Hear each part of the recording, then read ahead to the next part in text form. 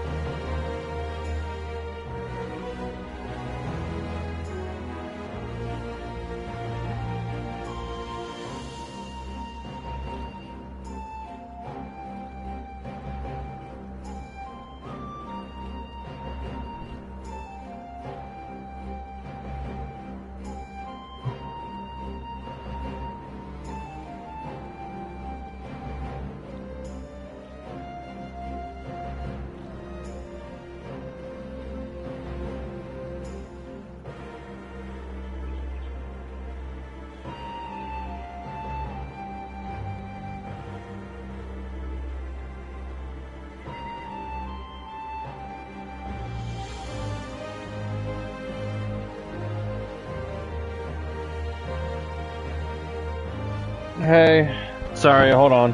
I gotta restart my PC because it's acting funny.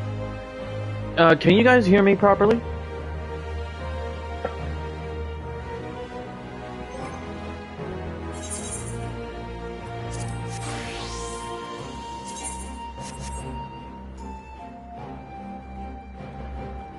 Alright, good. Slight static? Shit. Okay. Should've known. One sec.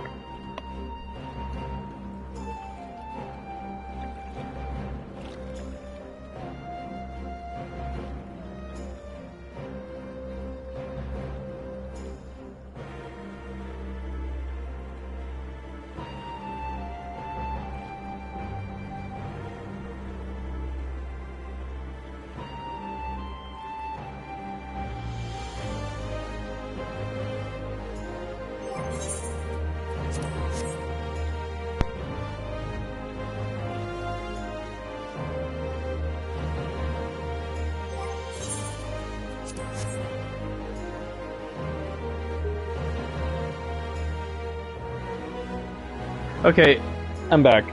At a Victorian ball. I'm sorry, what? Okay, no, that's just the current, like, gear that I have for Monk, because I don't have Monk at a high level.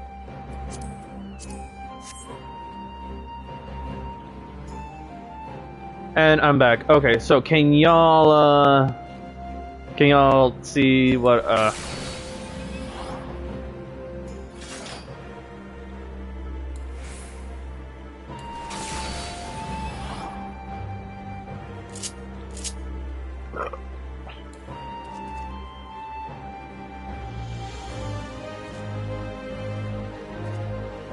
I hate that clicking sound. I don't know how you're hearing it. I mean, I do hear it myself. Alright, well, as long as it's mostly clean.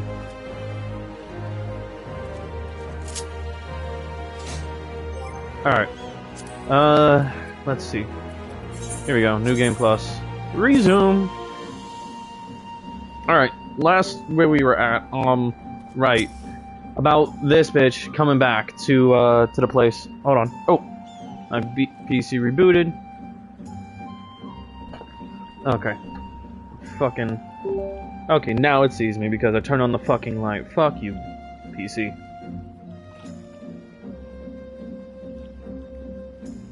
Just give me a sec to just let everything load, because... And task... Alright.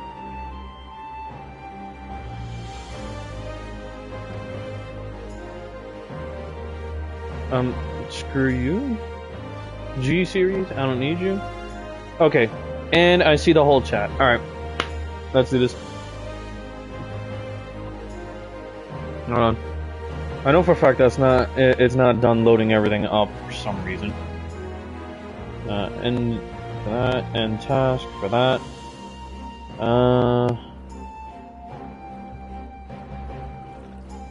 I have a lot of stuff to just end a task for, so I can actually be doing shit.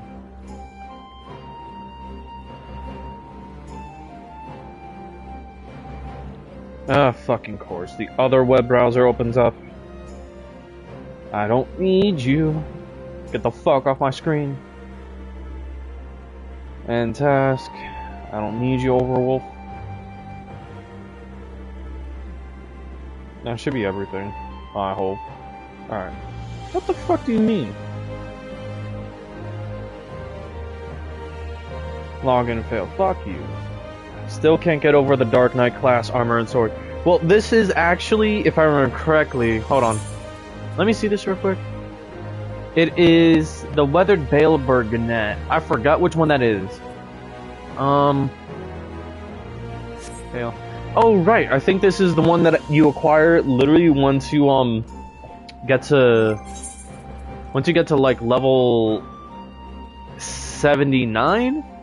And then the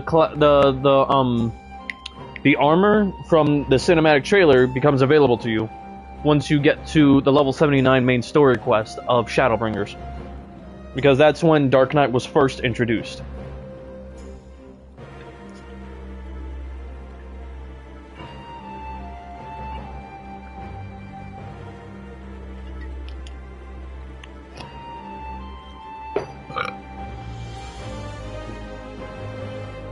Shadowbringer, yeah, that's the current sword too. Right now, all of this is a glamour because, you know, I prefer the original Dark Knight look rather than what is, you know, other than what they have me wearing now. I believe I could show you real quick. Can I? Oh yeah, I believe I can. Glamour? Yes, I can. This is what I would look like right now if I wasn't wearing what I was wearing. If I didn't have the glamour on. This is what you'd see.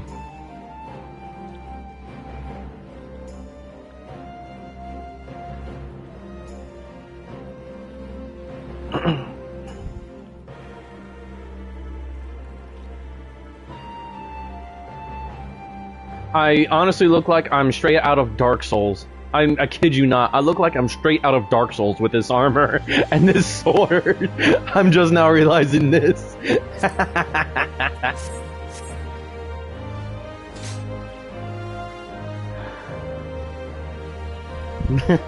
Anyways, shall we wait here then? Lord Hidden should not be long. Dark Soul bootlegged armor. Yeah, like Tarnish. Oh, Tarnish is Elden Ring. oh, my friends. Have you seen Suyu? She is nowhere to be found. Oh yeah, and this is when they're... What? But the Garlands will be landing in a matter of moments. If she's fled, could it mean her memories have returned? Same universe is crazy. I know not. Yugiri is scouring the streets as we speak, but it is possible Suyu has left the Enclave altogether.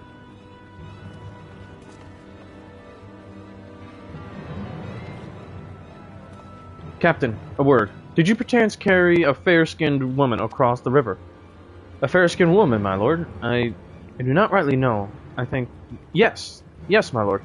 Now that you mention it, there was a lady among the passengers whom I do not recall having seen before.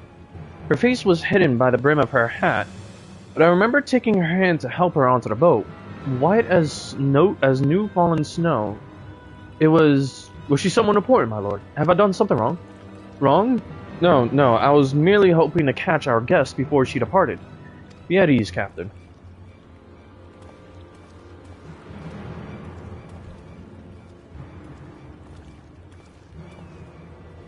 It would seem that Suyu has crossed the river. Kami, help me. No good can come of this. And there we go. We're left with... We start off with this. I don't think... No, Dark Souls and Elden Ring are not the same universe. I don't think so. Gone like the morning dew. Though his face betrays little sign of panic, he is plainly desperate to find Yotsuyu before something terrible happens. It seems Suyu has gone unrecognized thus far, but Kami help us if someone catches a clear view of her face. Must find her before that happens. The responsibility for her disappearance, for all of this, lies with me, but I'll ask for your aid nonetheless. We are at your service, Lord Ian. Now, as before, let us make the crossing and begin our search. You go on ahead. Someone should let you, Greedy, know what we've learned. I'll join you on the other side.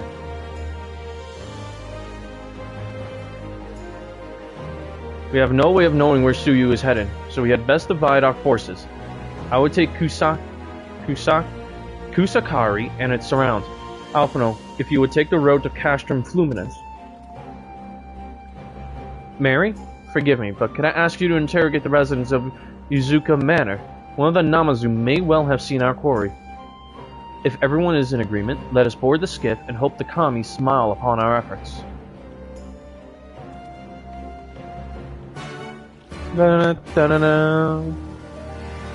Okay, so yeah, remember how this went out. Also, I'm sorry, I gotta take off the helmet. I like to see my guy's face, especially during cinematics, because they actually do show facial expressions, and I like facial expressions. And this is the first introduction towards the Namazu. Well, towards the Beast Tribe, Namazu. Welcome to Yuzuka Manor. Yes, if there's anything you care to know, you need only... A pale-skinned woman. I have seen no such traveler, I am sorry to say. Most sorry. Scaly-skinned Namazu, on the other hand, we have in abundance. Okay.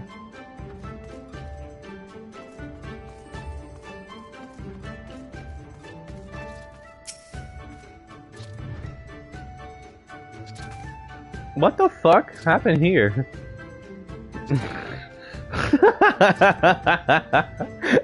He looks like he's dying, or he got knocked the fuck out. Unusually pale skin? Yes, I saw this woman on the way back from my fishing trip. Okay, look, not all of them are the same, okay? She had just crossed the shallows east of here and was headed in a northeasterly direction. For the most part, her steps did not seem certain. If you hurry, you might still catch her. My question is, what the fuck happened to this guy?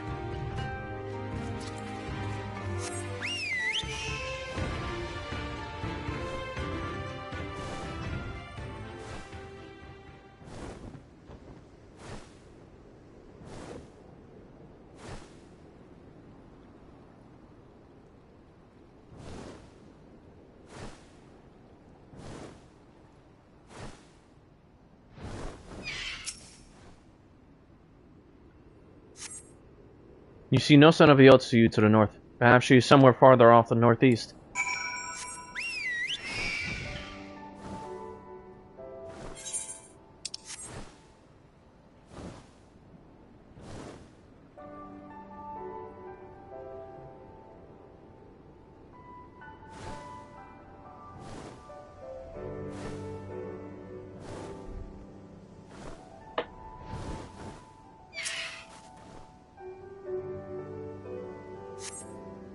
Still no sign of Yotsuyu. Perhaps she is yet farther to the northeast.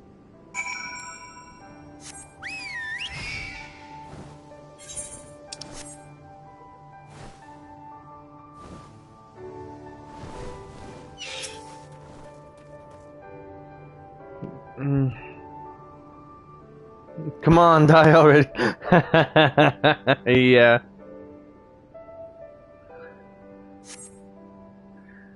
Yotsuyu is nowhere to be seen, but lying on the ground a short distance to the north, you spy a familiar-looking white-brimmed hat. Wide-brimmed. Sorry.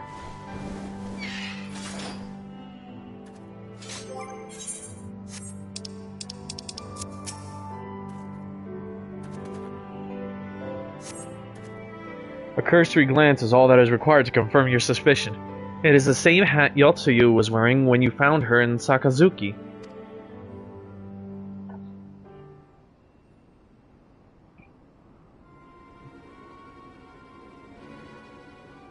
Why did she lose her hat, though?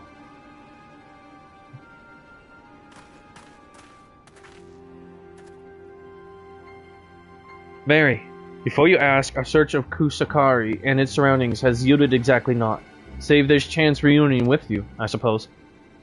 Mistress Alexei has gone to assist her brother at the castrum. It was she who informed me of the situation. I joined Lord Heian here shortly thereafter. How did you fare at Yuzuka Manor? Any sign of our missing guest?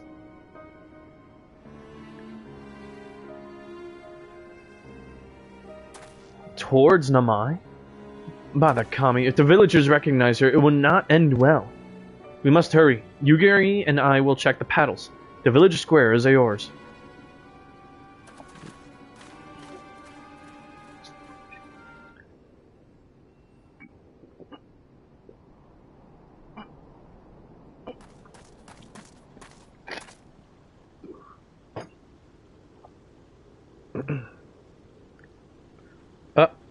Oh shit. Greetings. Might I have one of your... Wait! Please! I only wanted a persimmon. Okay, she didn't regain her memories. She's just lost. She wanted something. A persimmon? Wait, isn't that something that Golsetsu said? He mentioned something of that. Oh no, she doesn't realize. Oh no, the villagers are gonna make her remember. Kami, save us! Her spirit has returned! She's back from the dead to seek her revenge!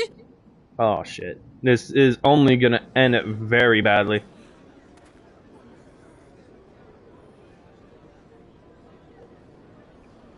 This can only end very badly.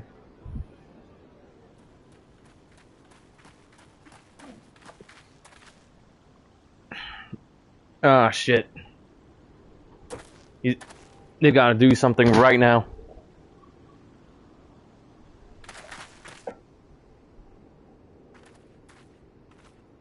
It can't be. She couldn't have survived. Uh-oh.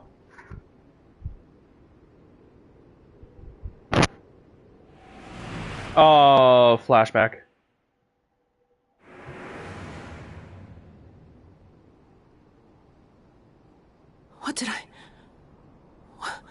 What did I do?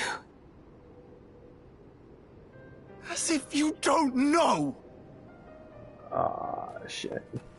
Good people of Namai, be at ease, I pray you. You have naught to fear.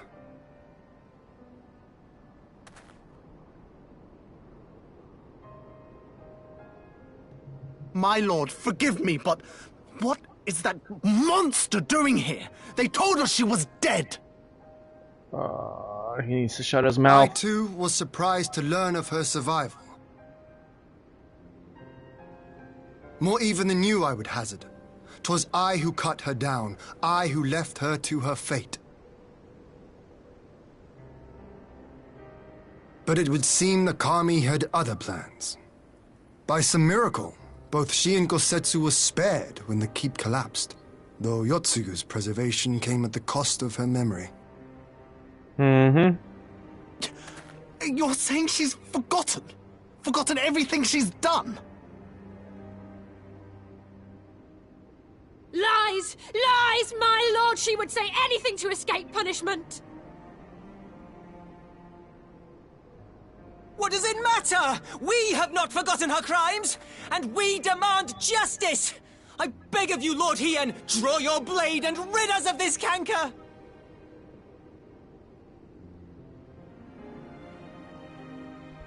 What I saw then, it's all true. I'm sorry! I'm so sorry.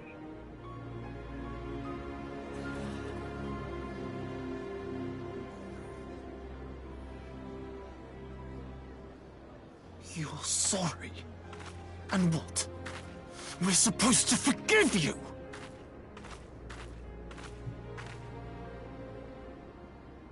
Here, there's no need to cry.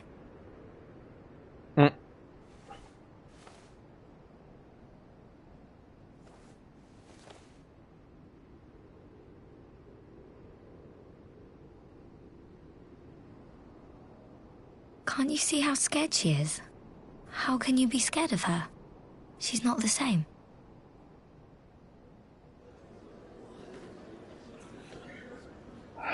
Please de-escalate.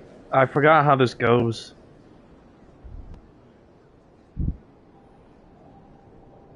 Until such time as her memories return, this woman shall be known as Tsuyu and treated as a citizen of Doma.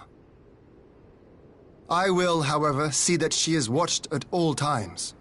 Rest assured that there will be no more unannounced visits to the village. As your lord, I ask that you leave her fate in my hands and suffer her to live, for now.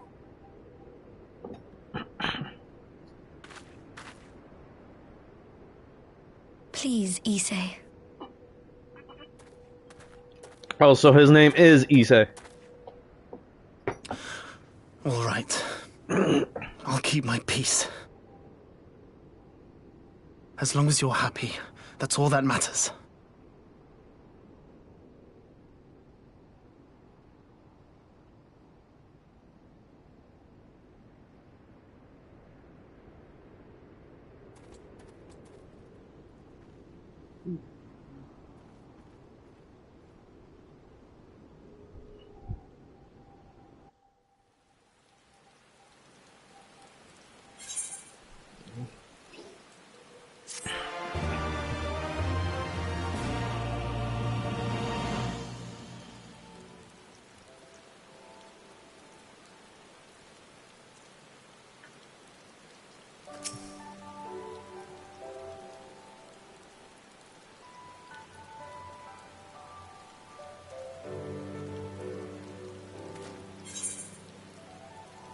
Fruits of her labor.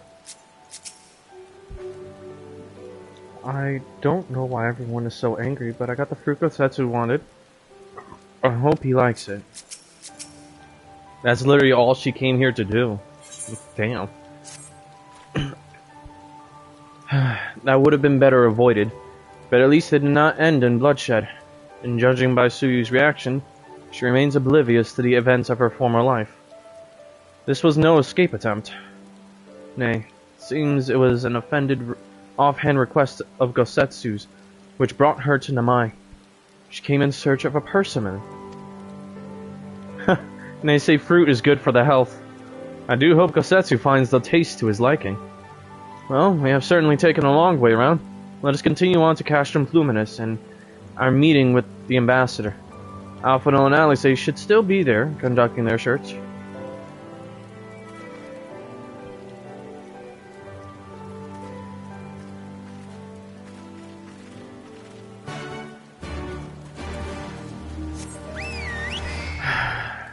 Alright.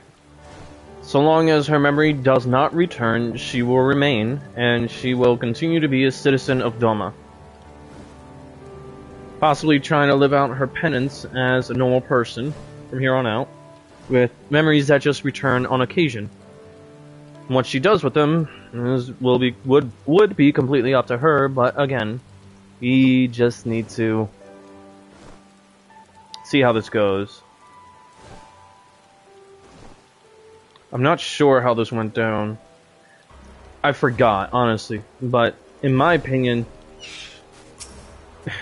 So do I. But, here's the thing. In my own memory, I think I do remember her dying. The Imperial airship has arrived. Whether our conscripts are aboard remains to be seen. Lord Heian informed us of the uproar at Namai. Thank the 12 you found Yotsuyu when you did. Dare not think what might have happened had you not. I was sure Yotsuyu had fled, but it seems her memory hasn't returned after all. How foolish of me not to consider Gosetsu's craving for seasonal fruit. Do we have to stay here long? He'll be waiting for his fruit. It seems our Imperial guests have already arrived. It is time we meet with the ambassador. Trust me, I feel bad for Tsuyu as well. Yotsuyu...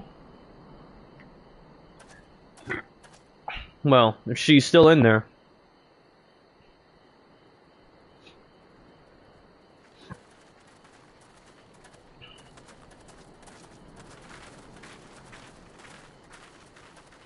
What a pleasure it is to see you once more, Lord Hien. Not to mention my dear sister. What are those crates? A pleasure to see you too, Ambassador. Forgive us our late arrival. You have our people aboard the airship? I dear hope not. Exactly as agreed. We would leave you in no doubt as to the purity of our intentions. I dare say it was the self-same spirit of cooperation which prompted you to bring Yotsuyu here today. Indeed. Before excluding her from the exchange, I thought it only fair that you see her condition for yourself. Physically, she is in fine health, but her mind is unchanged. Neither do I. So I see. But all need not necessarily be lost. In anticipation of this tragic turn of events, I took the liberty of inviting some special guests.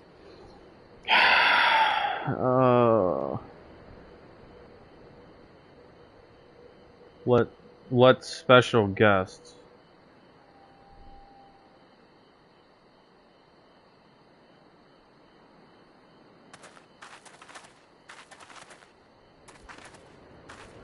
Oh. Are they? Ah, Yotsuyu. You look, well. The mother and father.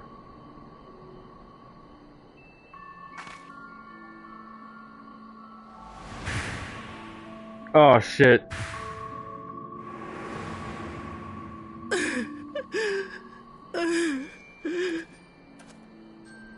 Sorry, man.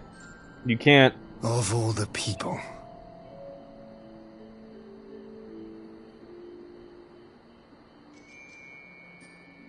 Is something wrong, dear sister? These are our beloved parents. Does not the sight of them bring back sweet childhood memories?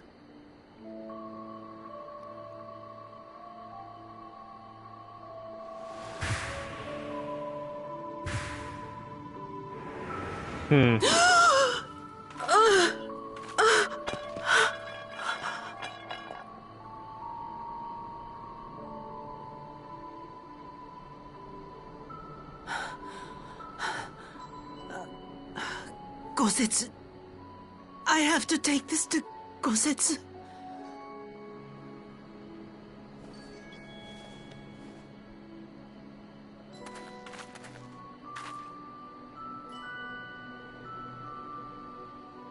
Of course she was abused. If you've forgotten. It would seem my little surprise was not sufficient.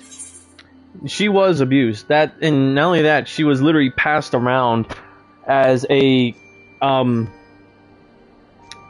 as a courtesan, basically, for all the men to well, you know what courtesans are good for. She held a disdain for everybody just because of her parents, and also her parents basically turned everyone in Doma against her as well. Just because they were like, oh, she's a useless daughter, she's this, that, the third. The only thing she was good for was just her beauty. And then she was made to be a monster. She's the monster that Doma created. And then in my opinion, Doma is just crying wolf. Doma is just the boy who cries wolf at the monster they made. I cannot lie about that. You needn't glare at me so, Lord Hien. I merely did what any loving son would do for his family. Lest you doubt, I am content to leave the acting viceroy in your care. Pray, treat her as you would any daughter of Doma. I mean, you can't, because I think, if I remember correctly, Asahi is dead.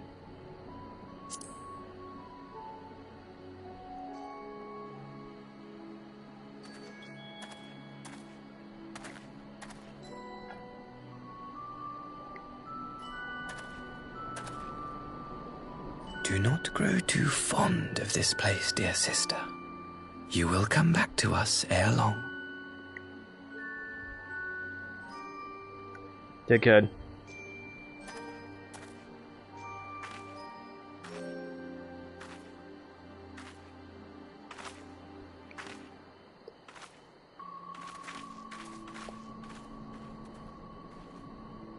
We continue with the exchange as planned, then. Very good. The structure across the river should serve our needs. We shall await you there with the conscripts. If you would bring your captives. Agreed. Until then, Ambassador. Like, present time, yes, I believe he is dead. Rightfully so. Alphino gave him a glare. That's how you know. Alphino don't like him.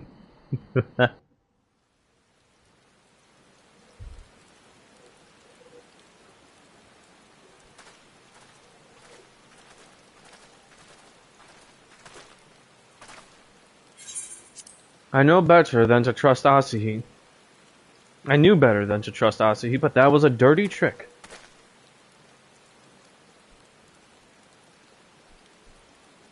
He looks ready to call them all.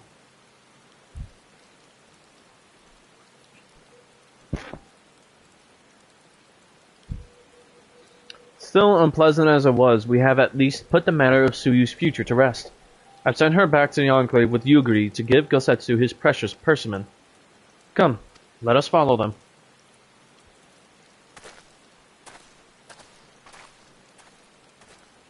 You have that look, Alphino. What is it? Oh, nothing of consequence, most like. We can discuss it upon our return.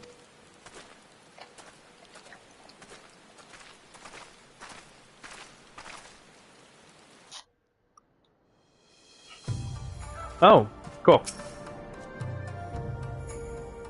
We should pay a visit to Kosetsu and reassure him about Tsuyu's fate. He will want to know that the Empire has finally relinquished its claim on her.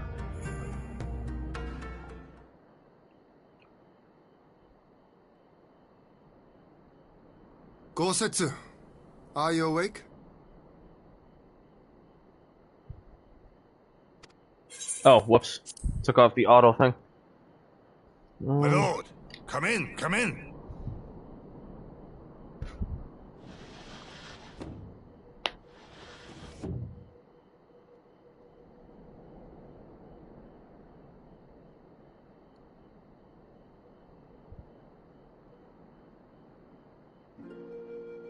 When Tsuyu returned, her eyes were red from weeping. She spoke not a word, simply sat and peeled some fruit she'd brought for me. She then claimed weariness and retired to her chamber. Tell me, what happened to upset her so? The ambassador arranged a surprise reunion with her foster parents. A misguided attempt to restore Yotsuyu to her senses. It was plain their presence caused her great distress, but she seemed otherwise unaffected. Yotsuyu was mistreated as a child, was she not? It was a cruel trick to use her tormentors like that, knowing the pain it could cause. I was not here at the moment, but genuinely, I would have honestly went to her and tried to talk to her I like this if I was aware. less and less. I'm so serious. If I was not off training with other job classes and I was actually presently here, I would have honestly went and sympathized with her, questioning her if she does remember anything, and letting her know that it would be safe to share them with me, but alas, this did not happen. Like I said, I was off trying to, well, gain more strength, better control over my... Oh, she wanted to, but she couldn't, because, again, this is still a... You know, this is still a sanctioned, meeting. This is still sanctioned talk. Diplomacy between two nations. Letting hell loose is not exactly what she could do, and not only that, she's not a firecracker like you, Jin. She actually knows how to make decisions like this. She knows when to keep quiet and let things play out, or when to act. Hence, what you're seeing right now.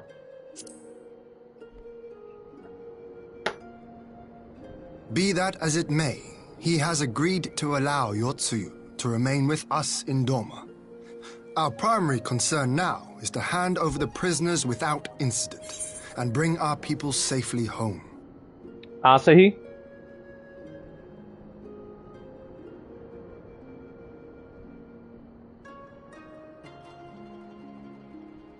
But that's no cap. I would honestly talk to her while she's like this and help her at least change her mind and her personality too. Because you noticed, well, you can see it through the memories. She is slowly regaining her memory. In the process of this, I would have been able to, I guess, in an unsavory way of saying it, manipulate her to be a different person from when she regained her memories. But these are the events as they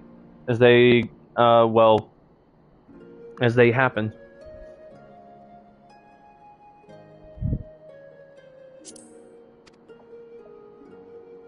There was one other detail at the meeting which caught my attention. I assume you all noticed the rather suspect crates within the castrum. The Imperials were quick to retrieve them afterwards, but I wonder.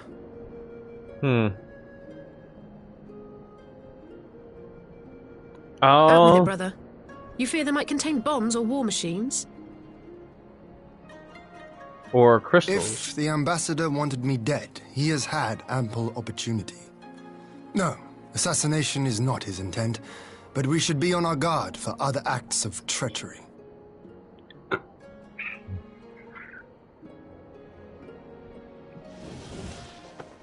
My lord! Forgive me, but the Lady Yotsuyu, she's gone! Here we go again. Gone? I beg your pardons, my lords. I was certain she'd fallen asleep. No, the responsibility is mine. 'Twas I who gave her a room instead of a cell. She may simply have wandered outside. We will organize search parties. Might I call upon your assistance? Well, Mary has a knack for finding people.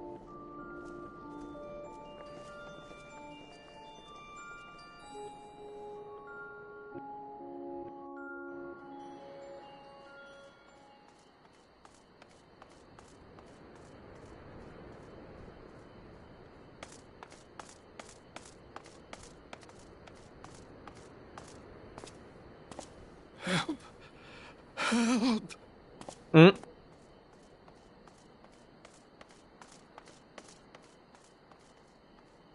Oh, whoa.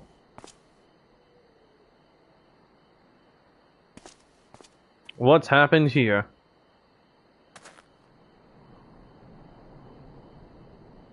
Help! Help me! Oh, Asahi's actual father. Those. Oh, wow.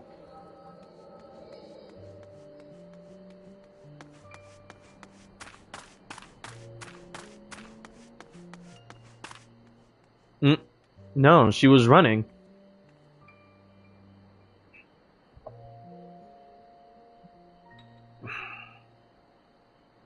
No, those were fake people. Well, no, those were the foster parents that took her in. If only I hadn't remembered.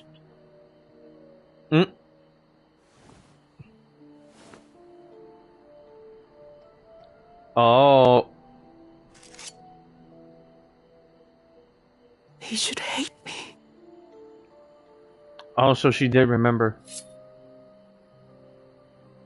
But I will not suffer his kindness. Not after what I did to him. Oh, so she did change, and she remembered. She was no longer the cruel woman. Uh-oh. Really bad timing. Oh, it's you. What are you doing out here in the dark? She was. Well, was. What do you mean, it's you? This is the Enclave, is it? When the soldiers dragged us back to Doma, you were the last person I expected to see. You're the bane of our existence, Yotsuyu! A font of misery! You couldn't even do us the simple courtesy of dying, could you? Oh, no. You had to live and taint us with the shame of your failure. We had a perfect life in the capital, and now they're making us wallow in this muddy ruin like common swine. I don't deserve this. Now, dear, that'll do. There seems little point in berating the girl when she scarcely remembers her own name. Our time would be better spent contemplating how we're to survive this unhappy predicament.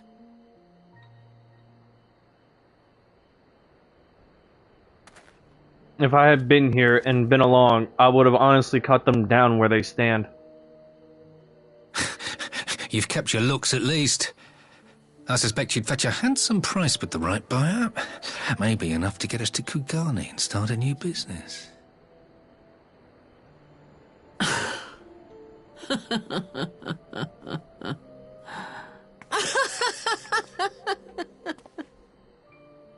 Well, there you go. She came right back because of them. My beloved parents. No sooner do I wake from gentle slumber than the world returns in all its cruelty. She wanted to die as Suyu. This is how it always was. Before she came back as How it was Yotsuyu. meant to be. Now it's their fault. Very well. If I cannot escape my nature, then I shall embrace it. Neither do I. To the very depths I have sunk, my soul steeped in spite and rotten to the core. The self-righteous hide behind justice, but I need no such mask.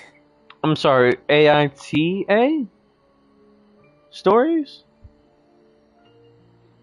Yeah, she did. But wait, Zuki, what were you saying? AITA stories?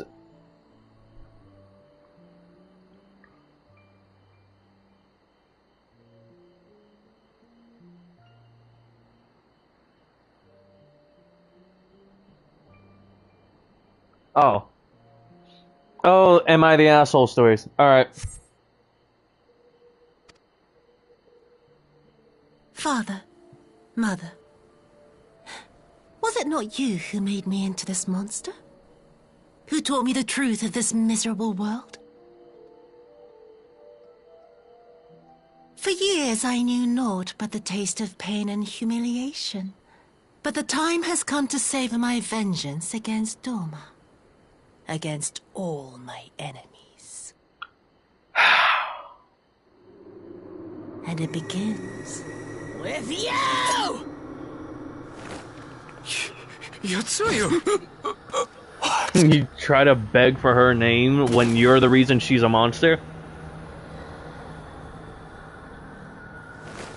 No! Please. Demons in human form is what I call her parents.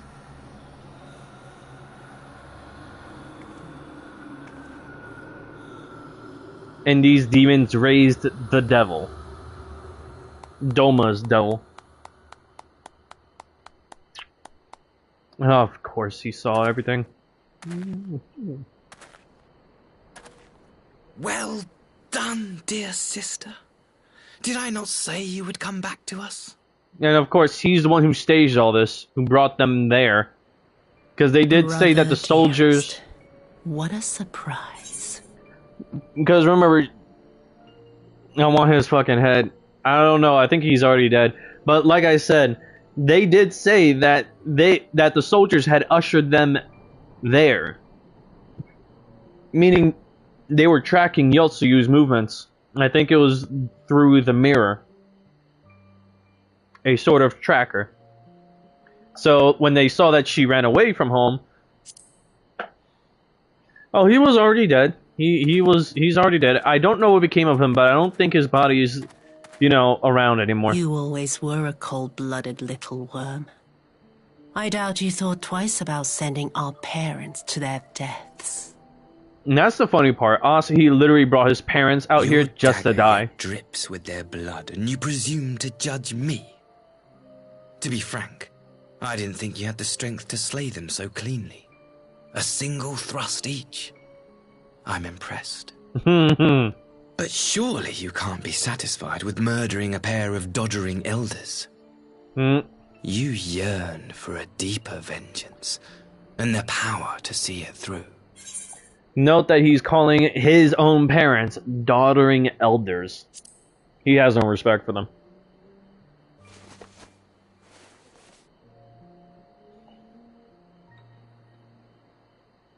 Oh, no, wasn't through the mirror. Shit, that's my bad.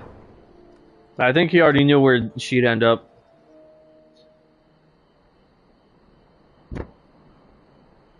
Please. I don't want to die.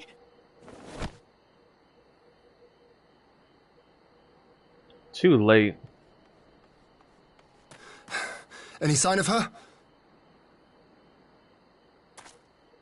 What happened here?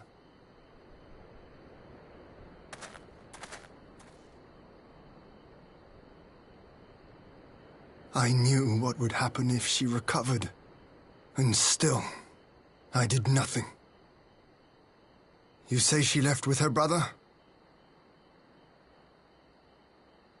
Whatever he wants with her, he was willing to pay for it with his parents' lives. Yeah. But this is neither the time nor the place. We must gather the others. I don't think she is alive. I think she died alongside Asahi.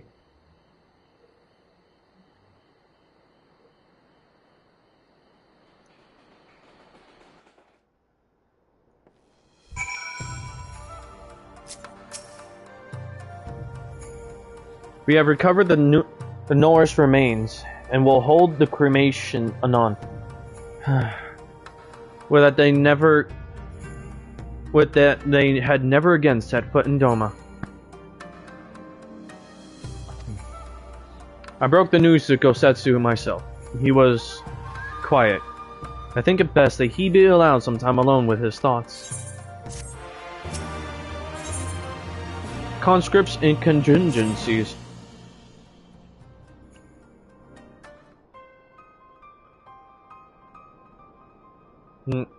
So, my friends, that which we feared has come to pass. Yotsuyu has regained her memory and returned to the Imperial fold.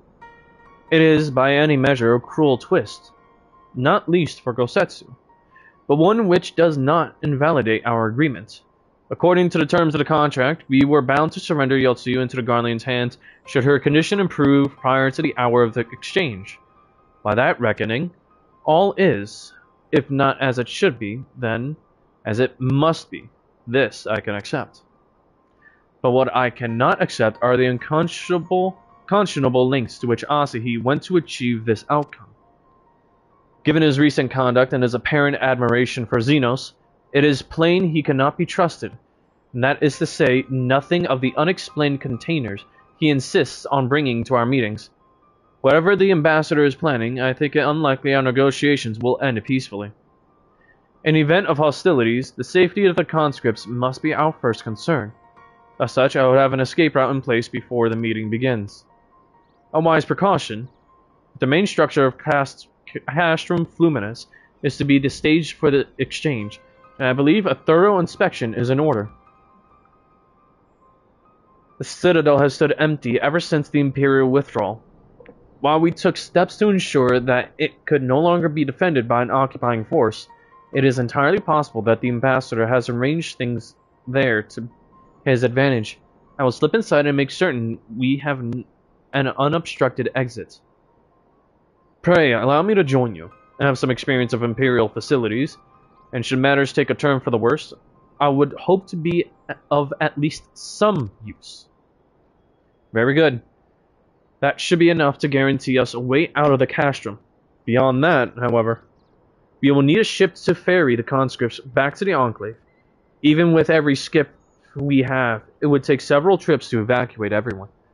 A Confederate Sekibune, on the other hand, would require only a single run, and leave us far less vulnerable on the water, assuming, of course, Rasho can be convinced to part with one.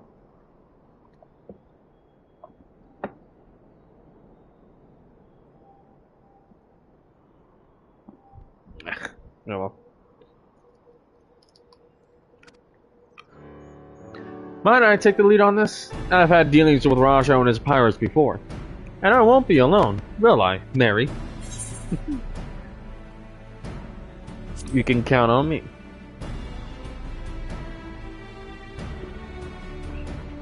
Much appreciated. I quite fancy parleying with pirates again. It's just a shame Lise won't be there to reprise her role. I am certain you would make a persuasive pair, but I think I will accompany you to these negotiations all the same. My lord, the ruler of Doma should not be seen consorting with common brigands. Come now, Yugiri. They stood with us against the Empire. If we would ask their aid once more, we must treat with them as equals. Our presence shall serve to demonstrate our sincerity. Indeed, my lord. Pray forgive my presumption. By your leave, Master Alpino and I shall be about our task.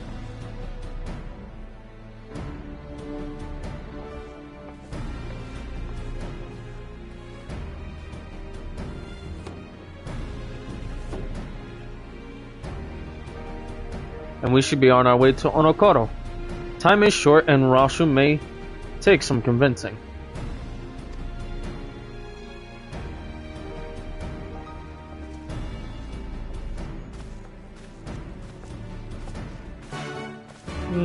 Da-na-na.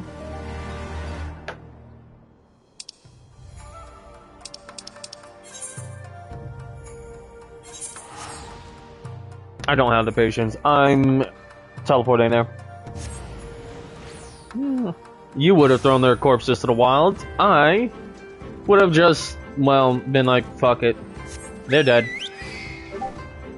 And just cremate their bodies on the spot. Not even collect the ashes.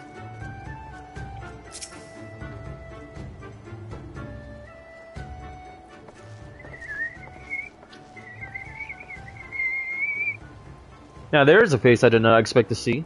What brings a noble lord of Doma into the company of bilge-rats such as we? If you've come to offer Doman chains in place of Garlean ones, then I'm afraid you've wasted a trip. What fine subjects you would make. With your fleet at our disposal, our restoration efforts would be hastened tenfold.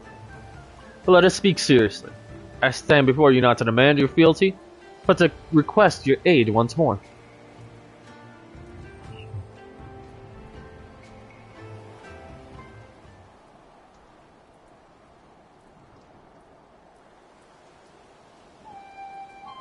Mayhap you are confused. Loma's liberation was but a means to an end. We aided you only to save ourselves. Now we have no such incentive. We have sworn no oath to you, and will not come running like hounds at their master's whistle. But now I would not presume to treat you thus. I come to petition your cooperation as an ally of equal standing. Equal standing, you say? Seems a bit lopsided to me. Where's the profit for us in all this? Profit? Must you always think in such short-sighted terms? Have you ever heard of doing the right thing? Have you ever heard of pirates, little miss? You'll find we're simple souls. You pay our tithe, you sail in peace. And us our due, and we take it by force. We'll pull you out of the water if we see you drowning, but we are not in the business of doing something for nothing.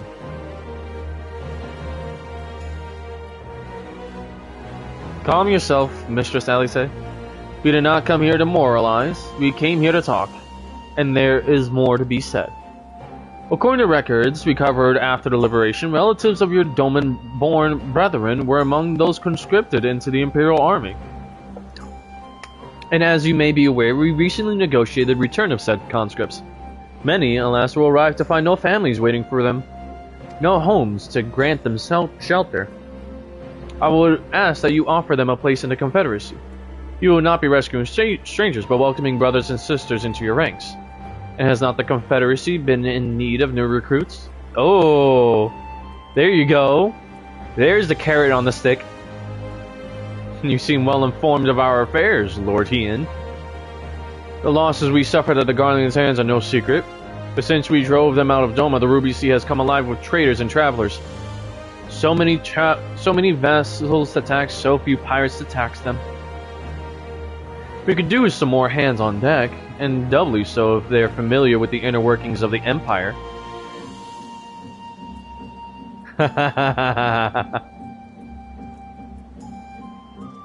Very well, the Confederacy agrees to your request.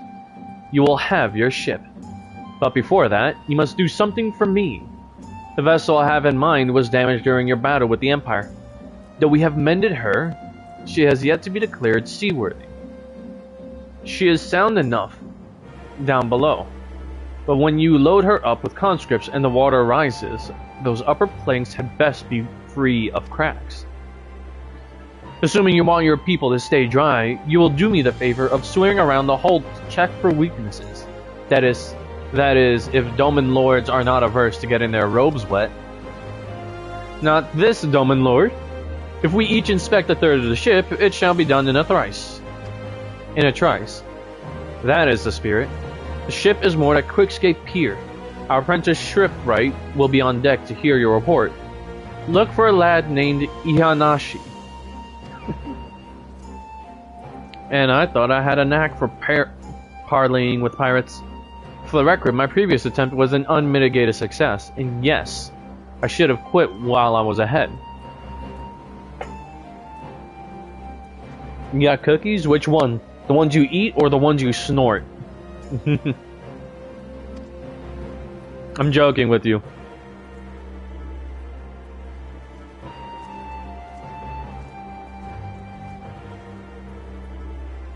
Well, I thought the rumors exaggerated, but the young lord lives up to his reputation.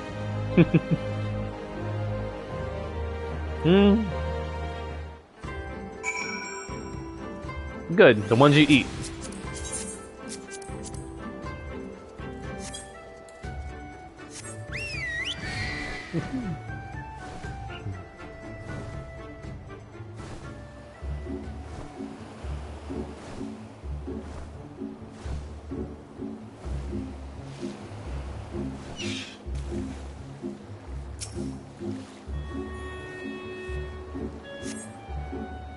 You spot a small crack in one of the planks.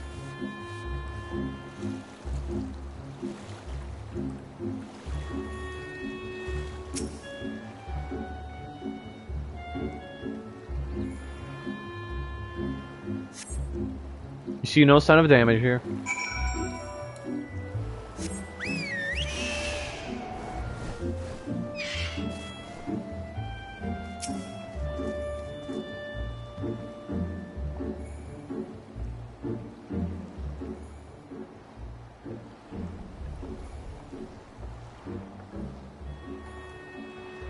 On the shipwright, or apprentice shipwright. Did you find anything that might need attention? Section ice, just inspected, seems solid enough. On the port side, near the bow, you say? Alright, I'll have a look and see what I can do. Apologies, I seem to have lagged behind. I could float in that gentle sea all day. Otherwise, I'm happy to report no visible cracking or holes in my section of the hull. You're Lord Hien. The captain sent you to inspect the hull? Kami have mercy. Forgive us this discourtesy, my lord. It's quite all right. In fact, I rather enjoyed it. I take it you are of Doma. Yes, my lord. The Imperials took my father away after the uprising, and I had nowhere else to turn. The Confederacy became my family. And someone told me they're releasing the conscripts now. Maybe my father will be among them. Not that I can go back. There's no leaving once you've joined. How fares our lady? Is she seaworthy?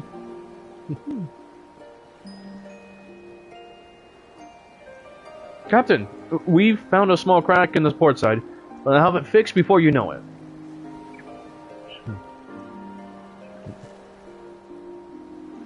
I see you have met the boy. Did he tell you his story? He babbles when he is nervous.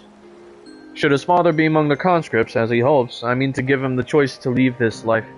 If he so chooses, I expect you to see they are provided for.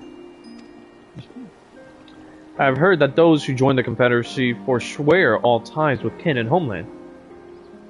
Is that oath so easily put aside? If I allow it. I see in him the lad I was 25 years ago. You say the words, you mean them, but the yearning for home still lingers. My family is long dead, and I know this life is my lot. But he has scarce dipped his toes with us. If there is a life for him in Doma, he should have the chance to live it. Respectable. Well said. The Empire's conquest has uprooted many and more. Be it in Yanxia or out on the Ruby Sea, we have a duty to ensure that Ihanashi and others like him are free to dwell where they desire. Then the matter is settled. I will make preparations to cast off. Oh, he's gonna personally... Okay, cool. Well, my friends, it would seem we have our ship. Let us return to the Enclave.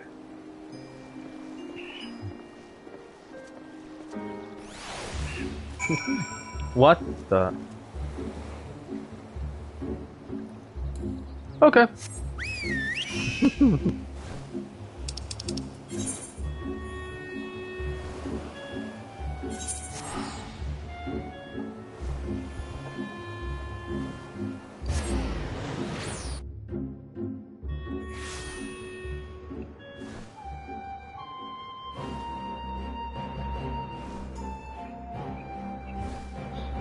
Alright.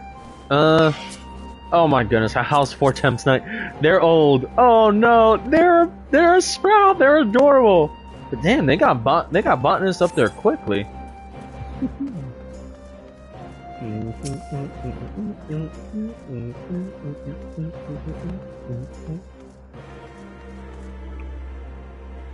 Lord Hean is expecting you. May I show you in?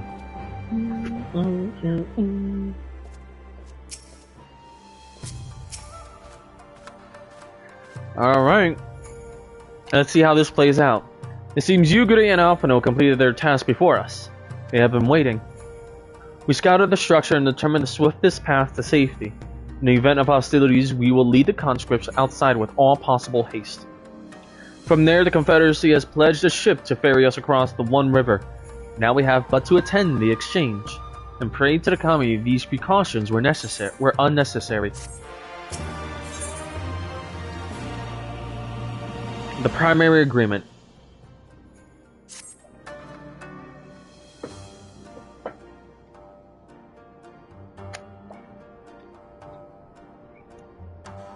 While we were putting our contingency plans in place, I left Hakuro in charge of organizing transport for the Imperial prisoners. He will see they arrive at the appointed hour, leaving us free to rendezvous with our Confederate allies. Come, they await us in the riverbank not far from the castrum.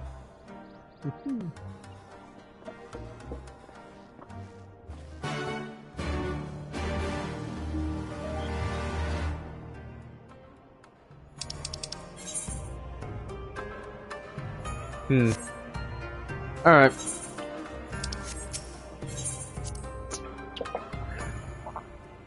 I will just have to actually exit.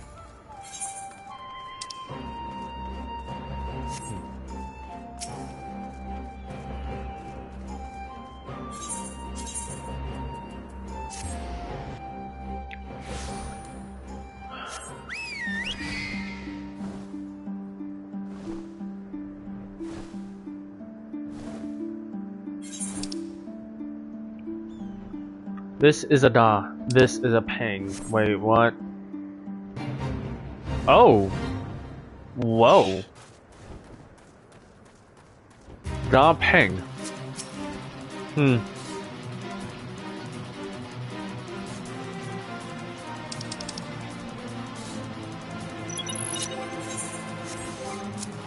Fuck it, why not? Sorry, I just want to see what'll happen.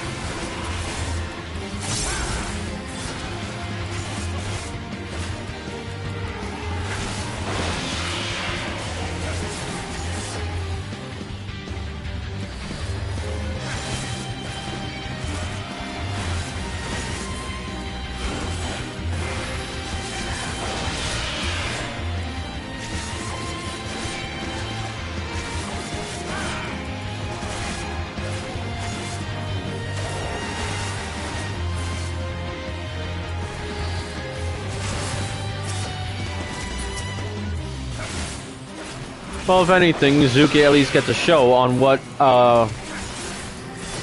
Dark Knight can do. Although this is at a lower level. Oh yeah, that's right. This is what Edge of Darkness looks like. It's not as fancy as what I showed you before. That's Flood of Darkness. Yeah, they were kind of nerfed. Not as fancy looking as before.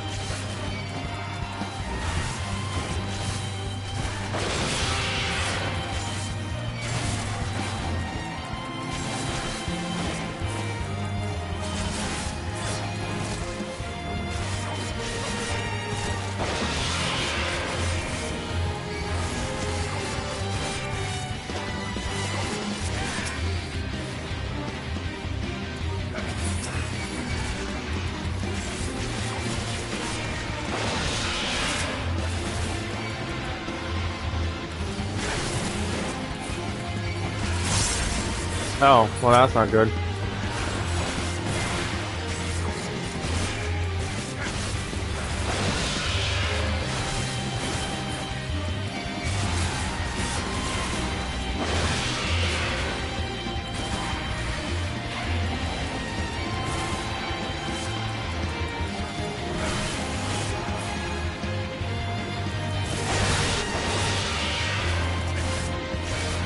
Gotta get rid of them one at a time.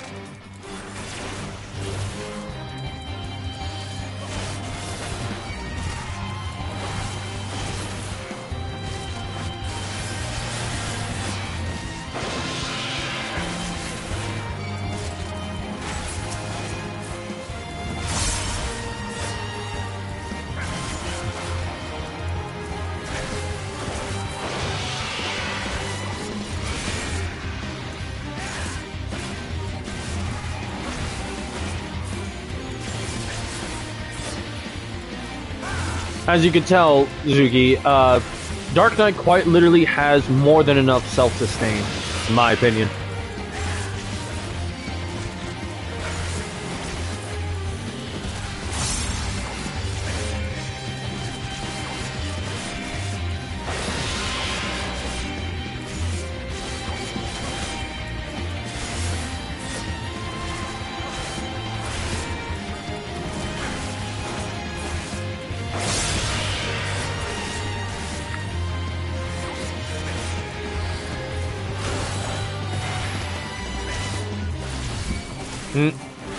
Quite literally.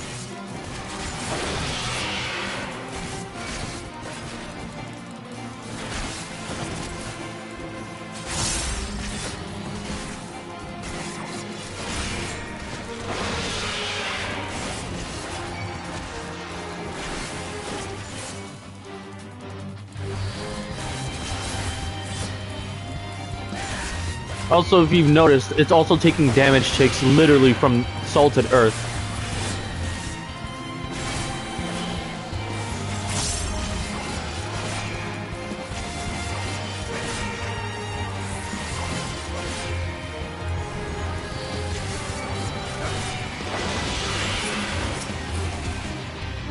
There you go.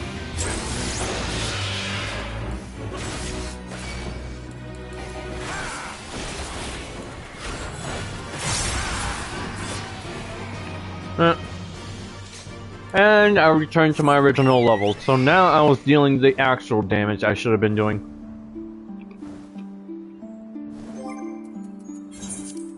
What other actions do I gain?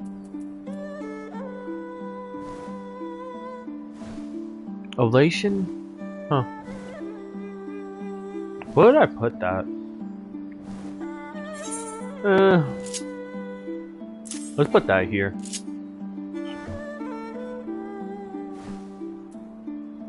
Salt and Darkness.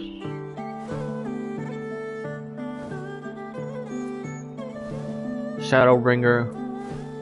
Shadowed Vigil. Yeah, I don't have any new actions to add. Okay. Living Shadow. Okay.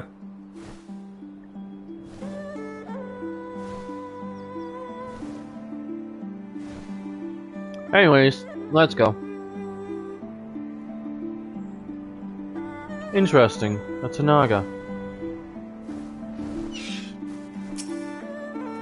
Confederate Skipper, your party is assembled then.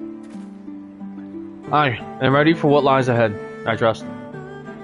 Lest there be any confusion, though, the tower across the water is to be the scene of the exchange. That and whatever else Asahi has planned. But regardless of the ambassador's intentions, we will bring our people home. You agree? You are to evacuate the conscripts at the first sign of trouble. Yes, my lord. While we meanwhile shall cover their escape and lend what support we can. Your ship awaits you at the Castrom's loading docks. She will see you safely home. Then all stand ready to play their part. Come, let us be about it.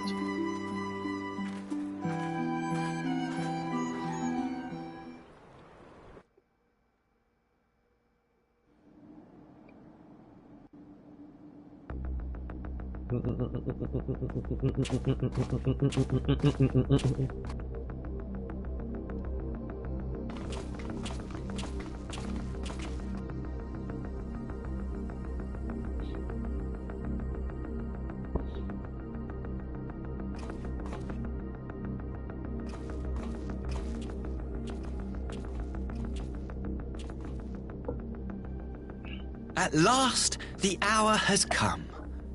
The conclusion to these negotiations will mark a new beginning for Dorma and the Empire. A first step on the road to peaceful coexistence. If that is truly what he wants. The bastard. Indeed. We are ready to proceed with the exchange when you are. Forgive my curiosity, Ambassador, but is there a purpose to these containers you bring with you? Oh, the supply crates. They are filled with materials we hoped might be of use in Dorma's restoration.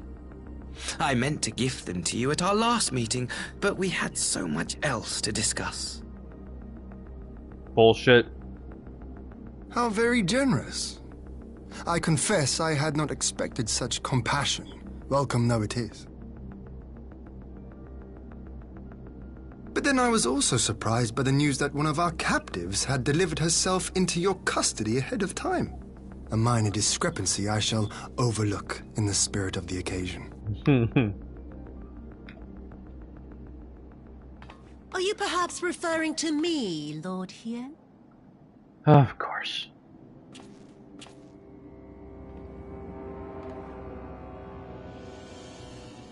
Yotsuyu. Orphan of the Nairi, widow of Sashihai, and acting Viceroy of Doma. You and your people are mine to govern, mine to punish.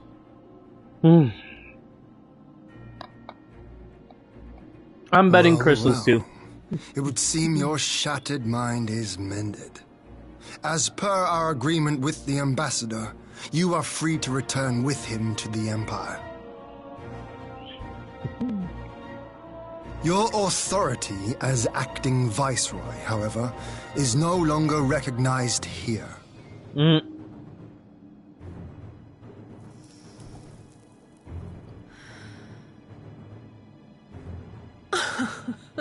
My position is not for you to decide, little lordling. All who resist the rule of the Empire must be purged. Such was the order given to me by Lord Xenos himself.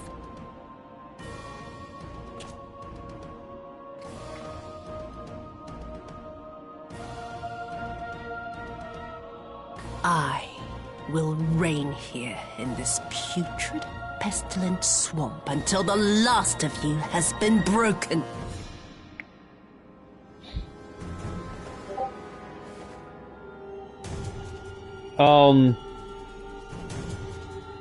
This land shall know no dawn. I will spew forth darkness and drown all in eternal night. And high above you I shall shine, uncaring, cold and distant as the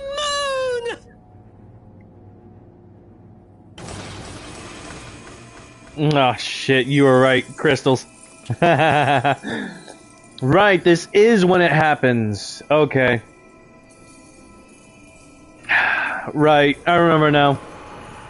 She made herself a vessel to become a primal. What has she done? Oh gods, this is a summoning.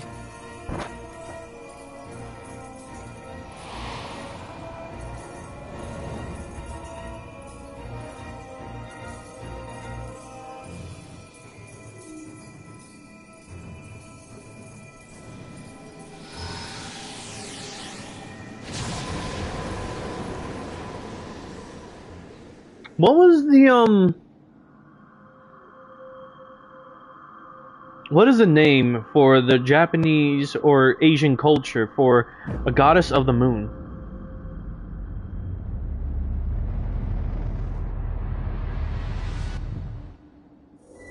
No. Well, yeah, he could have, but you know Asahi. His insanity wouldn't let him. Well, Tsukuyomi is technically a god of the moon.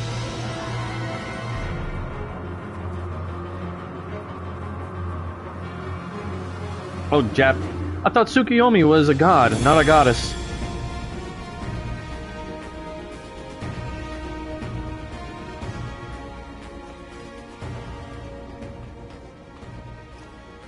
A dormant citizen has called forth an icon in direct violation of our primary agreement. The negotiations have failed. Abandon the captives and make preparations to withdraw. Nice. Real nice. Real fucking nice. Disobey me, Pilus, and you disobey the Emperor. Make preparations to withdraw! Now!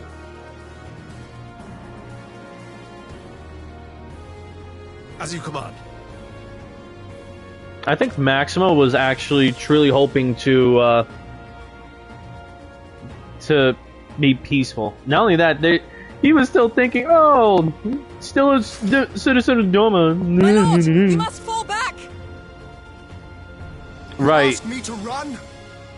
A primal's influence is nothing to joke about. Leave this to me. Against such a foe, I would be more hindrance than help. The field is yours.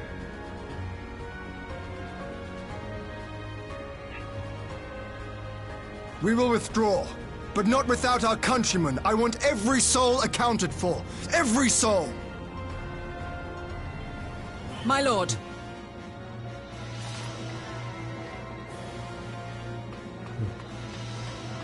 Technically, Mary being the only one able to fight because of the echo. You would not flee. I see now the strength which flows from that baleful light of yours. Huh. Bruh, I told you. I am become Tsukuyomi, goddess of the moon and divinity of night. But I guess in this translation, What power she can is a... compare to such celestial majesty? Okay, but in this instance, a goddess this time. Well, according to her beliefs and their beliefs.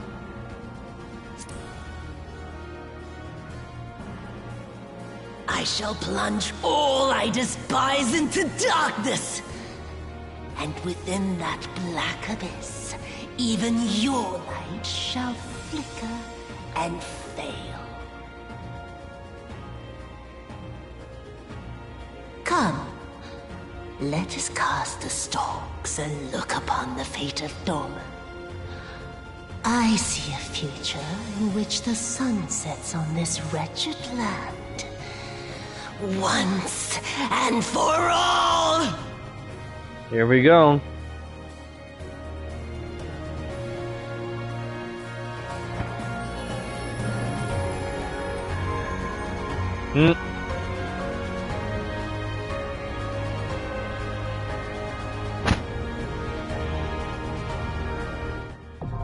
You'd actually hurt yourself trying to do that.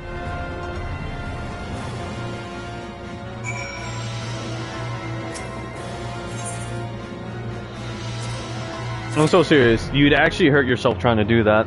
Because primal ether is essentially corrupted ether.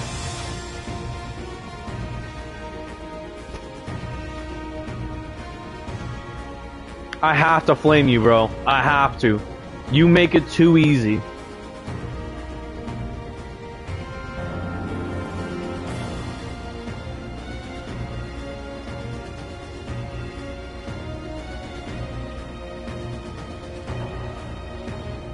Oh no, I mean,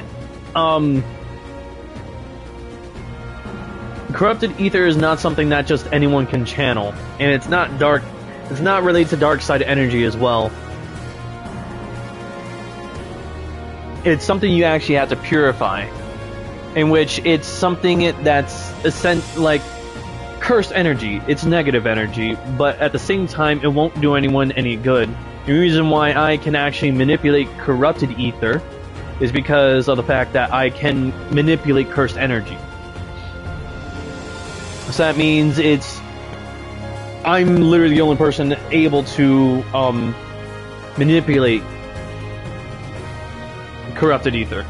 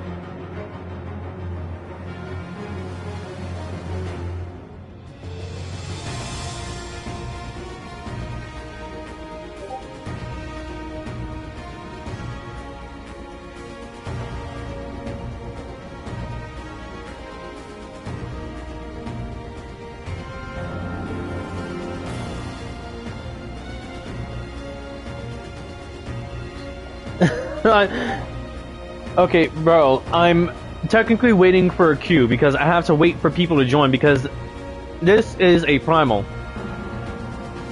And technically this is a raid, and when it comes to raids, you need 8 people.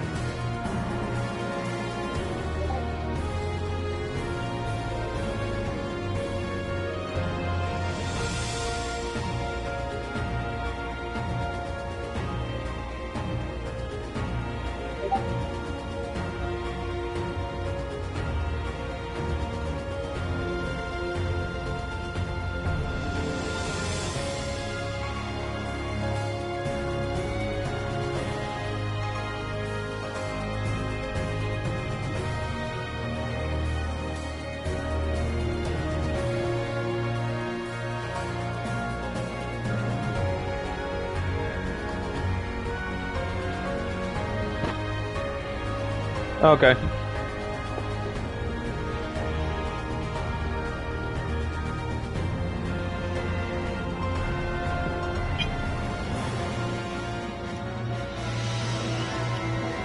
Actually, I wonder, could I take this on?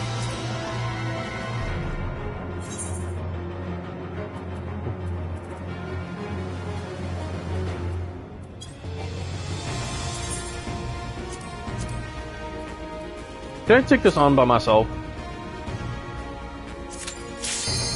I wonder. I'm gonna test something. I want to see if I can take this on by myself without, you know, without needing to rely on a party. Because if I could do this by myself, at least at level 80 with Dark Knight, then yeah, I'll do it. But if not, then I will change to Samurai or Paladin or Lance. No, Paladin. I'm definitely gonna change to Paladin in order to. Oh boy, definitely gonna change to Paladin in order to take this on if I can.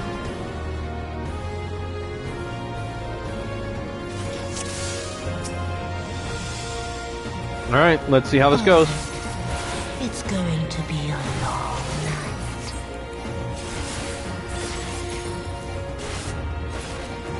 Oh wow, damage, dealing, and potency. Okay, that's incredible.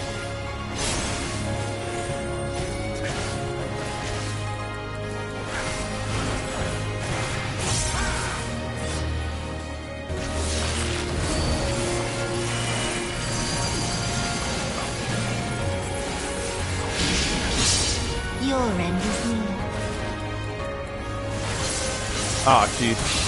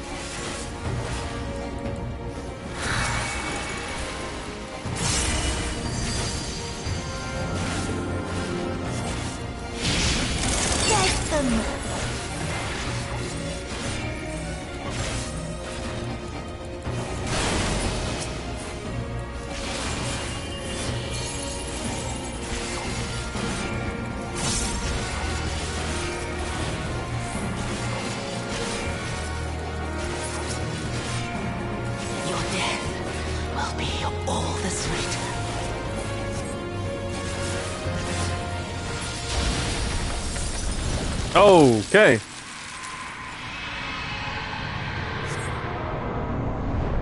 Oh, whoa. Whoa.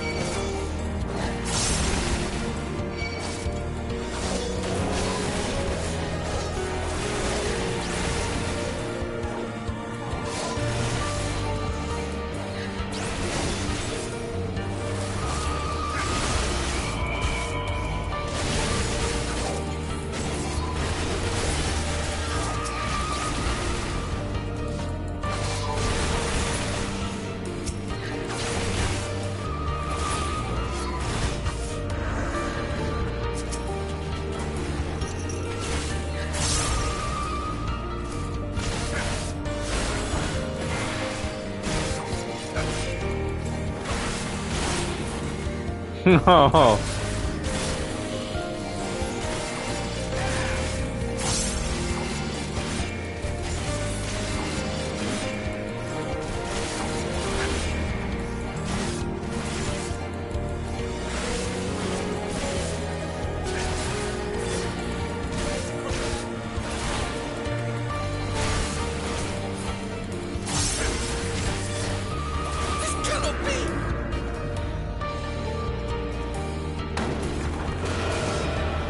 Oh my goodness.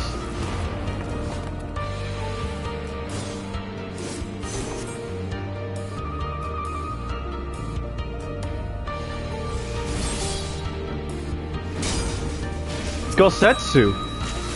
Oh my goodness.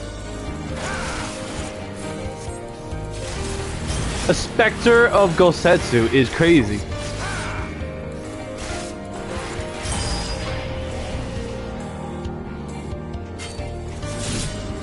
Oh, I didn't kill him in time.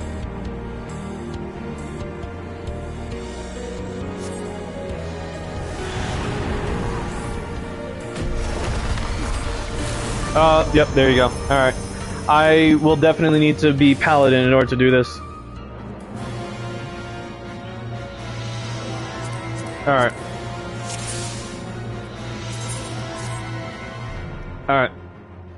Leaving it right now. Okay. Let's change to something else. Should I be Viper instead? Or Gunbreaker? Gunbreaker is like level 96. Fuck it, let's do Paladin. Alright. I'm level 100 now, so this should work instead. Because I'm doing unrestricted. I look like I need backup is crazy, but yeah, it's so true. But hey, maybe this time it won't be that bad. Maybe this time it'll be easy, because I'm literally fighting level 100 against a level 70. Oh, it's going to be a long night. Okay, yeah.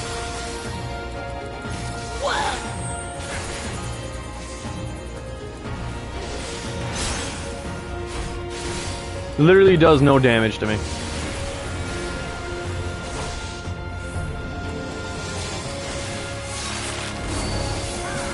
But I'm draining her health like crazy. Your end is near.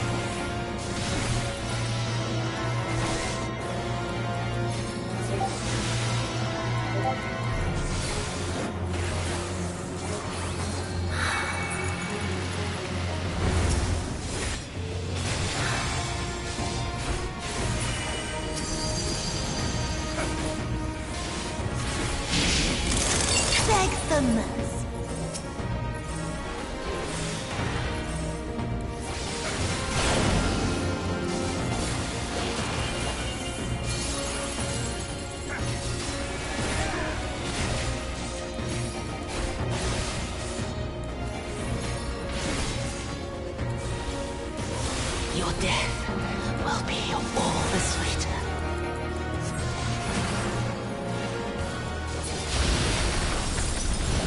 Uh-oh. Yeah, there you go. Alright, now this should be a lot easier, considering I am now going to be doing this with this one, with Paladin, and at a much higher level.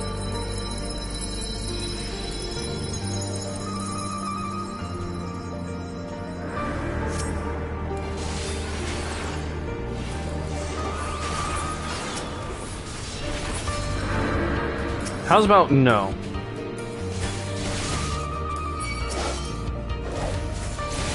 Whoops, forgot to apply this.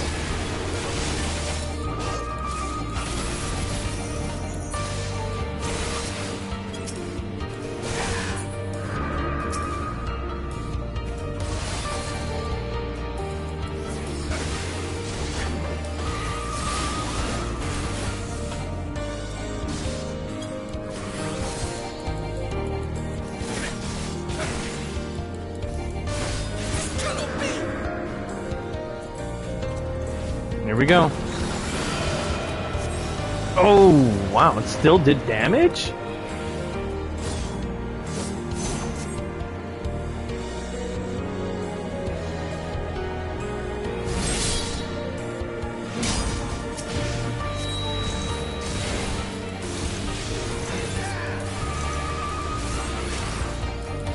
Sorry.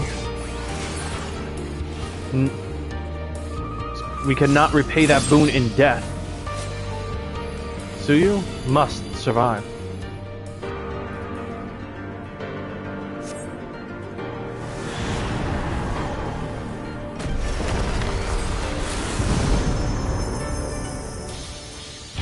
Okay.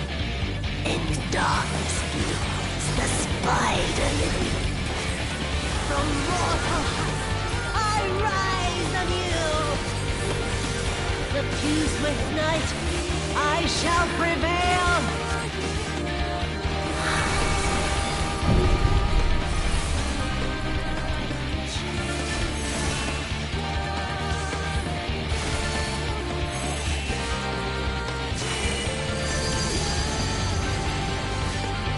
Uh-oh.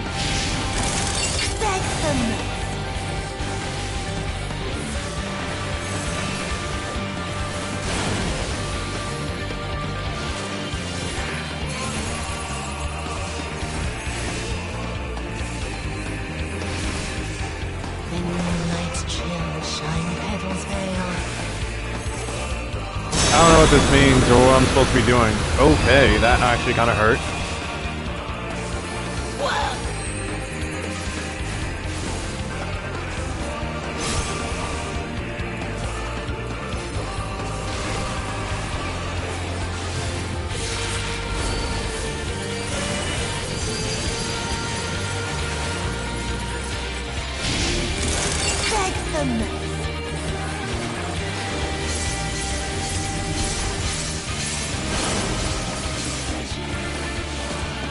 I don't know. She's weird. Not yet. I'll grind you under my heel. Uh-oh.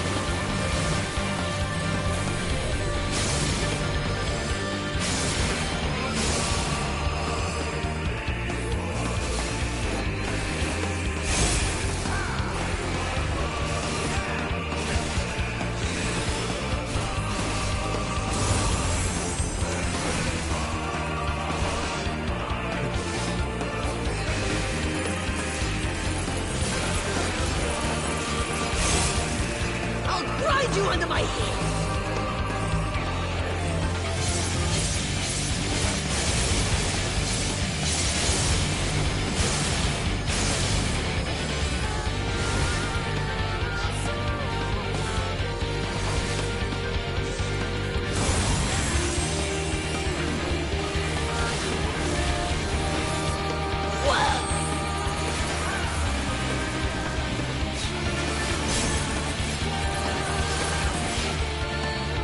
There you go. I hope this counts as completing it, because I am not in the mood to try and do this over again with a whole party.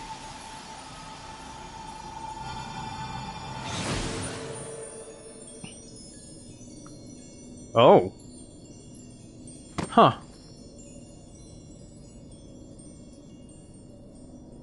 Didn't expect that. As less than human, like she did the people of Doma. Well, there you go. Did it as Paladin instead. I can't change to Dark Knight last minute, can I? No. Alright, I gotta do this as Paladin. Sorry, Zuki. Can't see this cutscene as Dark Knight.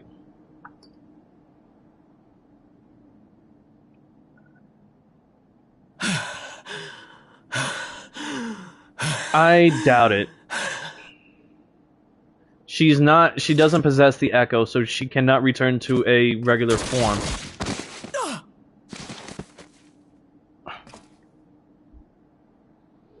Of course. Guess who came back?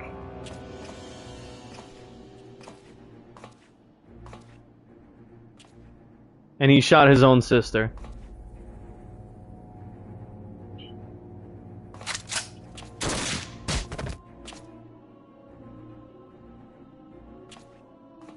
Sorry, Jin. No second chance. You really must learn to finish the job. Tis true that a gaudy mirror and a handful of crystals make for a feeble summoning.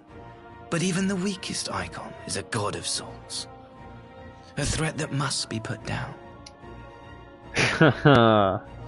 Even use his own sister for a means to an end. My, such hostility. These beings are the sworn enemies of the Empire. I merely did my duty as an Imperial officer. Will you surrender to anger then? Slay an anointed emissary to avenge a fallen foe? Ha! You cannot, of course! To do so would burn the bridges we have labored so hard to build. That's unless someone else kills you.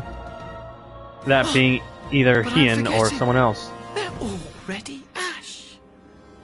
This Dorman woman has seen to that. The Empire cannot ally itself with any nation that refuses to renounce summoning. I believe I was most clear on that point. And of course, this was...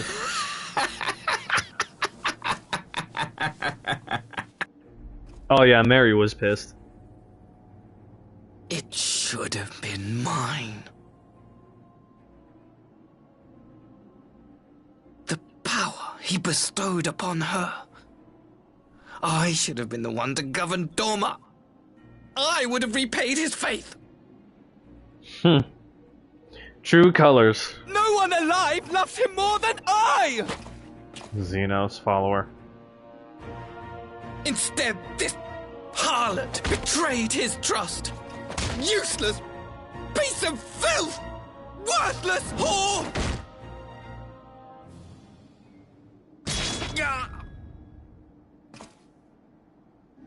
Oh.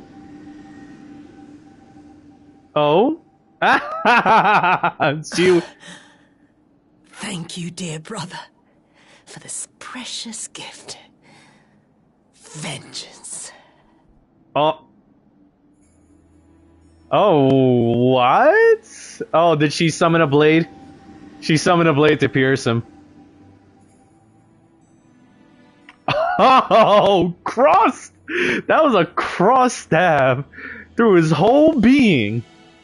These people, our people, they ignore the corruption which festers beneath the surface. Cast aside that which is dirty and broken. Speak not of things which would disrupt their dreary little lives. She's not wrong. It's kind of why I hold a respect for Hien and not his people, personally. Like you, Asahi. Always pretending not to see. You were the first.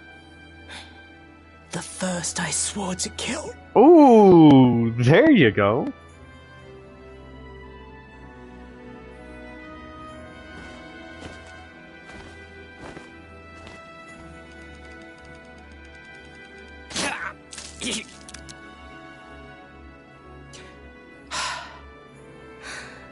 Such bliss. I had thought my hunger insatiable.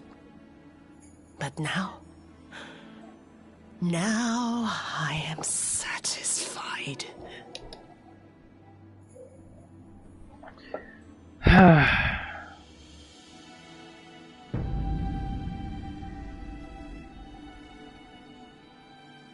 You should feel honored, dear brother. I saved the last of my strength, just for you. Right. So, ooh, the last of her strength. Ooh. And so, brother and sister kill each other.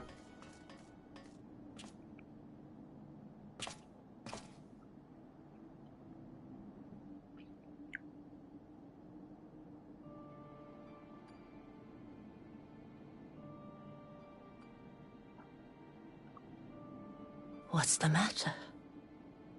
The Witch of Doma will soon be dead. Sorry, Jin. No second chance.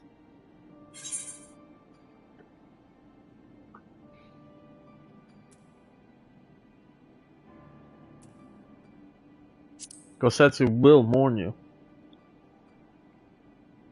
Remember, this is Mary. He will mourn too, perhaps.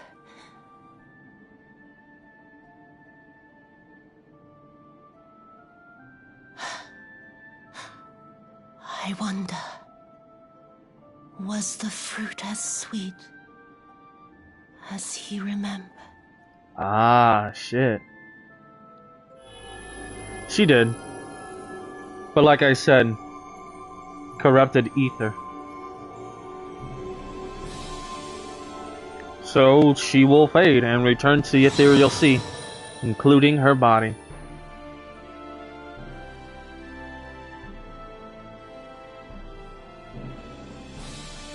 There you go.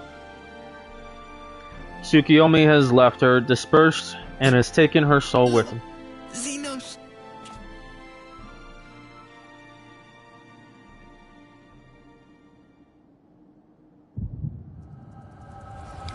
Oh, what the? Another echo. Oh, here we go. This is when we peer into his memories to see Xenos again, to see that he's still alive. I am at your disposal.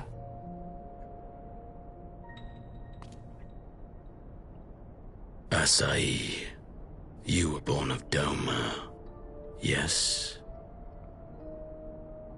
Yes, my lord. I am honored that you would remember me. How may I serve? You are hereby appointed Ambassador Plenipotentiary, and empowered to speak with the voice of the Emperor. Return to your native land of Doma, and announce your intention to sue for peace. I don't think he has a, I don't believe he has a grave at all. And how, I think you forget what they did say about his son. They took the Emperor's cells and replicated a clone, but as a heavily modified experiment, and called him their son. So of course they'd have a backup.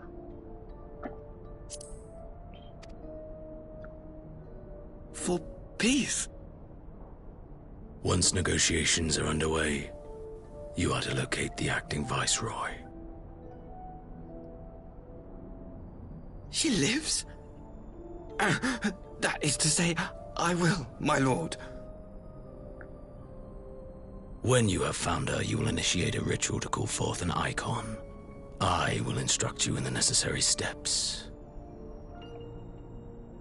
Yotsuyu's faith is unreliable, but as a child raised to believe in the Kami, she will serve as a vessel for one of the Kojin's gods. She need only wish it to be so.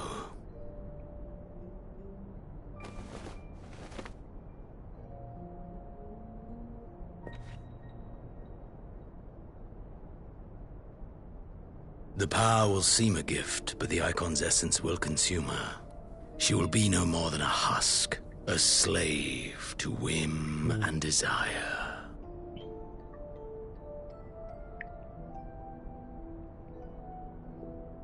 My lord, ever since the day you saw fit to save my miserable life, I have dreamed of repaying your benevolence. Upon my honor, I swear to devote myself wholly to your service. All that you command will be done, no matter the cost. But I fear the subtleties of your plan yet elude me. From the reports I have heard, the champion who aids the Doman resistance would make short work of a single icon.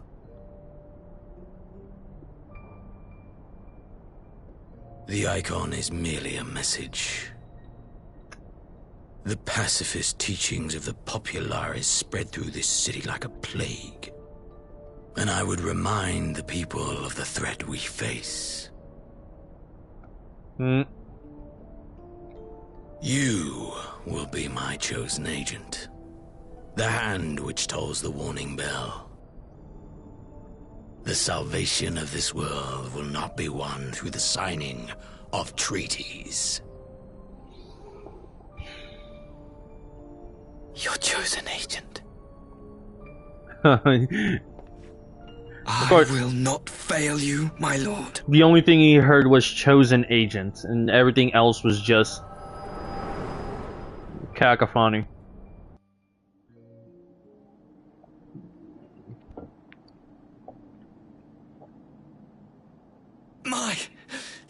My master, Lord Xenos, he will come for you.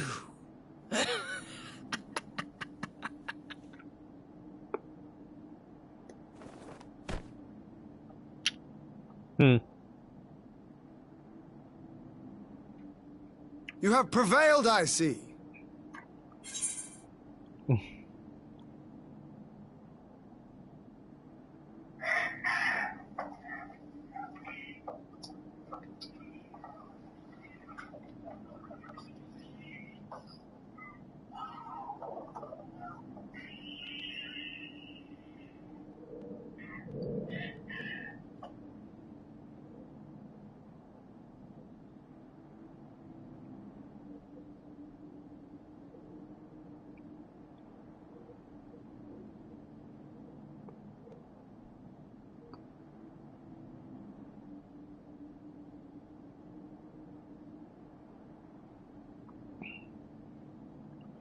Sorry, replying to something Zuki sent in the server.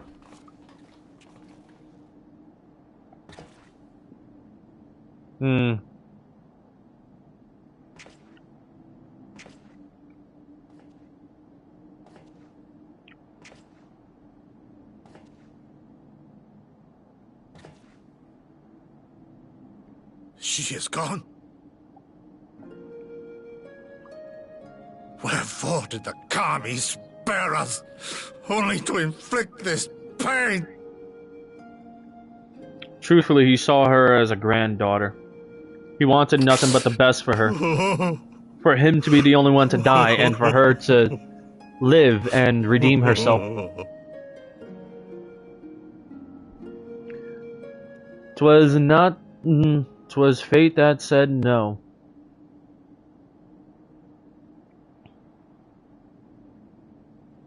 Death shall not want for company this day.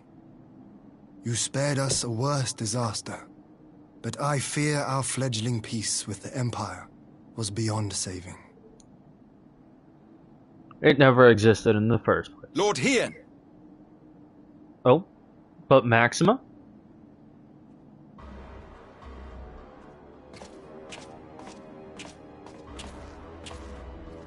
Maxima, is it not? I assumed you long fled. I entertain thoughts of escape even now, but our negotiations have yet to reach a satisfying conclusion. The ambassador insisted that the summoning spelled an end to our mission here, but it seemed to me there was more to the tale.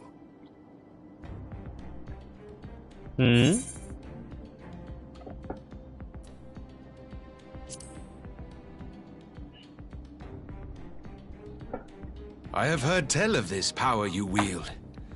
And in your vision, you witnessed Lord Xenos giving these orders. And how can that be? Xenos is dead. He took his own life after the battle in Alamigo. I saw his body with my own eyes. Forgive me, but Lord Xenos is very much alive. He granted our party an audience prior to our departure. That he was gravely wounded is certain, but his recovery appeared to be proceeding apace. I'm afraid I share Lord Hien's confusion. The man's death was confirmed and his remains interred. These are matters of public record.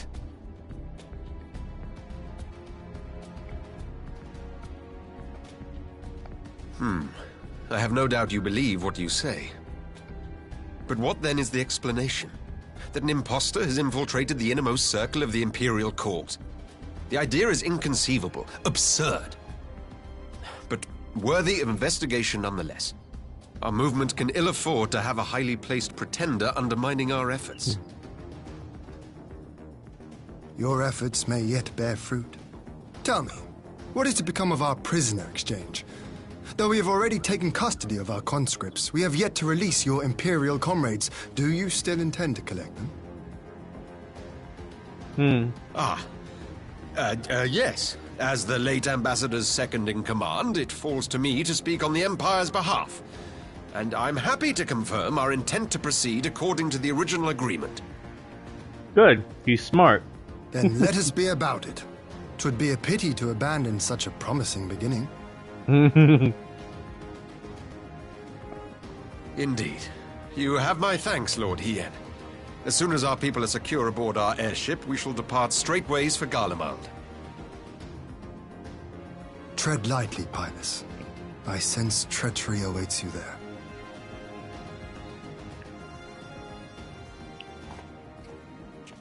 Might I accompany you to the capital? Alphino, have you gone mad? Imposter or no, if Xenos was instructing Asahi on the finer points of ritual summoning, then experience tells us there is an Ascian waiting in the wings. Oh, Without yeah. our knowledge and expertise, our new friends will be hard-pressed to contend with a foe for whom death is but a minor inconvenience. They need our help. Were you indeed willing to share your knowledge of this enemy, we would not shun your counsel. You truly mean to do this? In full knowledge of the danger? I have seen the Warrior of Light risk his life on countless occasions. Next to him, I'm scarce more than a distraction on the battlefield.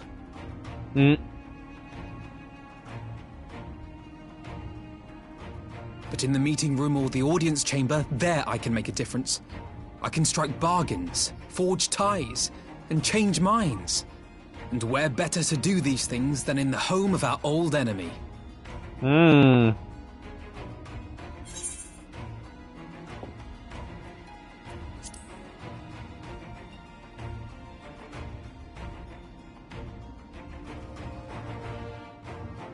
Tis not for me to stop you. But I would have you consider an alternative arrangement. Rather than braving the Empire as a simple traveler, go forth as an emissary of Doma.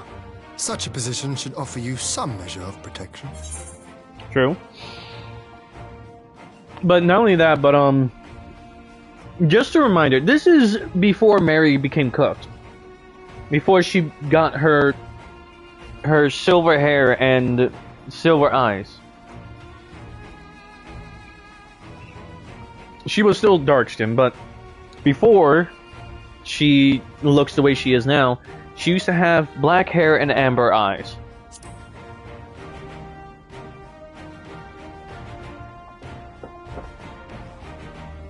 Go then. You've obviously made up your mind. Just try not to do anything reckless, all right? I shall be on my best behavior. Farewell, my friends.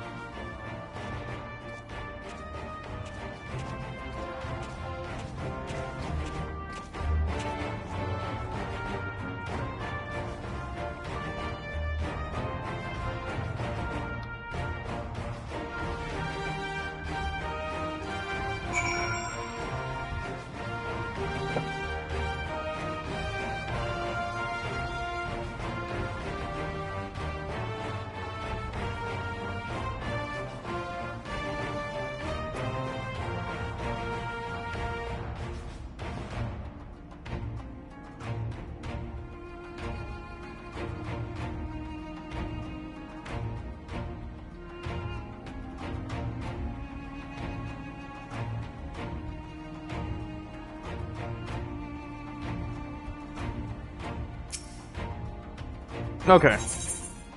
Now I will change back to Dark Knight. All glamours were restored, though. Knew Asahi was planning some manner of treachery, but a summoning? Thank the Kami you were here, my friend. None of us would have escaped Yotsuyu's vengeance had you not intervened. She was a pawn, aye, but she still had a choice, and she chose to submit to the ambassador's plan. 'Tis little wonder Gosetsu departed in silence. And gather he left the same way he came in, alone aboard a rowing boat. As for the conscripts, most made it to Sekibune before the battle began in earnest, but the vessel yet awaits on the riverbank for those who did not flee in time. Then I suggest we put this doleful place behind us and make for the Enclave together, so it would be a shame to miss the joyous reunion.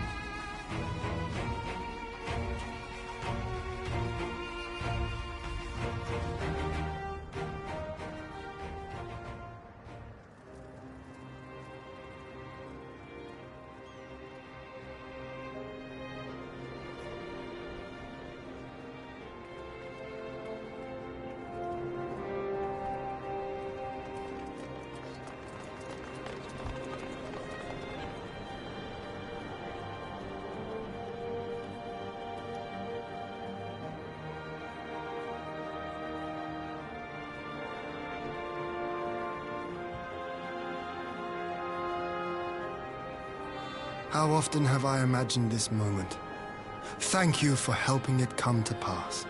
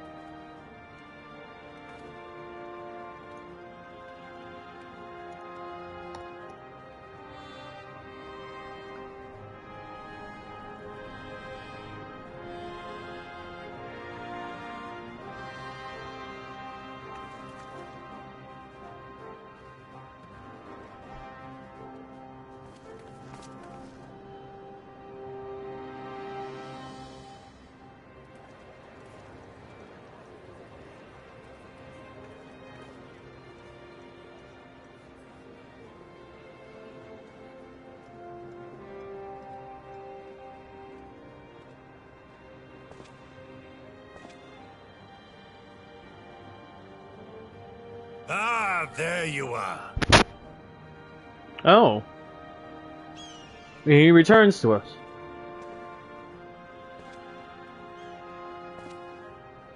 Oh, he's back in his old armor. He shaved his head. Your hair. My friend, what have you done? I think he did this for a reason. I forgot what though.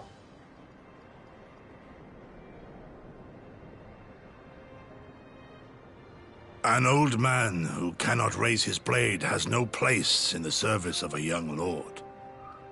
Thus did I decide to devote my remaining days to pilgrimage. I will walk this land, offering prayers of repose for all the souls who left this life in suffering. Right. I forgot this was his...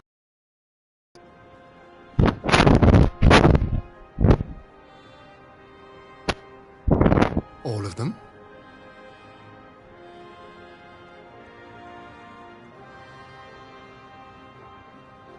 This is when we don't see him anymore.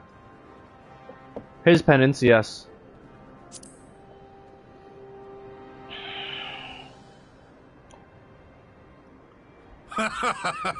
A fulsome farewell makes for an enjoyable journey.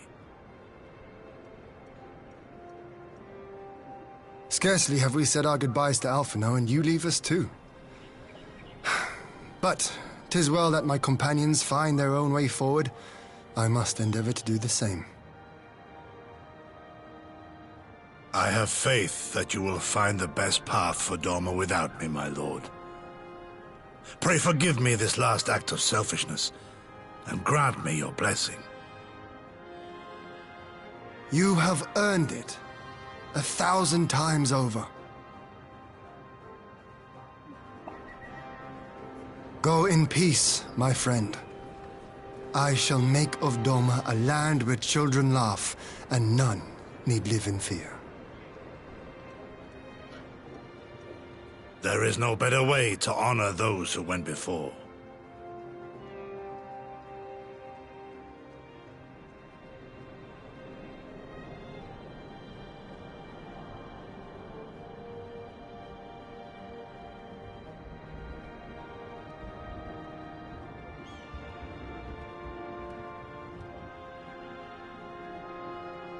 And with that, I take my leave.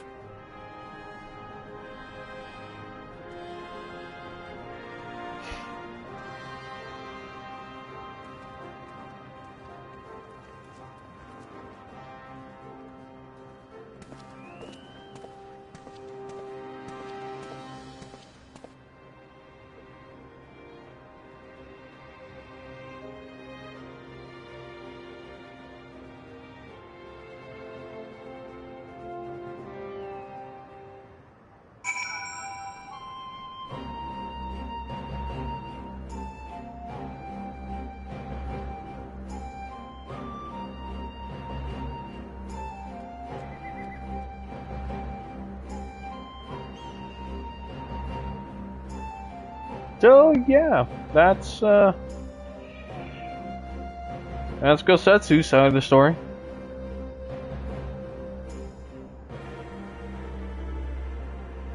That's what happened with him.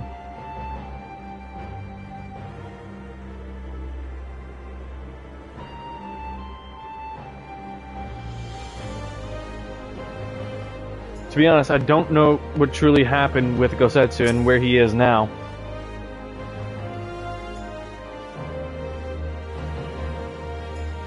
Gosetsu. Fair journey to you, my friend. A bittersweet occasion, but there is yet ample cause to be disgraced and to be grateful. Pray join us in the Kenkan. I would thank you properly.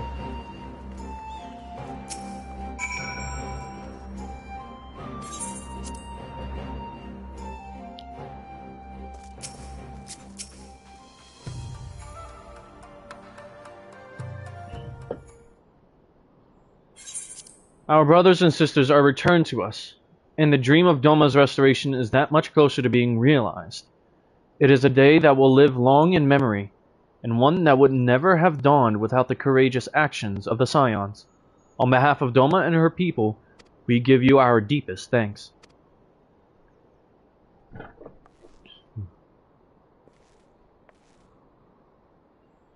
Lest you think me complacent, I assure you, I have not forgotten the dark cloud on the horizon. That Xenos lives is a source of grave concern, mayhap the gravest. Yet there is little to be done, but wait for Alphino to send word. Until then, I plan to devote myself to fulfilling the promise I made to Gosetsu, by building a nation in which none need live in fear.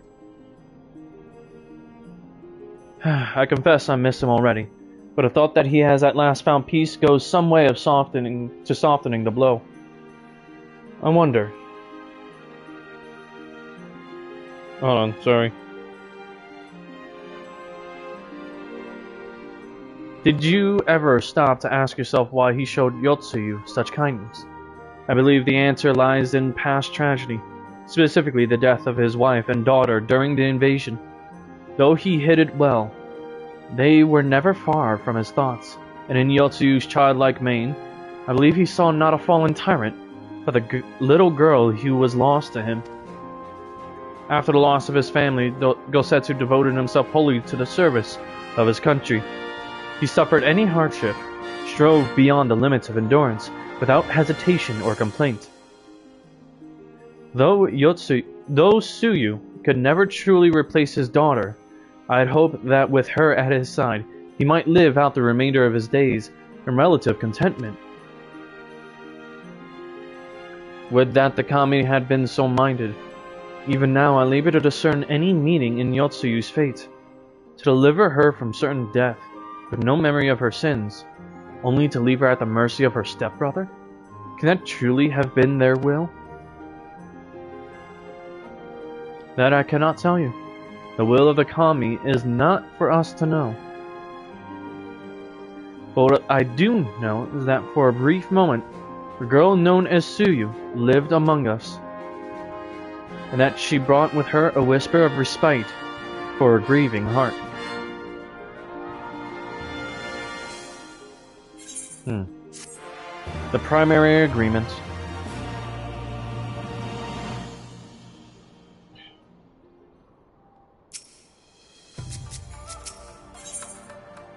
Under the moonlight. Alright. I think it's time we were going, don't we? We've done all we can here, and we have a lot to report. But before we head back to the Rising Stones, let's call in at Rauger's Reach. We should be the ones to tell Lise about Xenos. After everything we went through together, we owe her that.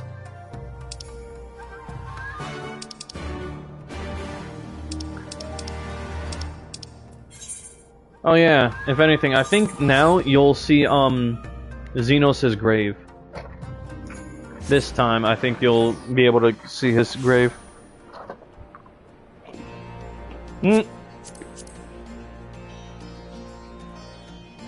Aw, cute.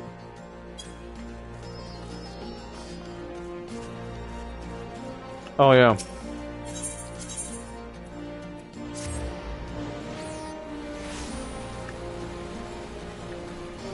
Quite literally in an instant. Whoops, wrong way.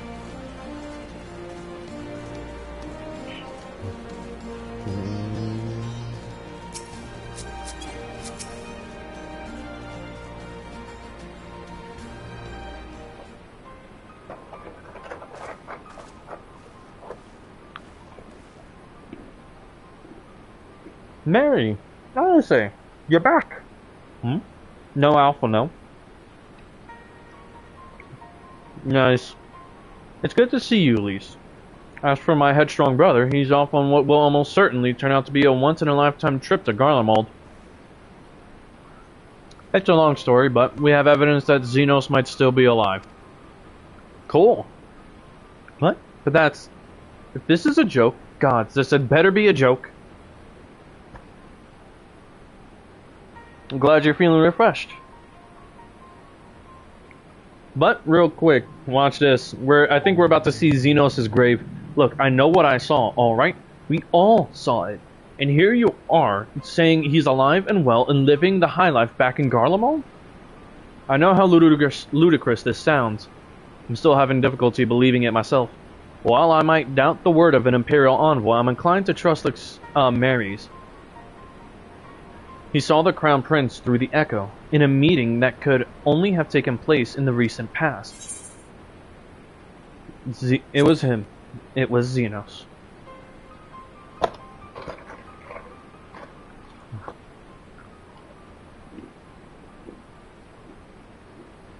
No. It must have been, I don't know, some kind of really convincing imposter. Xenos is dead. He had a great big hole in his neck. We buried him. Aye, and someone went to the trouble of desecrating the bastard's grave, remember? Those gilded halls. Whatever are you talking about?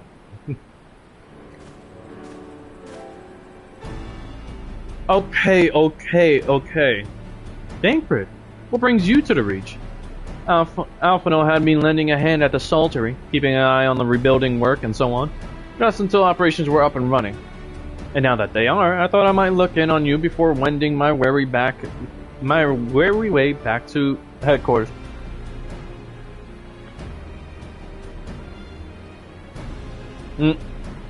I don't know what to tell you, Ro. Forgive me if I misheard, but is there some suggestion the late Crown Prince could have gotten better? If so, might I suggest a quick look inside his coffin as our first order of business? As much as I hated the man, it doesn't feel right defiling his grave. But if it will put this rumor to rest, I suppose we have to.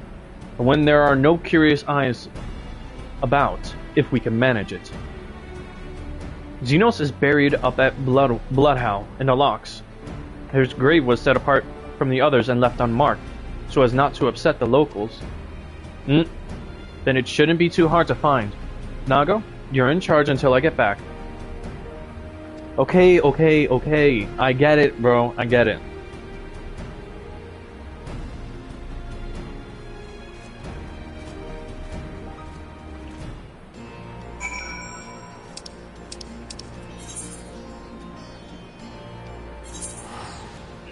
Fort Pretoria.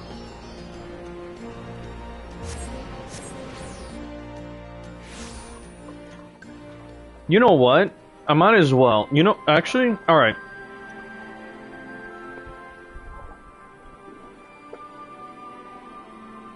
I will do this right here, right now, if you tell me it's a good idea.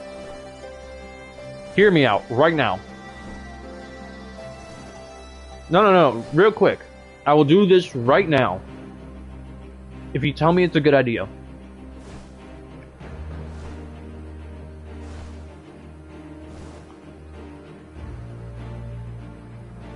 You listening? I need your confirmation that you're listening, at least, before I continue.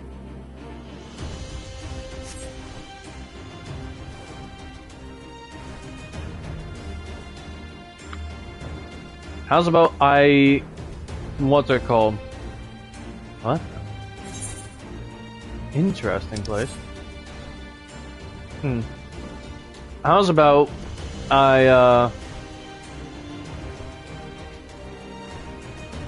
what's it called? How's about I replace Resilient Ruby Rose with Monago on my list? Just to make it real quick, not so obvious, and to just let the matter rest. Alright, I'm doing it right now then.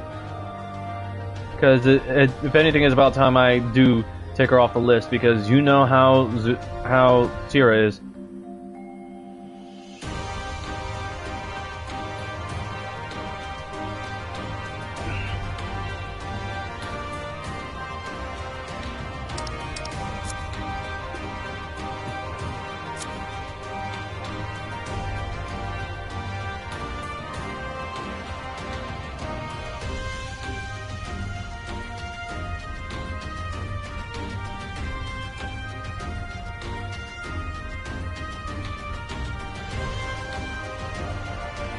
And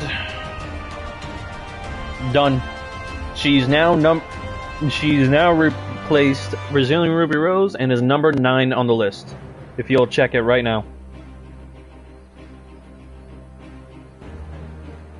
Let me know when you've actually taken a look.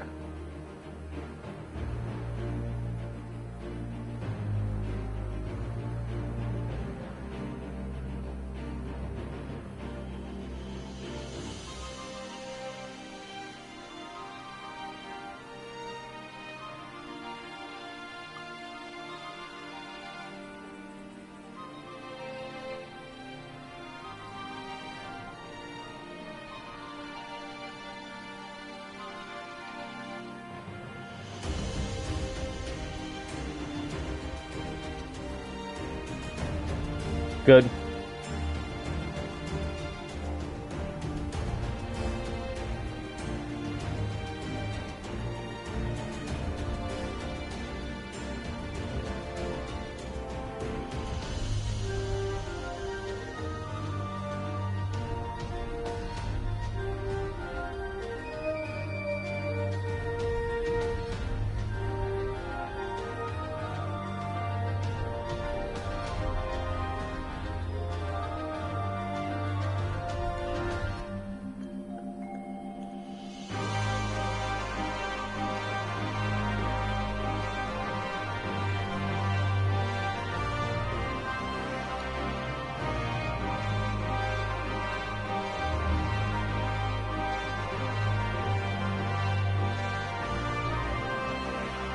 What do you mean, a grave mistake?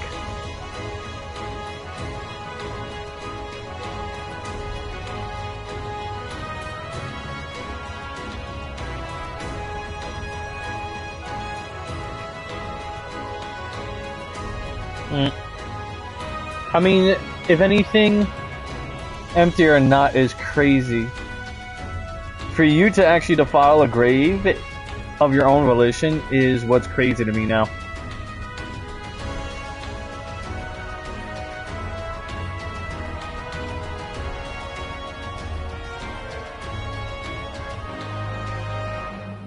That you are willing to just do that out of nowhere.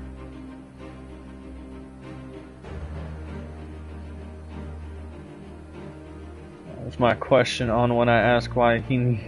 Of course he did. Considering the atrocities he committed. True, but if anything, you'd also inadvertently give everyone else the location of his grave if you were to go visit. You forget you also have a reputation. So people's eyes would be following you as well. Never mind. You're more discreet than I give you credit for. My money is on writhing snakes, possibly spiders. Let's prise it open, see what comes out. Most of the graves are grouped together, but they managed to find a lonely spot for Xenos, didn't they? Cover of night, of course you would. This is it. God. I mean, remember, this is his... Okay, but remember, this is his grave before we officially killed him. Like, in Endwalker. Did you forget that? Like, because, remember, his official grave is out in the stars, actually. So if anything, this is just what's publicly known as his grave. But his true grave is actually still up there in Ultima Thule. So no one thought to check if the coffin was still occupied. Well then, we are presented with but one course of action. And we had best be sure we are not observed in the doing of it. Shall we begin?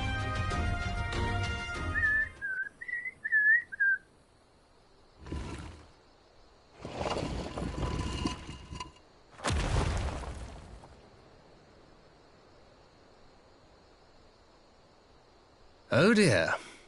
We seem to be missing a corpse. Well, there you go, Jin. No corpse for you to defile.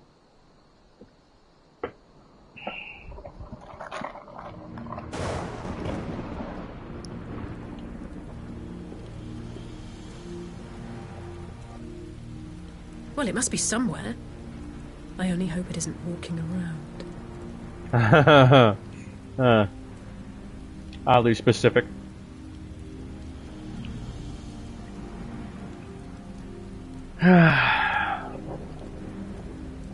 Well, that's the thing. Guess who?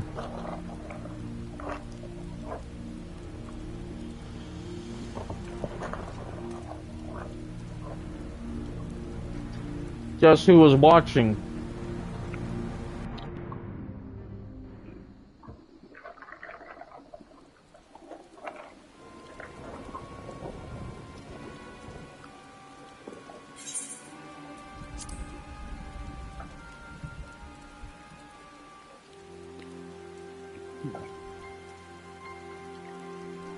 I will say nothing. If there's no corpse, then are we to conclude the rumors are true?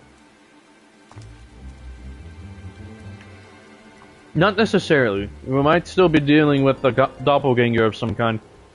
An agent could have been sent to dispose of the body in a bid to lend credence to the tale of Xenos' resurrection. Okay, enlighten me. What are you talking about?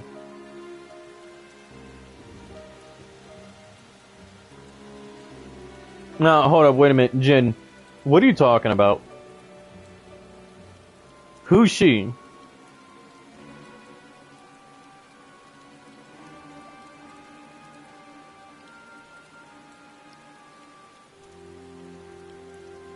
I don't... What's her name? Okay, description. Mikote, Hyor, human. Mine just went blank. Okay. Mikote, Hyor, which is human. Rogaden. Alizin.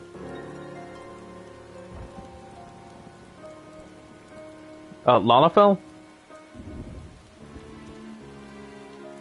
The only other woman with the echo.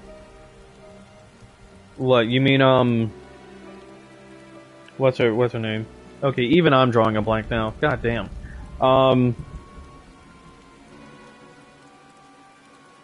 know who you mean. She's part of the Scions. Oh wait, no.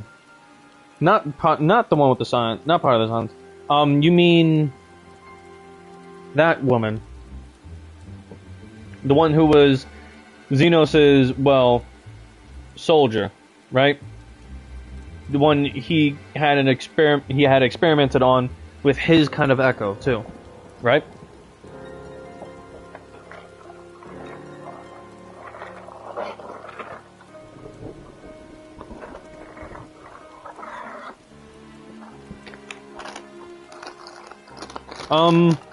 Okay, yeah. Fordola. There you go. That's her name. Fordola. No, she could not have, because remember, she's still locked up in prison. She was quite literally taken in as a prisoner. She couldn't have done anything. Not only that, people would have noticed if she had escaped, and that would have been reported.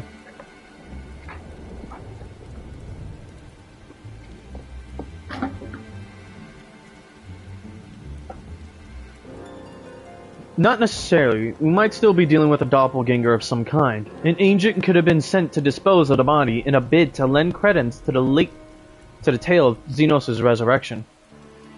No. Fordola would not. Not only that, she would. Not only that, do you think she would still be in what's it called? In Alamigo? If she was the one who took it? If she was the one who took it, and not only that, but literally that is actually still Xenos' body that we saw in the Echo. That is still, yeah, precisely, no. Not only that, that is Xenos' body. The one that was taken from the grave. That you know, that's currently recovering in Garlemald. That was still Xenos' body that was taken from the grave. I said this multiple times. Okay, but still. Now something else resides in his body. More and more, however, I find myself siding with Alphinaud's theory of Ashian possession. Oh, well, they literally just gave you the answer. Speaking from experience, I can tell you they have no qualms about taking a living host, let alone a dead one. You're saying an Ashian is walking around in Xenos' body? It seems a distinct possibility. Once I've put his grave back the way we found it, I shall pay a visit to the people responsible for interring the Crown Prince. Before leaping to any conclusions, I want to know for sure if a body was ever buried here, and how certain we are that Xenos was properly dead. If he wasn't, that was some trick. He as good as cut his own head off. Anyway, Raubon needs to hear about this. If you find anything out, send word to me at Rauger's Reach. I don't know why I'm surprised. With matters settling down in Doma, we were due another crisis. Shall we make for the Rising Stones, then? It's past time we shared these developments with the others.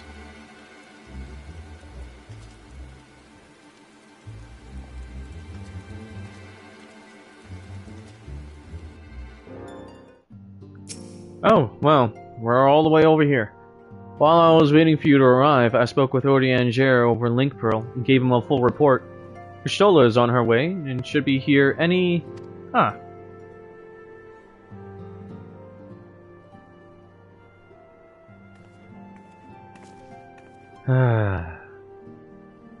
Kristola. Alice, Mary, it is good to see you safe and well. What news have you from the east?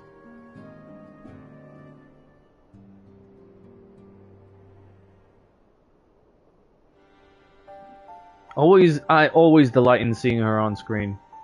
Disturbing developments indeed, given all that we know. I too would conclude that an Ashian now inhabits Xenos' body. A doppelganger might fool the Crown Prince's subordinates, but Mary? Nay, Alphino had the right of it.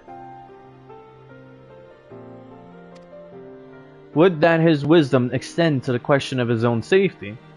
Capable though he has become, he ventures alone into the enemy stronghold, in the shadowy web of the paragons, like as not.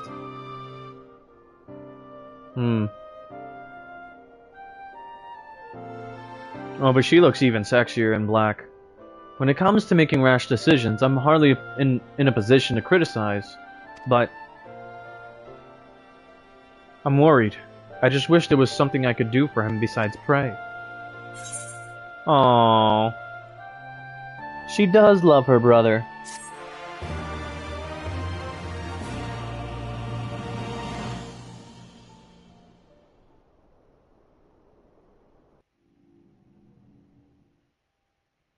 Meanwhile, in the Imperial Palace. Oh boy.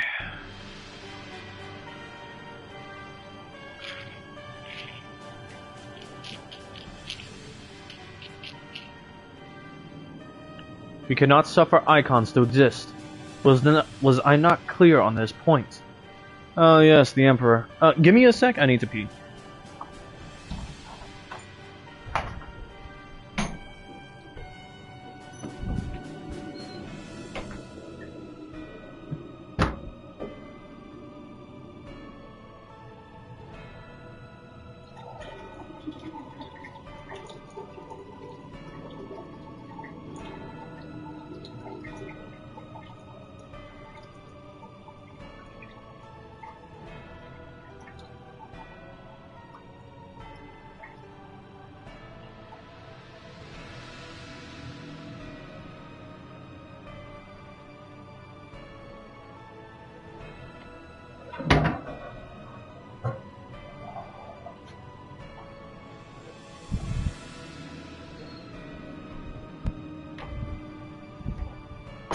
Okay, I'm back.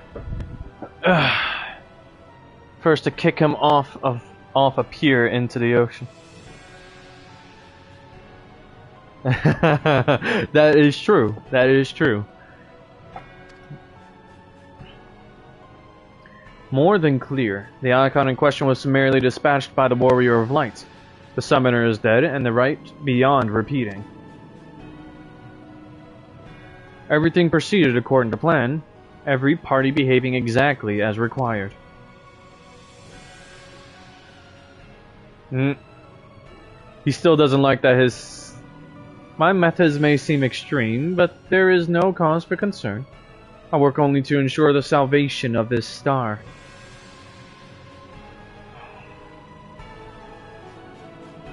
You see, now that's not Xenos anymore. That is definitely not Xenos anymore. Oh hey, we're back over here at this castrum place. What are you doing fiddling with that thing? A Rogadan soldier. I asked you a question, soldier.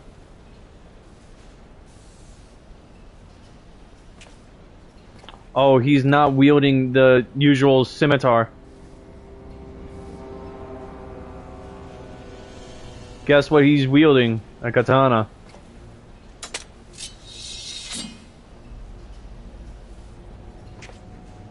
What are you? Have you lost your mind?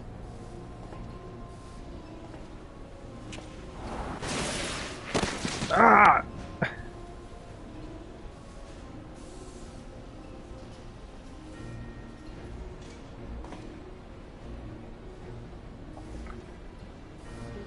I have lost many things, but my mind is yet my own.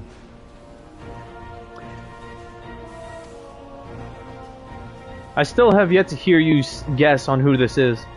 There upon the stage I stood, prepared to take my final blow, only to find that the finale was but an intermission.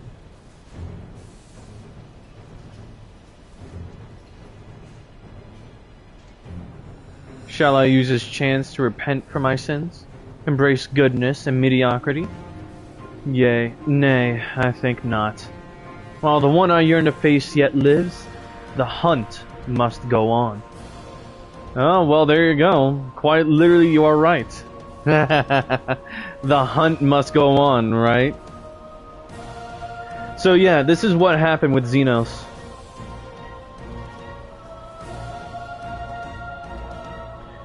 He, his mind allowed him, his echo allowed him to take over the mind of another soldier instead. Literally, he was not allowed to die as, well, and there he goes, flying his way out of Alamigo. I think on his way to, what's it called? I believe on his way to,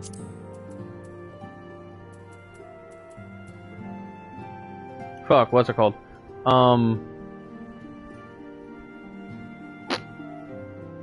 On his way to Garlemald. Right, there you go.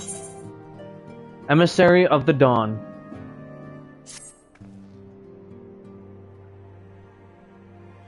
It's been an eventful few days, hasn't it? But I suppose all we can do now is wait for word from Alphino. Fuck it, Xenos. Yeah. So, yeah, this is how Xenos was unable to die. Ever since being granted his own echo. I don't recall the last time I had nothing pressing to be getting on with. We should probably make the most of it. Shall I put on some tea? Oh, and, yeah, this, remember when Estinian came in from out of nowhere to the gardens without anyone noticing, and he had come upon the eyes of a dragon? And he quite literally said all of the ether was spent up. Do you know where all that ether went?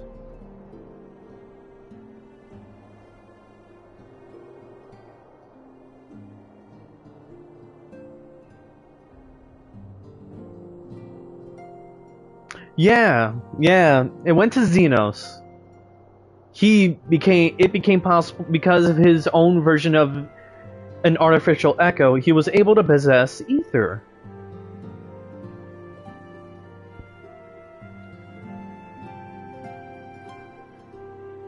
And guess what? That primal that he absorbed had both of the eyes of Nidhogg's eyes. Yeah. So yeah. He now possesses all of that ether. Yeah, basically a body jump. Or rather, yeah, basically. We should probably make the most of it, shall we? Tea would be lovely. You may regale me with a tale of your adventures in the Far East, and of your encounter with this new primal especially. I'll put the kettle on, then. That table looks free if you'd like to take a seat. Da-da-da-da. Upon sitting at the table, several cutscenes will play in sequence. It is recommended that you set aside sufficient time to view these scenes in their entirety. Alright, I hope you're ready for a few cutscenes. I wonder what we'll be playing. I forget.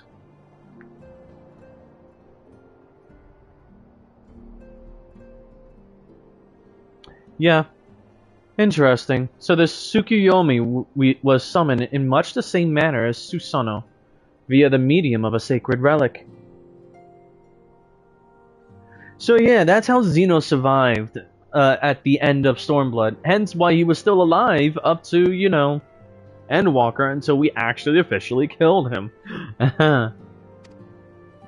That's right. They believe their gods, or kami, reside in physical objects.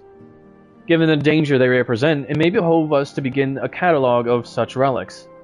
But if we are to contain the threat, we will require a better understanding of the summoning method itself. I believe I shall pay a visit to Doma and learn what I can on the subject. Oh no. Hey, Jin. Now Y'shtola wants to go to Doma. And guess where Doma is next to? The Azim Steppe. Do you know who else is in the Azim Steppe?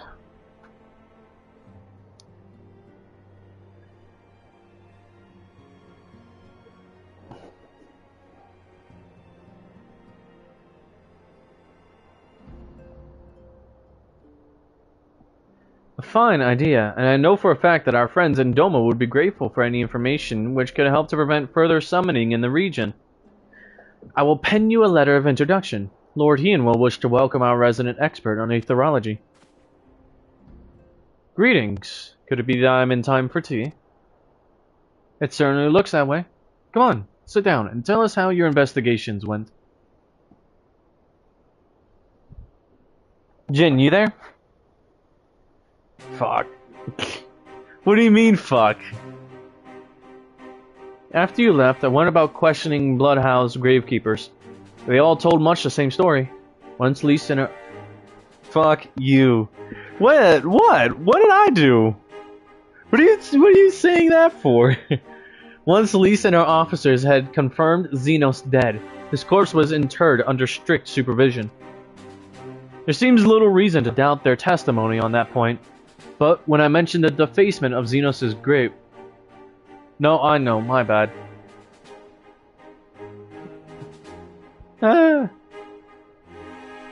But when I mentioned the defacement of Xenos' grave, accountings grew rather more vague. None reported having seen any suspicious persons in the vicinity, and all assumed the act to have been perpetrated by a vengeful Alamigan. Crucially, however, I was able to confirm that when the offending scroll was removed, as per Lisa's instruction, no one involved thought to check the contents of the coffin. By that stage, it is like that the corpse was already missing. You know what I'm talking about. Assuming Xenos has not, in fact, risen from the dead, we are left with two possibilities. Either the body was disposed of to lend credence to the claims of an extremely committed imposter, or an Ascian has taken up residence within it. So yeah, if Asahi was as fervent a devotee as you believe, he would not have been fooled by an impersonation, however committed. We must assume that we are dealing with an Ascian and proceed accordingly. So yeah, this is why Xenos' body was still intact for him to jump right back in.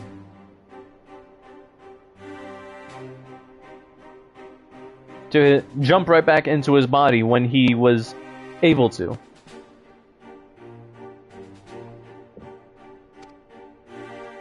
Agreed. The question is, how many more such monsters are waiting for Alphino and Garlemald? Their presence was his chief reason for going. He understood the risks. I only hope he did not underestimate the extent of the infestation.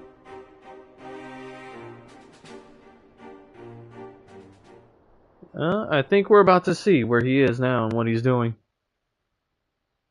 Meanwhile, in the Imperial Hypersonic Assault Craft, L means 50, right? 75?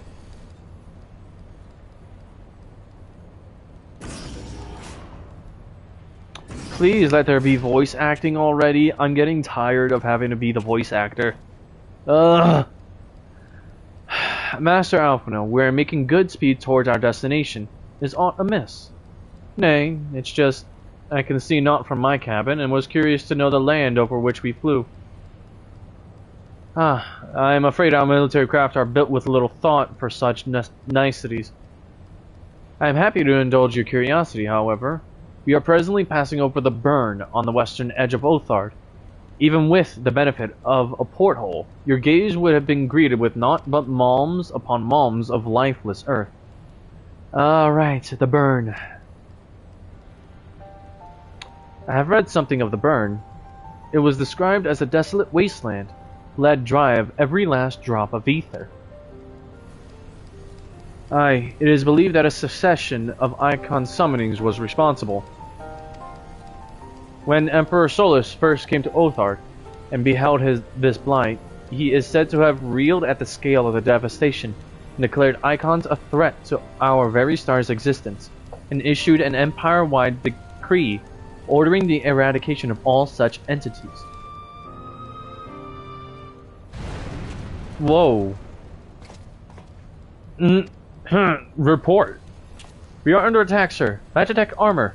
No visible designation. Magitech? But who? Ah! All cannons, return fire! Damage report!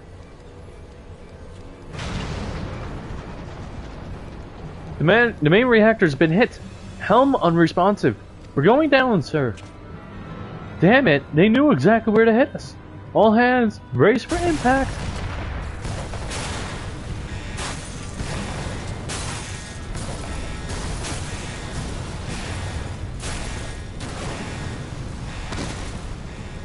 Oh yeah, I forgot to mention. Alphino never made it to, Glad to have you back, Master Alphino. We have landed in one piece, more or less. But the air filtration system is damaged. And the ship is filling with smoke. We must gather the survivors and get out while we still can. Don't think Xenos is able to take down a ship like this with just a mere craft. Aye. I believe this was something else.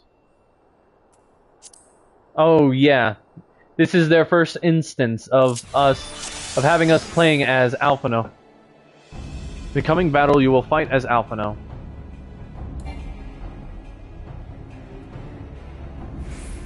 Might I ask you to search for survivors? I will see to our injured helmsman.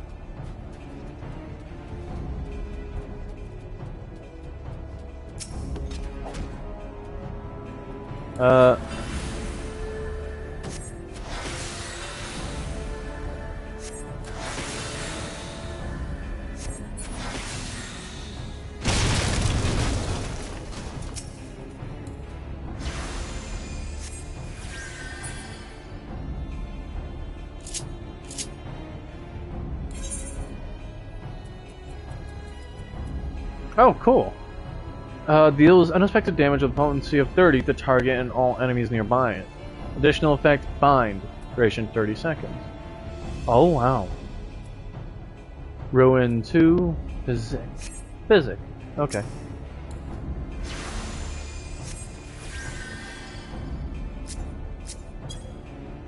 Oh. My thanks. I don't think I would have made it.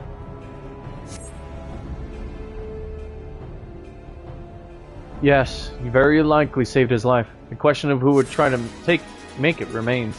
Oh.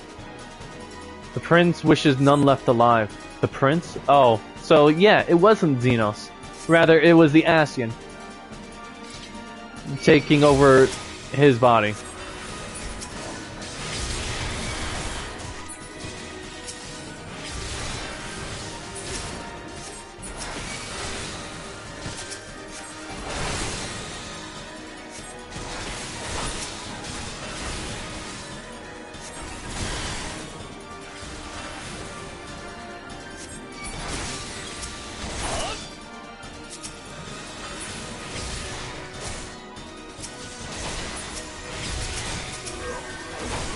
What does Shining Moonstone do?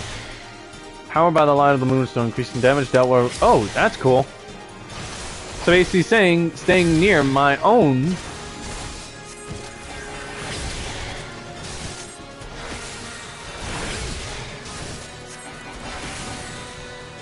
Staying near Alphino's carbuncle ensures that, well, technically...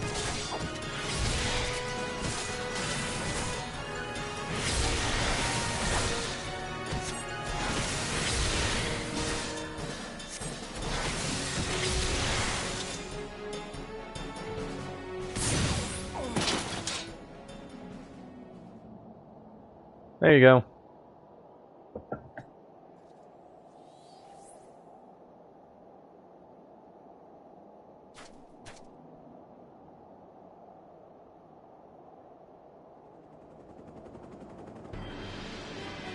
Oh boy. Huh.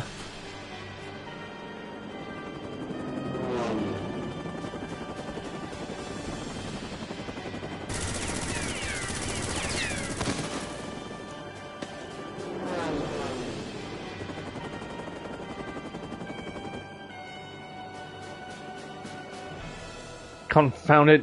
Not here. Not like this. But guess what?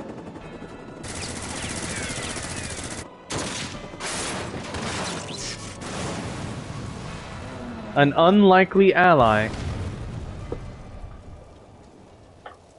You remember him from the Ruby Weapon Project? What? Who in the Emperor's name? Enemies of our enemies. Introduction can wait. You're calm in a crisis, Master Alphino. Let us finish this, then.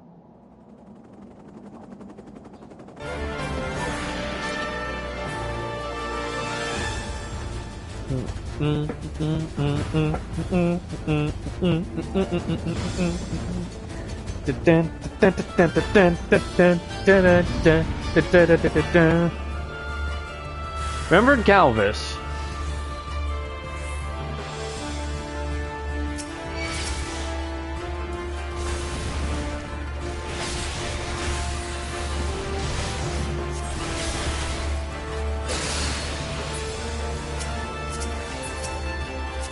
Yeah, this is him.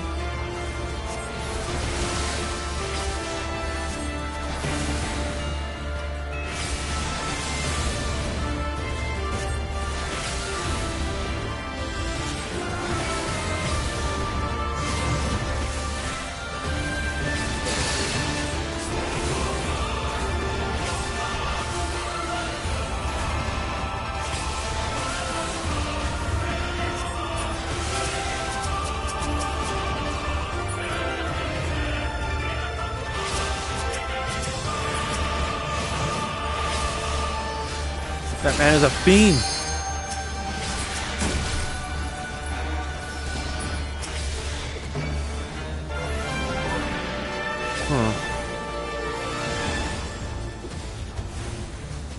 Can I hit them all with this? No.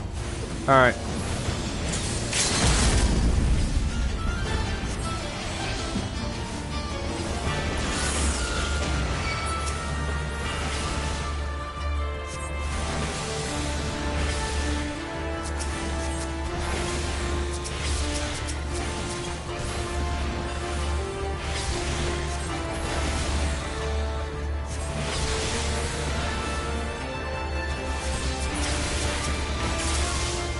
There you go.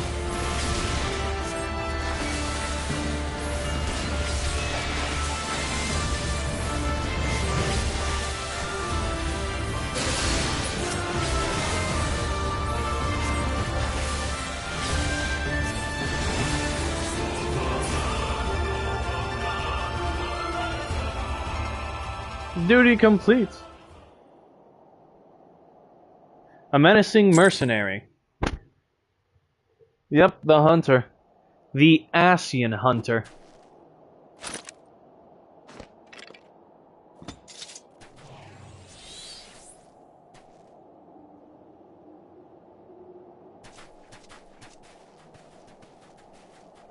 My thanks. Your intervention proved most timely.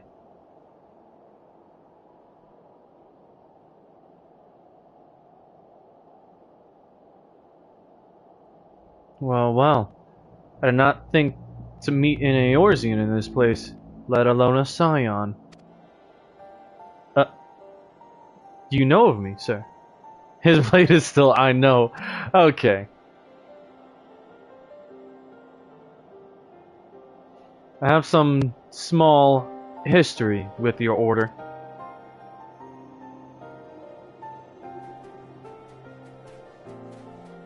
But I would speak of the present.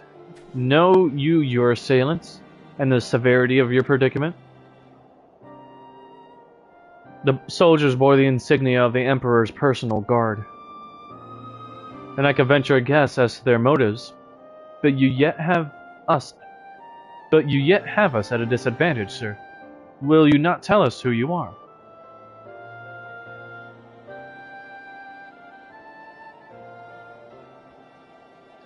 Our names are not yours for the asking, and as for our purpose, let this be your answer.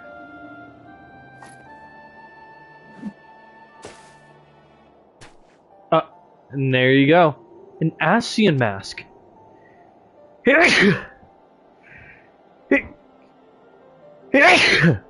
The face of our prey.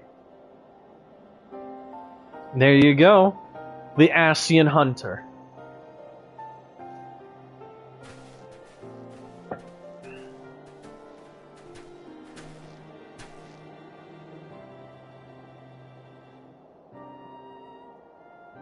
We must away before more arrive.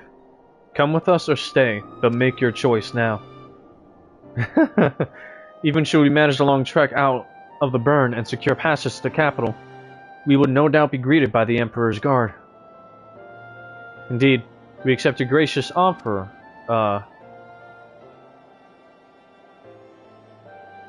Shadow Hunter will suffice for the present. Shadow Hunter. Come.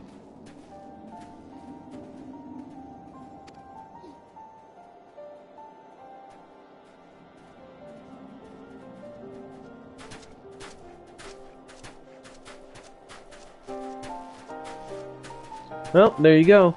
Alphonal is not dead, and he yet survives. But that's the thing. He himself took out 2 of the main ones. Oh. And he took out... Oh! I forgot. I didn't know about that one. He took out one of the main baddies. One of the most dangerous ones. Okay.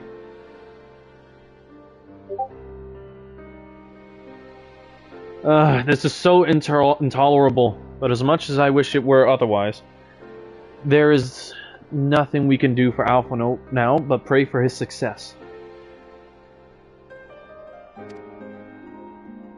Well, that is not entirely true. While your brother journeys to Garlemald from the east, I could make my way from Alamigo and find out what there is to be learned in the Empire's western provinces. Yes. A white mask, I believe... No, the white and red white mask is... What's it called? One of the originals. The ones who weren't brought back from memory. They are one of the originals. One of the original Convocation of 14.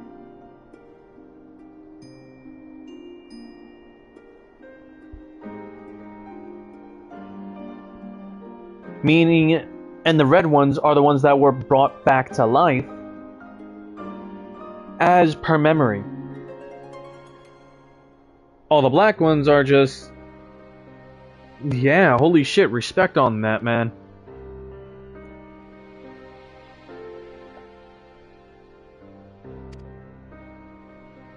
Then I'm coming with you. I can't very well sit here sipping tea if there's action to be taken. Forgive me, Alice, but the provinces are hostile territory, and stealth is all important. It is safer that I go alone. I could sneak well enough when the situation demands it. Don't patronize me. I'll go with him. And how exactly would that be any better? I must refuse your company as well, my friend. Formidable though you are, the success of my mission depends on moving unnoticed. Unless you forget, you have grown rather famous. I trust you understand. No, he hasn't come across Emmett Selk yet. Fine, but promise you'll be careful. No. Oh, but even if they did, no, Galvis would have lost if he actually came across Emmett Selk. Because remember, Emmett Selk is one of the most powerful and has a very, very large quantity of ether. Galvis would have lost.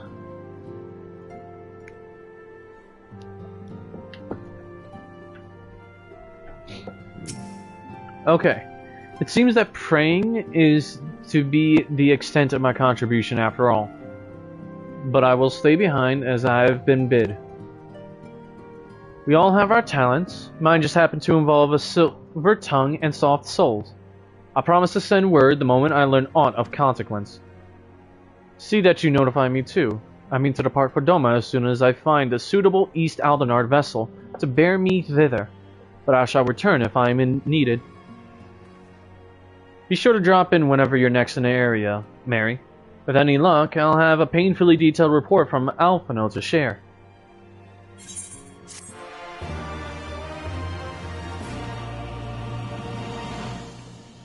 You have learned the emote Ponder. Yeah. Oh, there you go. You have completed... There you go. That's half of Post-Stormblood completed. Signs may have scattered to the four winds, but I still have plenty to keep me occupied. So, there you go. That's quite literally the half of the entirety of Post-Stormblood.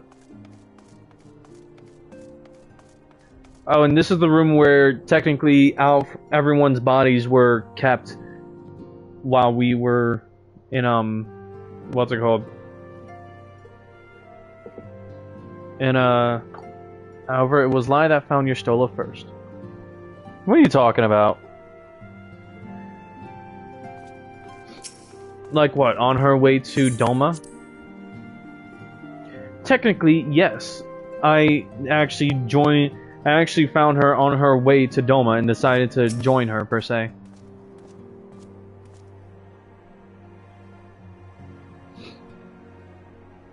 And since that's gonna be the case, I might as well switch over to a different class that suits the current matter. She said come find her to marry. Oh yeah, it's true, but you forget that technically, remember, I said I was traveling around to remember, Mary is doing her own thing. We're following her adventure. Meanwhile, I'm off doing my own thing, remember? I'm off training my other job classes so I can be ready for, well, whatever comes next, for what happens in the world, in Aetheris.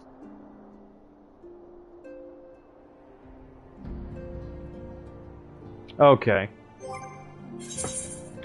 Still though, what class should I be next? Ninja is kind of out of the question because I'm only level 65 with that.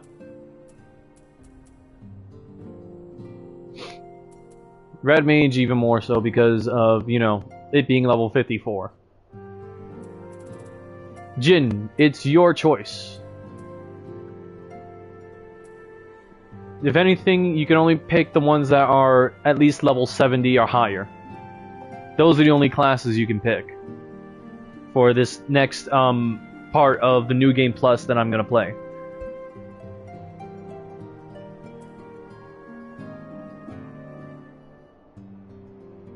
And these are all the classes that are shown to be available.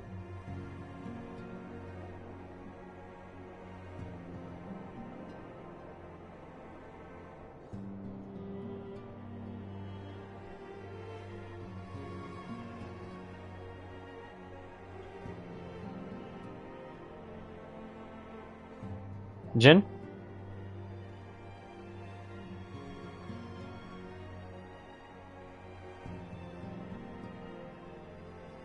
Hello? Can you hear me?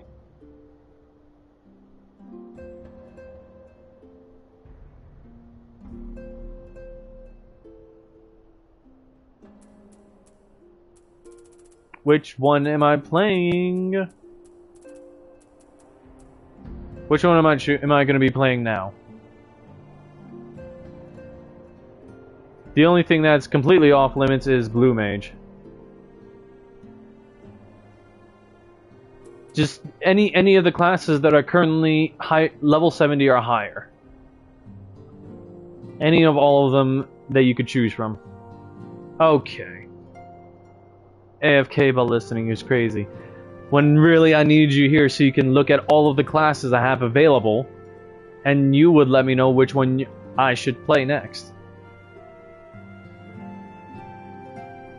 Because that's the one I'm going to be playing through the next segment of Viper. You want me to play Viper? Okay.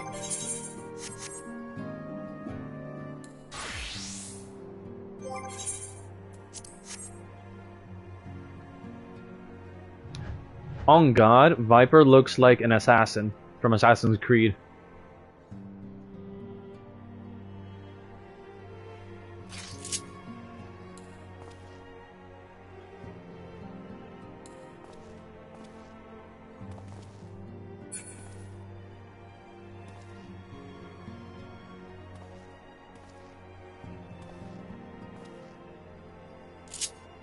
Alright, I guess we're doing it like this then.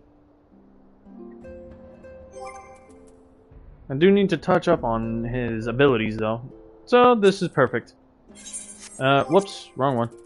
New Game Plus, and we will begin Part 4. Commence. New Game Plus mode. Sisterly Act. Alice is impatiently fussing with her link pearl.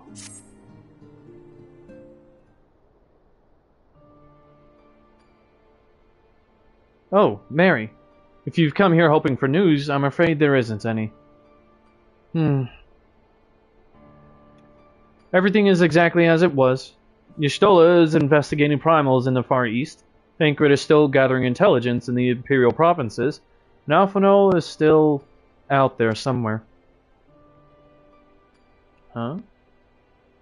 There's been no word since his first schedule report, nor does he respond to calls. And all the while, I'm just meant to sit around here waiting. It's driving me mad. Huh? Alliance Herald, begging your pardons. I bear a message from the Eosian Alliance.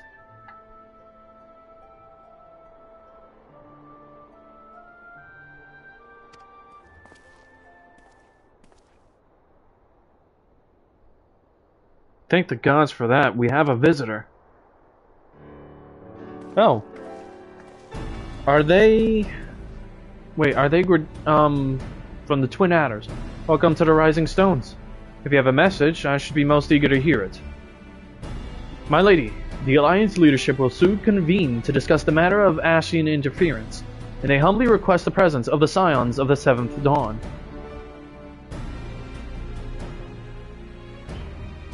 Having assessed intelligence provided by the Alamegan Resistance concerning the whereabouts of Xenos' remains, they too suspect Ashian involvement and wish to deliberate a suitable course of action. As the foremost authorities on our foe, your Order's counsel would be most welcome. Of course, we should be glad to assist in whatever way we can. With almost everyone else afield, I'd say this one falls to us. By which I mean, I'm not going on my own. You'll come with me, I trust. I'd rather not. Imagine if Mary said that. Of course I will.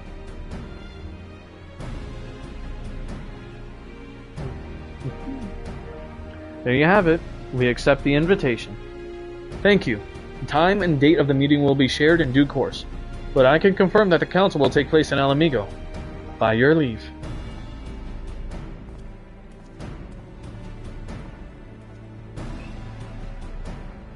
You sure you want Viper? Screw it. It's fine. I somehow doubt we'll have anything useful to offer. The standing mutiny at a meeting would still be better than the nothing I've been doing of late. Let's get ready to depart, shall we? Thancred? What's going on, man?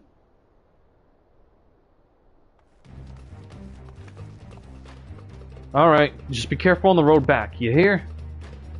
Did I hear right, Real? Is Thancred coming back? Aye, that he is. Says he's acquired some important intelligence. Being in Garlean territory, though, he couldn't risk sharing the particulars in case the Imperials were listening in. So he said he'd head back as quick as he could, and to make sure someone was waiting for him in the Alamegan Quarter.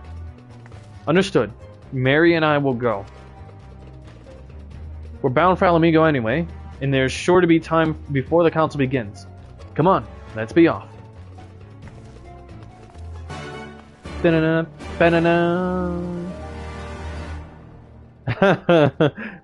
Right, one of the other Scions was present, watching from the back.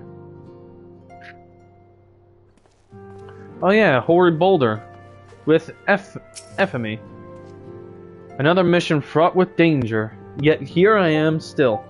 Quiet moments such as this, spent in carefree conversation with comrades, I have grown to cherish most. This guy is still a stacked fucking mountain, I swear. Uses only a sword. Archer Boulder. Oh, they're brothers. Anyways. My friend, are you there?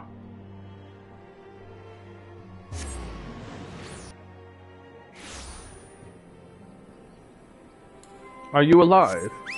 Are you present?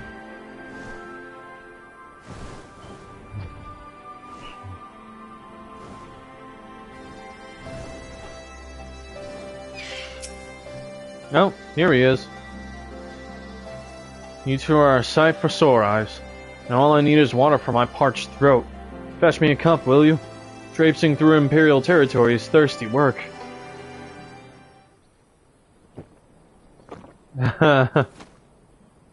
Please, thank you. God, I needed that. I won't bother telling you to catch your breath. Whatever brought you galloping back to us, I assume it's urgent. Quite. Without further ado, then. After the successful uprisings in Doma and Alamigo, rebels in several other provinces were inspired to follow suit. Unfortunately, they did not fare quite so well. Oh. The Dalmascans paid the heaviest price. For their defiance, the Emperor made a show of razing their capital to the ground, prompting many of their neighbors to abandon thoughts of resistance. Oh, jeez.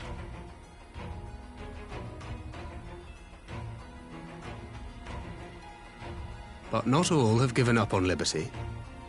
Heartened by the news of Doma's prisoner exchange, some still believe that the Empire may one day be amenable to negotiation. We have the shinobi to thank for spreading the good word. They have worked tirelessly to keep the subjugated informed, and a little knowledge can go a long way. That's good. There is at least a spark of hope, then.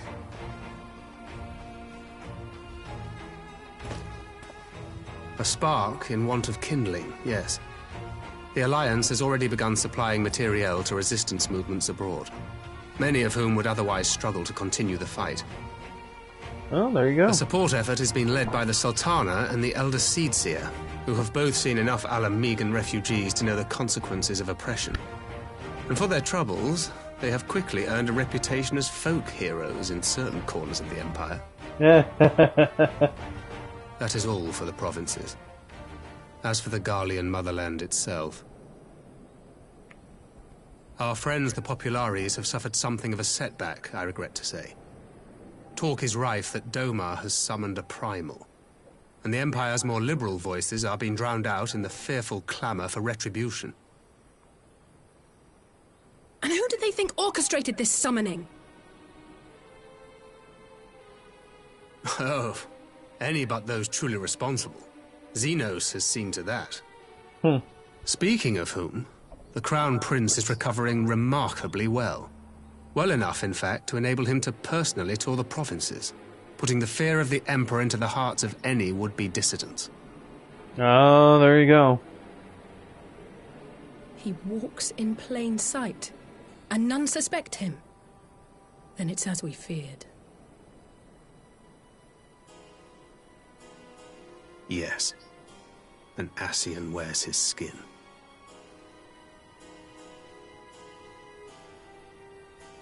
But it was not that which brought me here in such haste. During my time in the provinces, I learned many things. Yet at no point did I hear any report of a Doman emissary in the capital. One thing I'm really not liking right now is the missing textures of that picture to the left.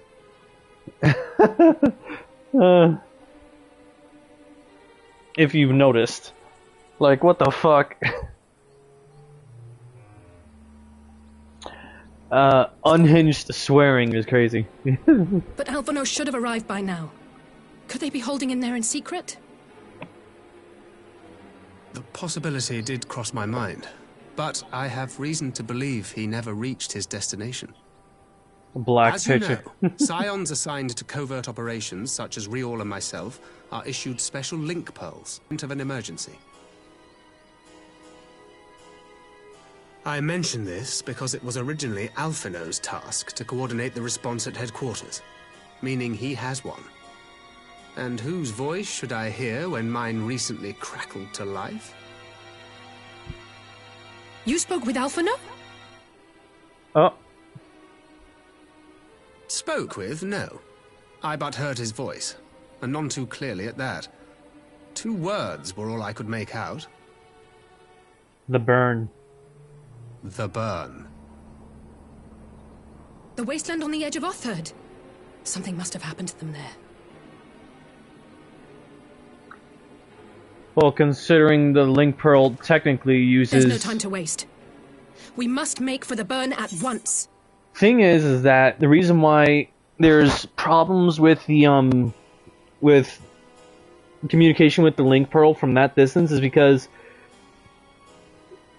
ether is what's required for communications to travel via Link Pearls, including their specialized emergency Link Pearls. Yes. And what do you think the burn lacks?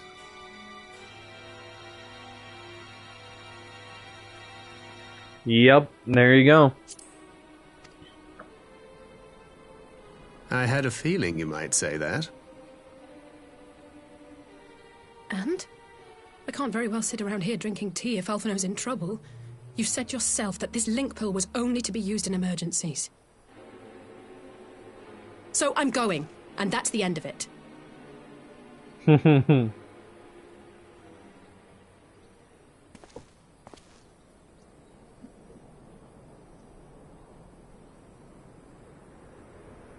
Oh, far be it from me to change your minds.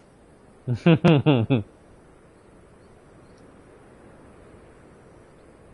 look snazzy as hell, though. I forget that their armor is snazzy as fuck. Loath though I am to neglect making preparations for the council, we must act swiftly before Alphinaud's trail goes cold. I propose we first pay Hien a visit. He's sure to want to hear about these developments, and he may well be able to advise us on how best to reach the burn. Sound plan. And Y'shtola is in Doma, is she not?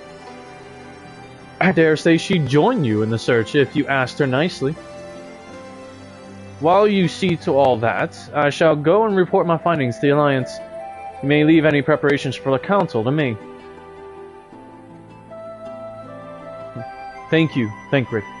Right. To Doma then. We have much and more to share with Y'shtola.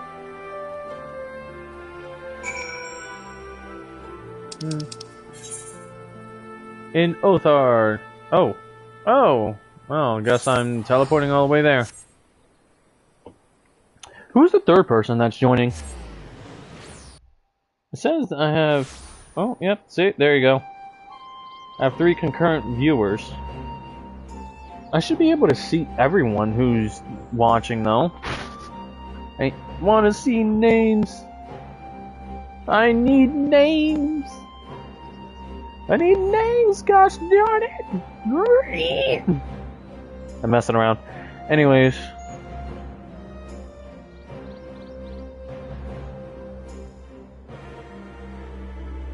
Legit though, I wish I could see names of who's joining. Shut the fuck up. You're cringe.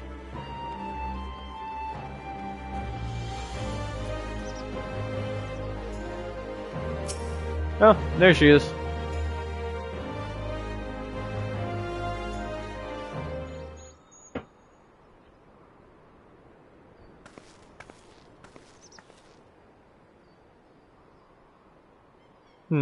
That is curious indeed. While other matters demand my attention at present, I shall bear what you have told me in mind.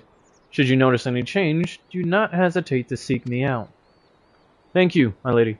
You are most kind. Oh, a Doman miner.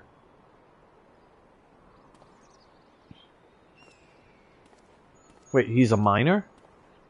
Huh. So he was collecting ores. Was there something that she needs to know? Well, well. 2 faces... Oh, whoops. 2 faces from the dim and distant past.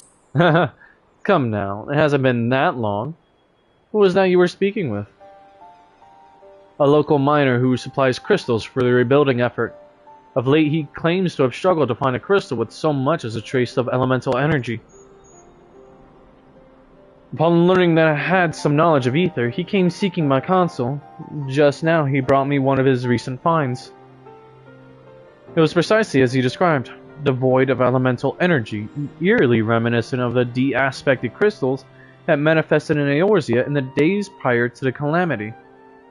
We would be wise to investigate this phenomenon more closely. Oh, indeed. But on a more positive note, the locals seem to have taken a liking to you. More an interest in than a liking to, I think. The sight of a Makote with a peculiar contraption upon her head has a certain novelty value in these parts. Any actual regard they may have for me, I owe wholly to you and the others who came before. Everyone here has been exceedingly cooperative, and I am pleased to report that I have all but concluded my investigation. Simply put, by focusing one's will upon an ether-infused object of worship, it is possible to conduct a summoning. So the fact that they are objects of worship is the key. They are themselves suffused with the requisite belief. Correct. Such sacred relics as the Kojin collect obviate the need for religious fervor in the summoner, the Yotsuyu being the most obvious example. She had but to associate the artifact given to her by Asahi with the divine, and it served to amplify her desires and give them form. A form nourished through the power of crystals, also provided by her brother, and thus was Tsukuyomi brought into being. Which brings me to the question of preventative measures, to which I have yet to bring a satisfactory answer. At present, I know not that will avail us, save to keep watch over the movement of relics and crystals, as if we did not have enough to keep watch over already.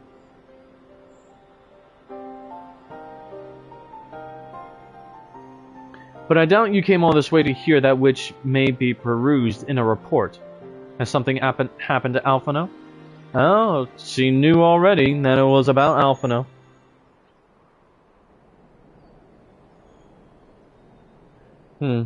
I shall join you in the search, of course.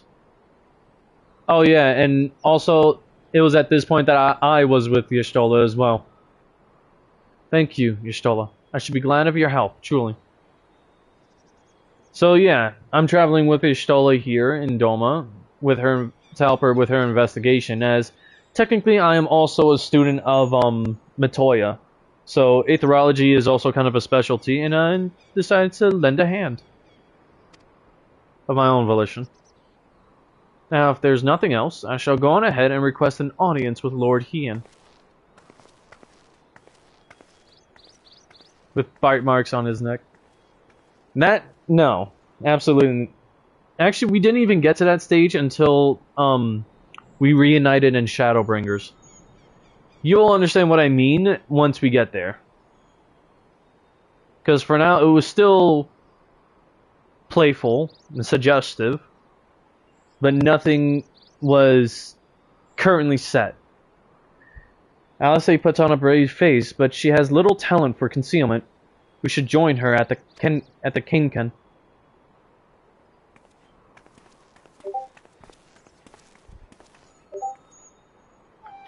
If anything though, nothing was awkward, and we were just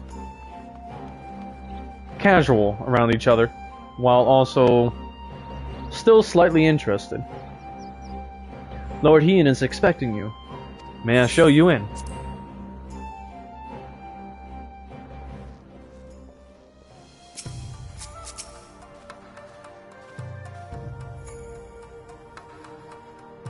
I should not have allowed Master Alphino to leave without an escort, but it avails us not to dwell on the past. We must focus on what can be done now. For the sake of these, I shall take off the hood. Greetings, my friend. Alice has explained all to me. Needless to say, you shall have our full cooperation in the search, even if Alphino's trail does not lead to the burn, of all places. Feel the burn. The region known as the Burn occupies a special place in Garlean history. Every child in the Empire is familiar with the tale. In the distant past, it was a verdant land teeming with life, but successive summonings saw it bled dry of ether and reduced to a desert. It was upon beholding the devastation that Primals had wrought that Emperor Solus was spurred to embark upon his crusade against their kind. The Burn offers a glimpse of the future we seek to prevent. Know you of any reason why Alphonse might have gone there? Aye, mischance. Though it lies on the route to Gollermold, it is no place to make a stop. My guess is they encountered some manner of trouble there. In any event, I am of the same mind as Alize. We have no choice but to take our search to the burn. Given the considerable distances involved, 'tis best we went by bird.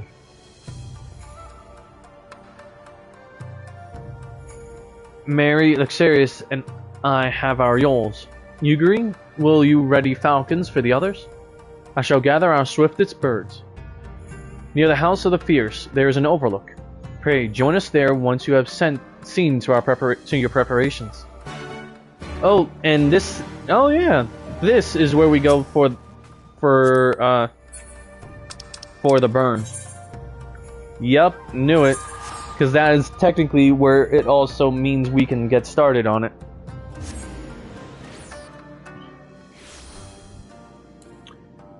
And still notes of those bite marks, you motherfucker.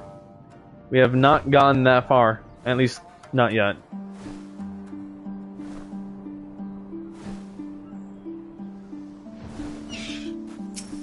Oh, Y'shtola. With such a steed to bear me to and fro, I could perform my field work in a fraction of the time. Mayhap I shall try my hand at this Bardam's medal. Of course Y'shtola would say that.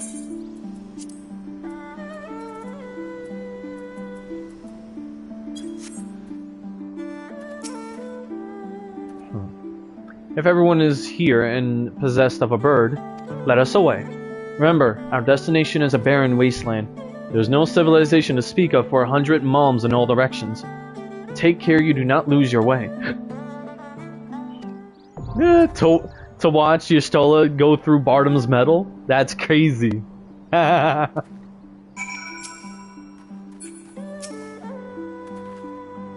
Having named him an emissary of Doma, Lord Hien considers himself personally responsible for Master Alphonse's safety. Naught I could say could sway him from joining the search. We're coming for you, Alphonse. I just realized, actually, we don't have a healer, per se, nor a tank, so... Oh, right, Y'shtola would be. Oh, cool! Hien can actually act as one. Perfect. He can act as a tank while playing samurai. Alright. You ready?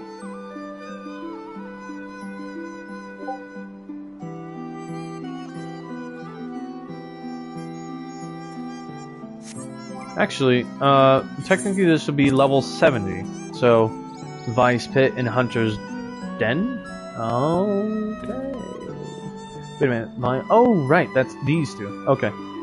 Everything from here going up. Swiftskin's Den? Okay. Run that. Hell yeah, I'm gonna run this. Anyways, let's go. Ting! Dun, dun, dun, dun.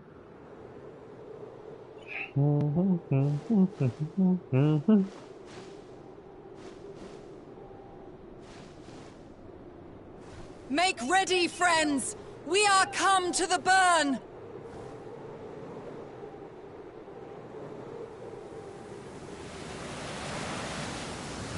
Alright. I forgot how much of a sandstorm. Land where you can! We must wait out the storm! I forgot about this part.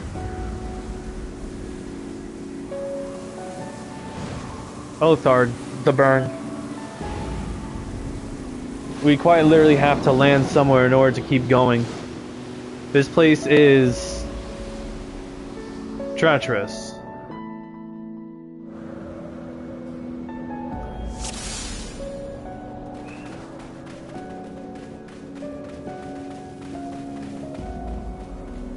Unexpected crystals.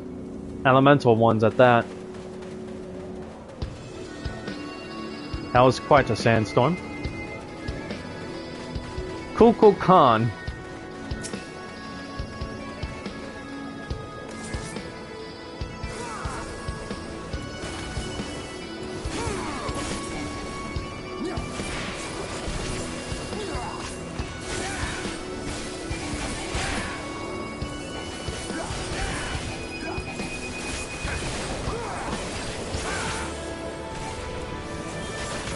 I shall make it quick.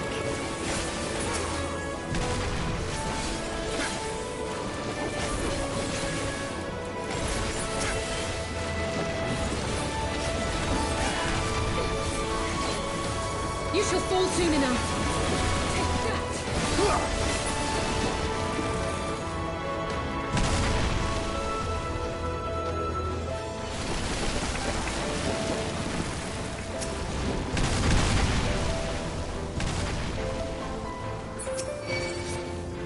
Oh, come on.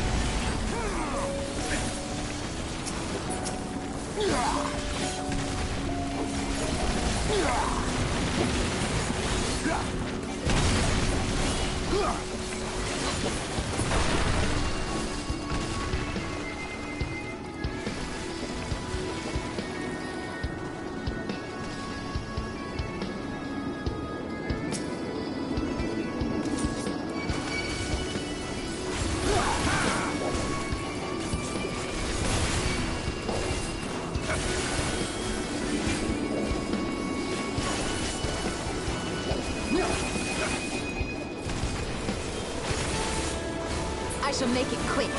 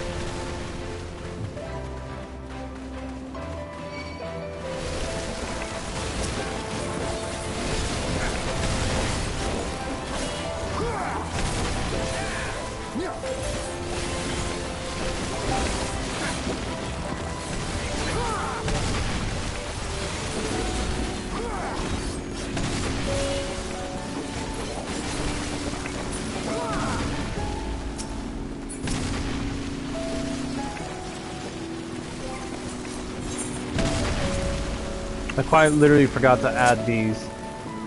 I'm an idiot.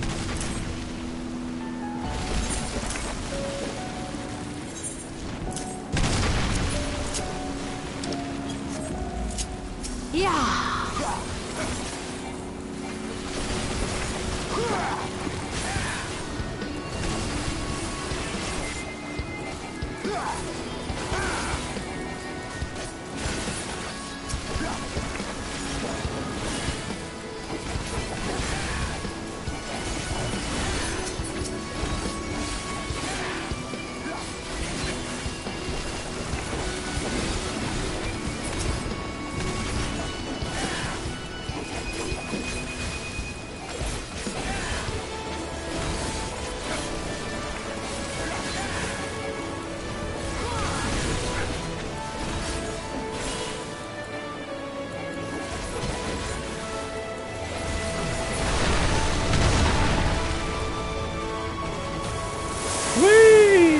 And here we go with the first boss. Saying about gives way. Above gives way, have care. And here we are, the first boss, Hedatet. We're in that creature's home. Scorpion clad in crystal. How curious.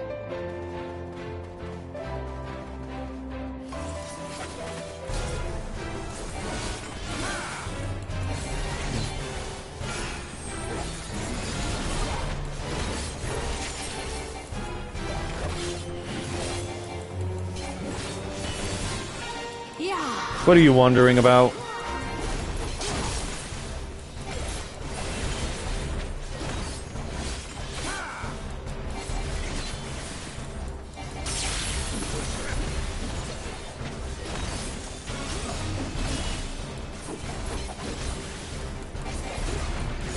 I shall make it quick.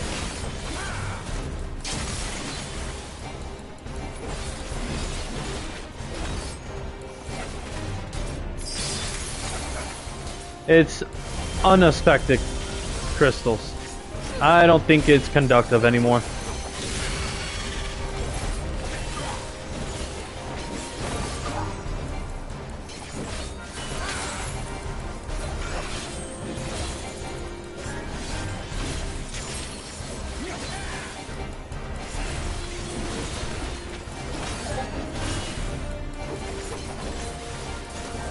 Well, not only that, but it's not exactly a crystal anymore now, is it?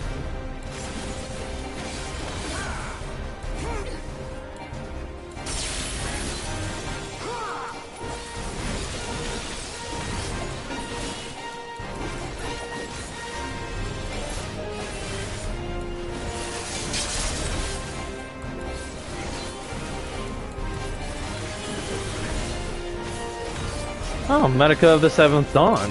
Nice.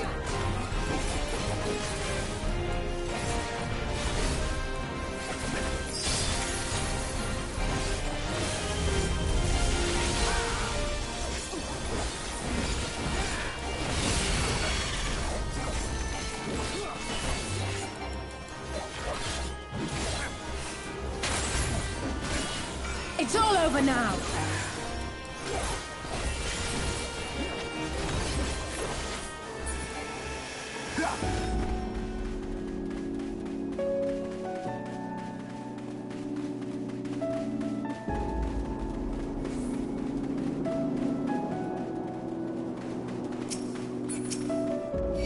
Is this elegant? Yep.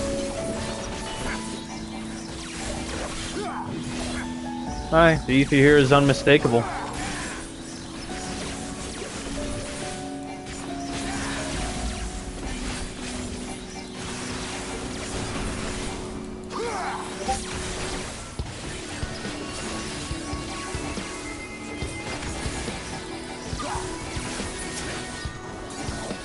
Out of my way!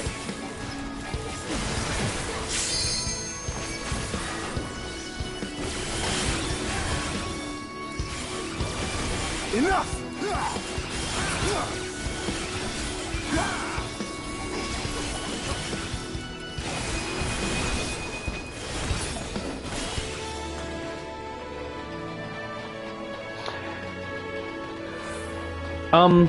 Oh right. Before I forget, it's technically in these ruins where I also kind of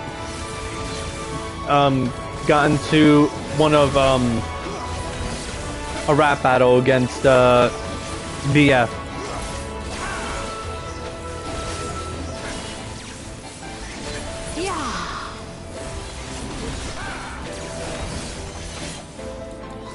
If you don't know what I mean, I'm talking about Friday Night Funkin'.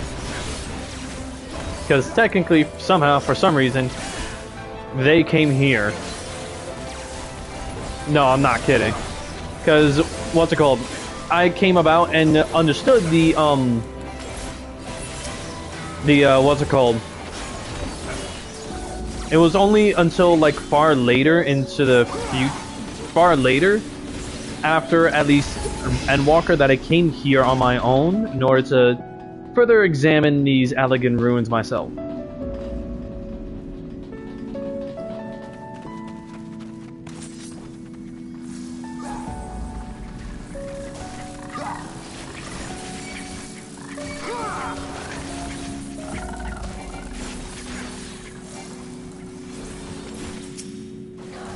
Ah, shoot.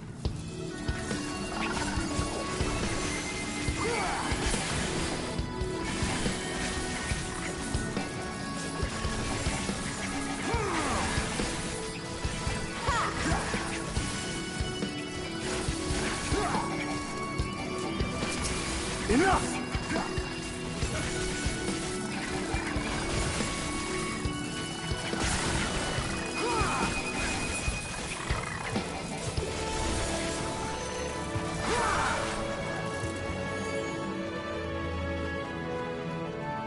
So yeah, when I came back during Post Endwalker, when, you know, we had time in peace times, I technically came back here.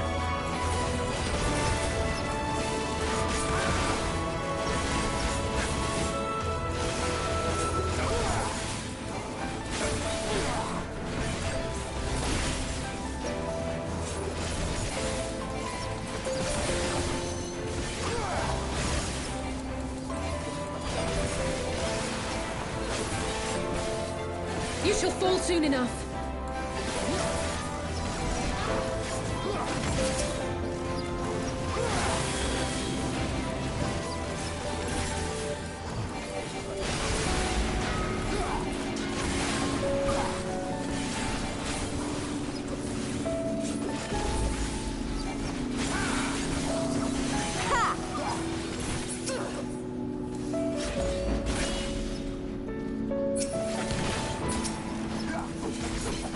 Oh wow. A charred paladin. Interesting. Oh yeah, and then this boss. A defective drone. Let's give them a show. Oh yeah, that's the other one I forgot to put in the bar.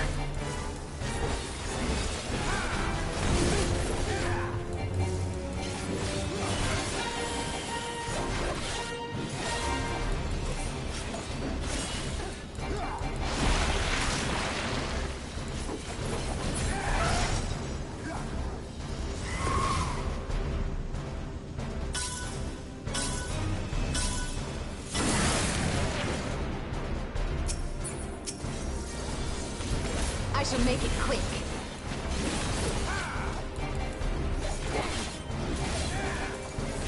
Forward! Forward!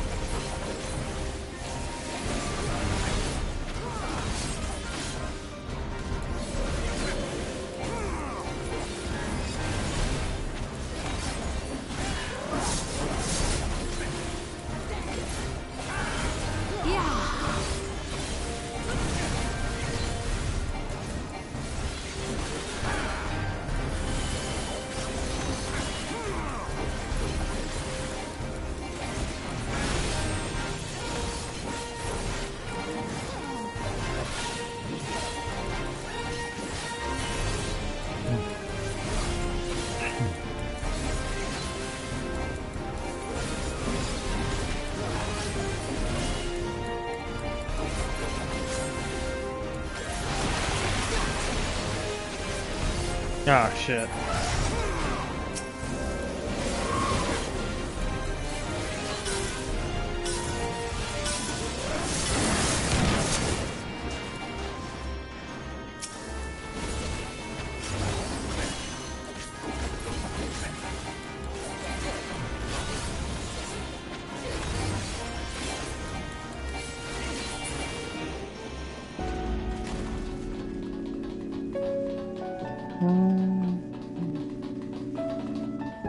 So, yeah. Now we exit the Allegan ruins. And guess what? Oh, looky here. The storm has passed. Now it shows the indigenous types.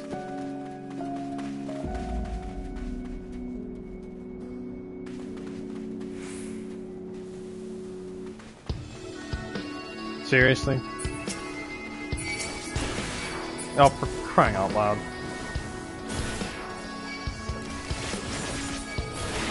Oh yeah, and then there's these fuckers.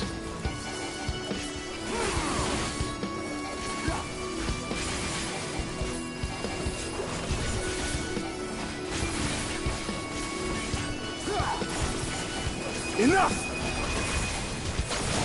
Out of my way!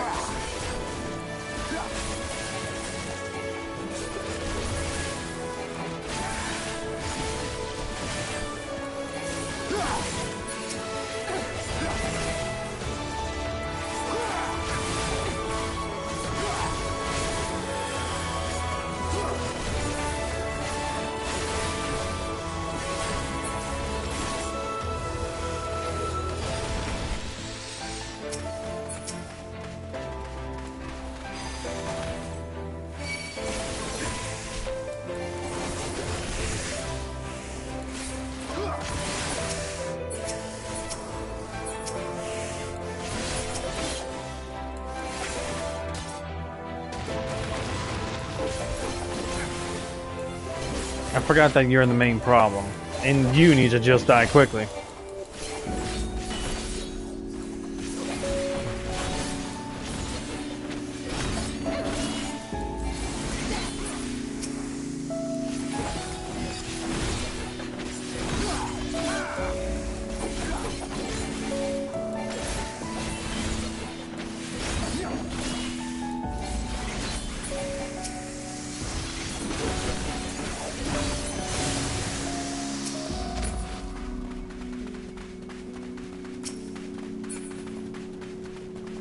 Descended from this creature, I wonder.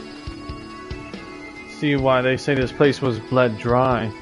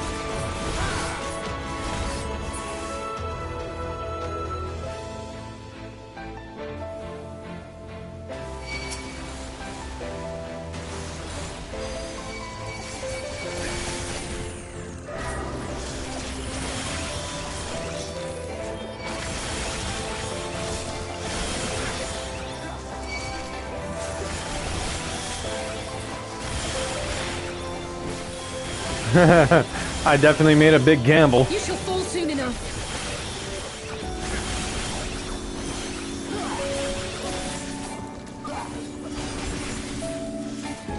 I nearly died. If you were watching my health bar just earlier.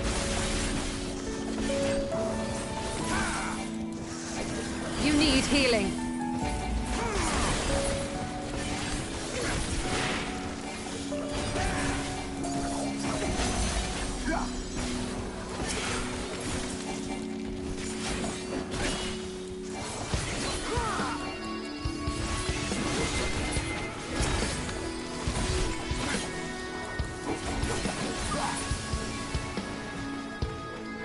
And here we go with the one of the most annoying bosses so far in this entirety of the game.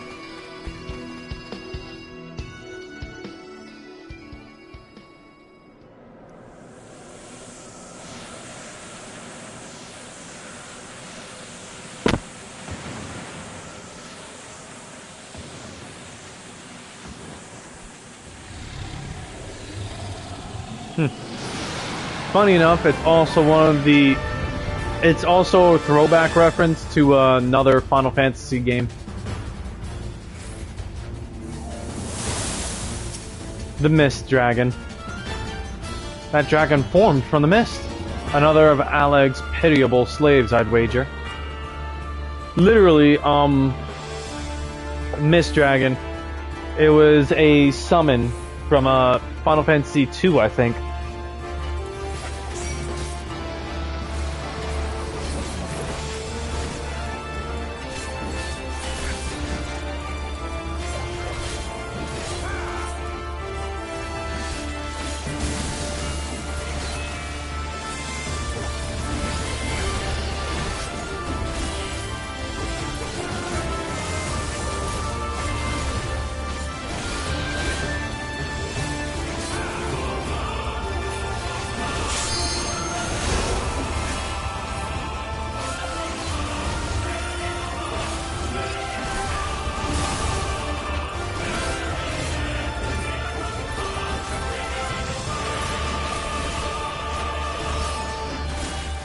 Final Fantasy like 6, 5, I think. I don't know. I don't recall.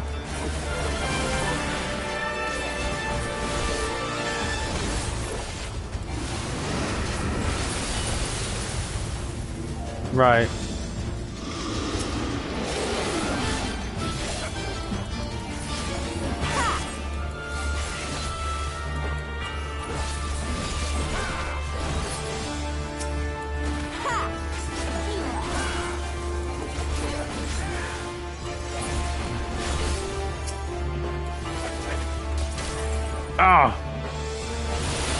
Okay, didn't expect that.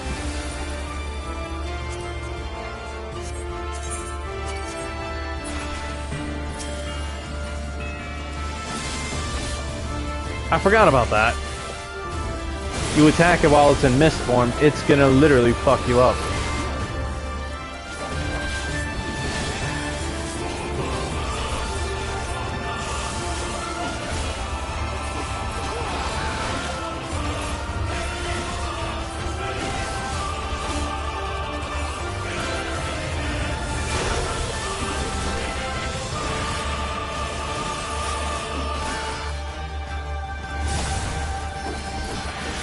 I shall make it quick.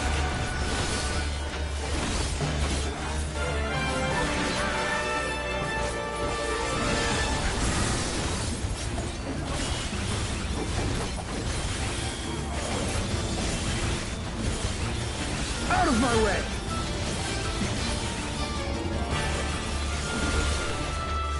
Here we go with the deep fog again.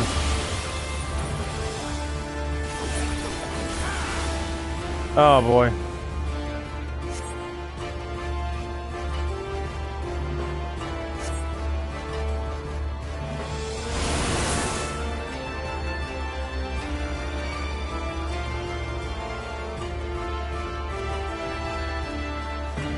Oh.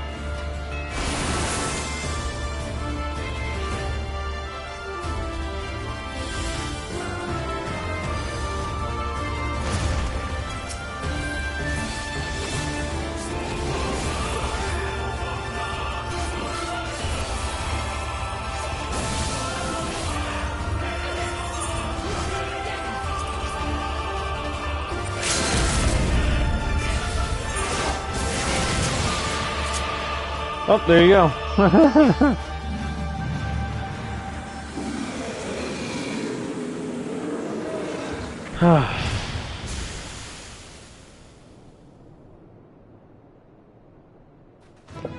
If I remember correctly, the Mist Dragon from a previous Final Fantasy game was the guardian of a summoner's village. A village full of summoners.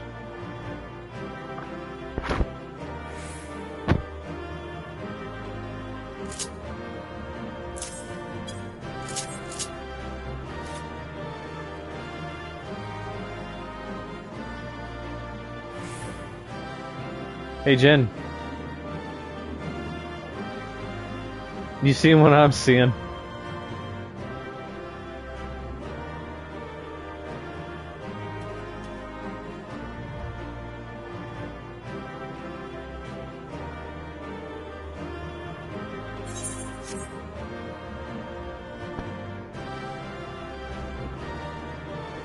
Yeah, but do you see how big it is?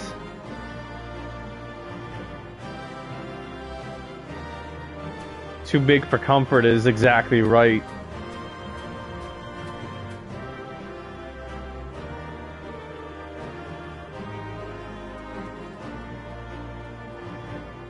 Just imagine how I'd look standing next to it. I'm just hoping that, you know, not much else bullshit. I'm pretty sure all the way at the far end from what we were from where we were just now is where the ship crashed. That's precisely where we're going. Maybe. There's the Allegan ruin, and between you know, contending with bloodthirsty beasts and sand in my every conceivable place, I'm quite ready to leave this wasteland.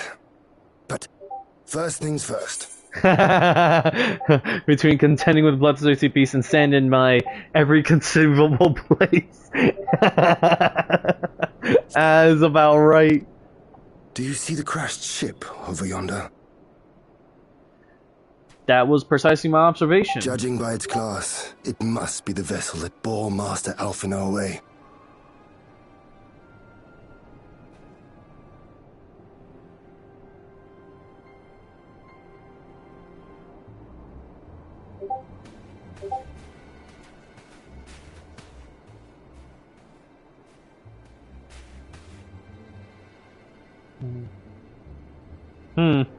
She took note of it. Oh. And what's that? War Machina. It would seem they were involved in a struggle. Yep.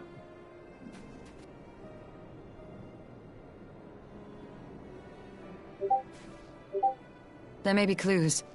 We should split up and search the area.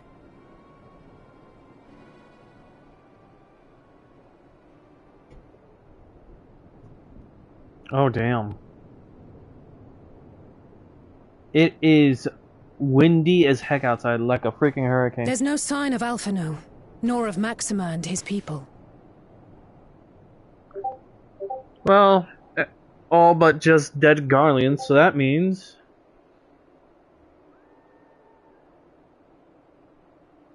These were no ordinary soldiers. Over here!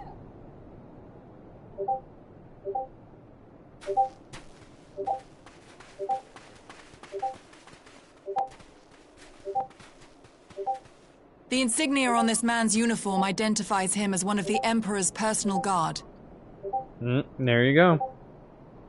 Hand-picked soldiers, answering only to the royal family. That would explain why all the casualties are Garlean. They were fighting their own. You're saying the Emperor was behind all this? That Alphino is his prisoner? Alphino is fine, I'm sure of it.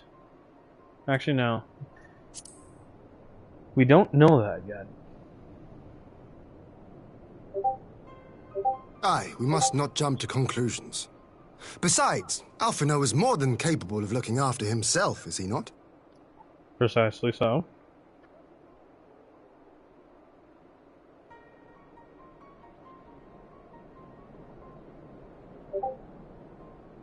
I suggest we return to Doma to consider our options. Whatever happened here, Master Alphino is long gone, and any subsequent search may safely be left in the hands of the shinobi.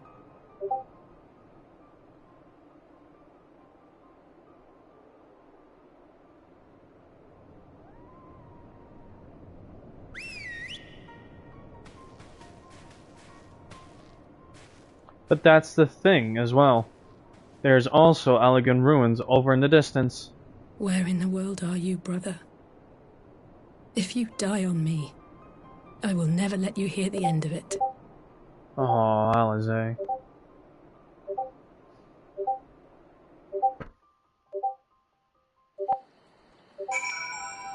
Well, there you go. That was that.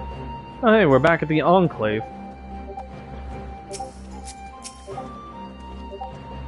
Well, that was a decidedly uneventful journey.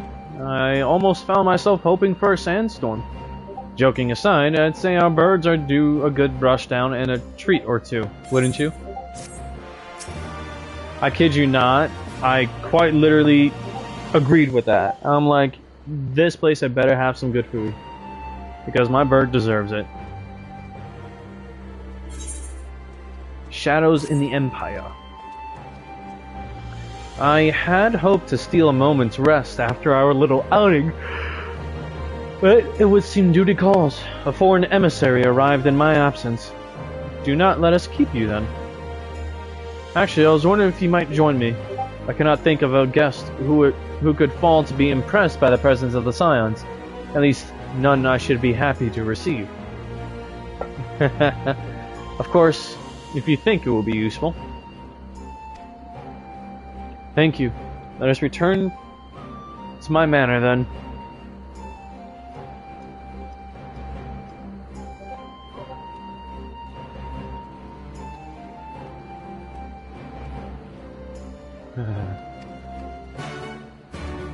Dun-dun-dun.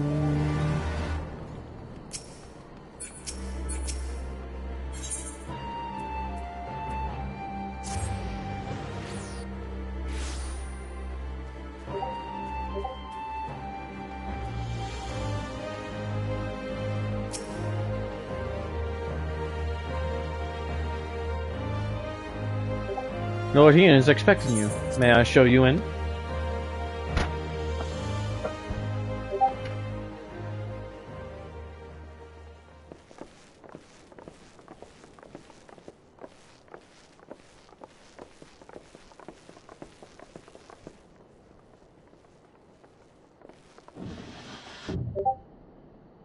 Lise! Lise!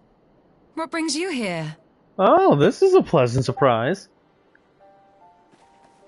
Oh, Alliance business. We have a request for Doma. Well, Hien. But that can wait. They told me you were out searching for Alphino. Did you manage to pick up his trail?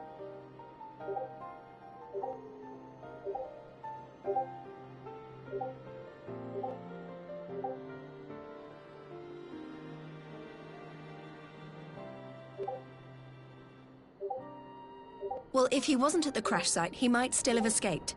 We have to keep searching. And we will. Alphino embarked on this journey as an emissary of Doma, and I hold myself responsible for his safe return. I will have our shinobi in the provinces search for him as a matter of urgency. Chin up, Alize. You'll get to admonish your brother for his recklessness yet.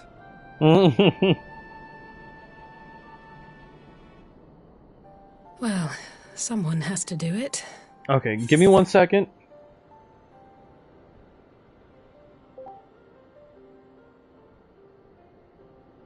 Yo, Xander? Fuck you, Robert. What? What'd I do? Spamming the shit out of my Discord and blowing the fuck up out of my phone. That it's heating up to the point where it feels like it's about to have a meltdown. Listen, here's what I keep telling everybody. Just mute the fucking catch them all chat. I'm gonna spam it. I just did, you motherfucker, but fucking hell. I did not know you had gotten a fucking Poke2 bot into the fucking Discord. You piece of shit. I'm telling you this. You are a piece of shit for blowing up my phone like this. Yo, I graciously apologize, but at least you have a nice warm thing if you're outside. I am not outside. I'm in the comforts of my home. I feel like I'm sweating laying down in my bed right with my phone right next to me. Damn, sorry, I gave you a fucking nuclear pouch. Fuck you. Anyways, that's what I wanted to come in here and say. Hello everyone else. Max. Well, I forgot you. I don't know, what was it? Avian? Yep. Okay, at least I got it right. Who was the other guy? G-Angel? Yep, he just came in and out. If you waited another couple seconds, he'll be in. Maybe. These fucking assholes.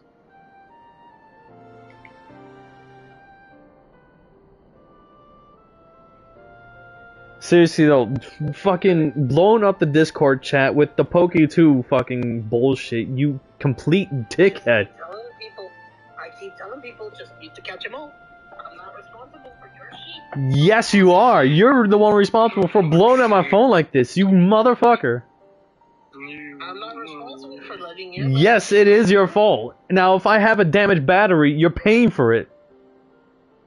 I'm not paying for shit. I'm a broke bitch. You better look for some other fat motherfucker to do it. Then steal something, motherfucker. I know how poor you are. You're liable to do that.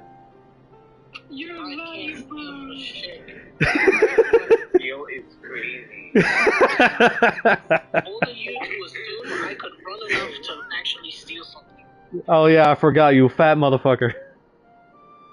Thank you.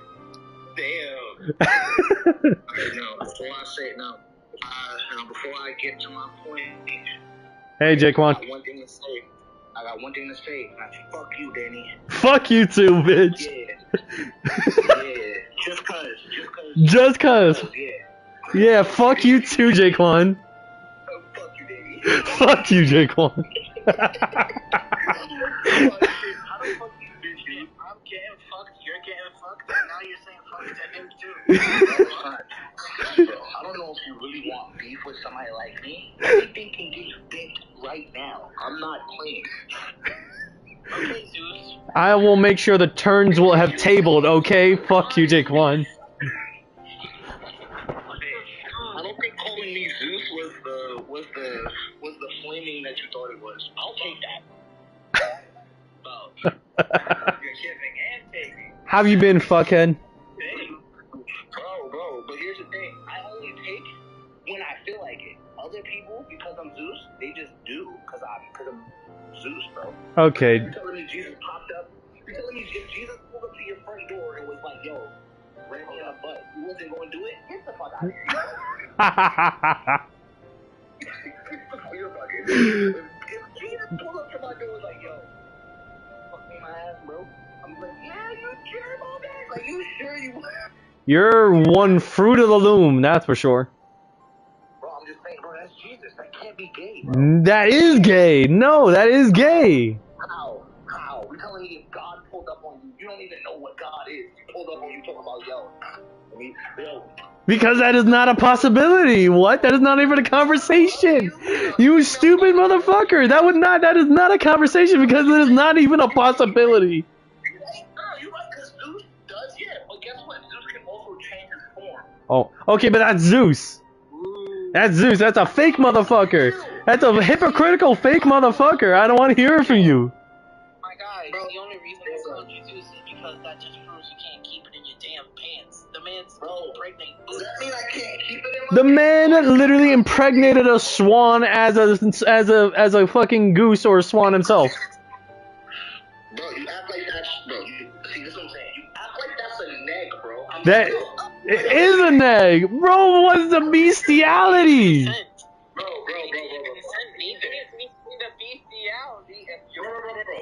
He's the original gooner. I don't want to hear it. Bro, two things. One, he's the original furry. Like I said, He transformed into one to fuck one. I don't want to hear it. Zeus is a god pulling up upon the mortal realm. Him appearing to be a guy is just because we can't comprehend anything else. Zeus can easily appear to be a female. But hey, you want to think that I'm out here just deciding? I'm gonna be honest. That's the same. That's the same as Muzan appearing as a woman too, just to be in disguise. I mean, but if he gets this booty touched as a girl, it's not gay. Technically, it is. Because his mentality is still masculine. So you're telling me if I fuck a dyke, that's gay? Yes. I don't give a shit. I don't give a shit. I don't give a shit. I will gladly fuck you.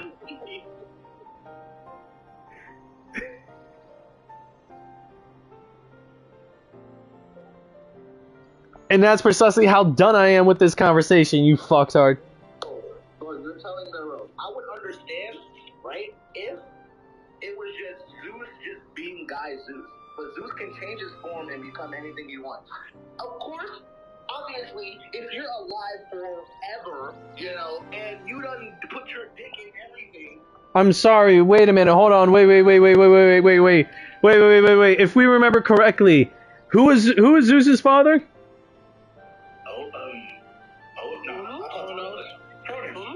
Yes. And how did Kronos address Zeus at all times? Son. Son. Son. He tried to eat him, and then Zeus was like, yeah. Well, then somebody else in the mythology was like, yeah, no. Okay, but still, he still addressed him as son.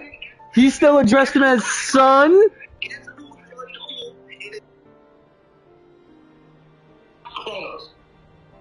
That may be true, but still, he was addressed as son.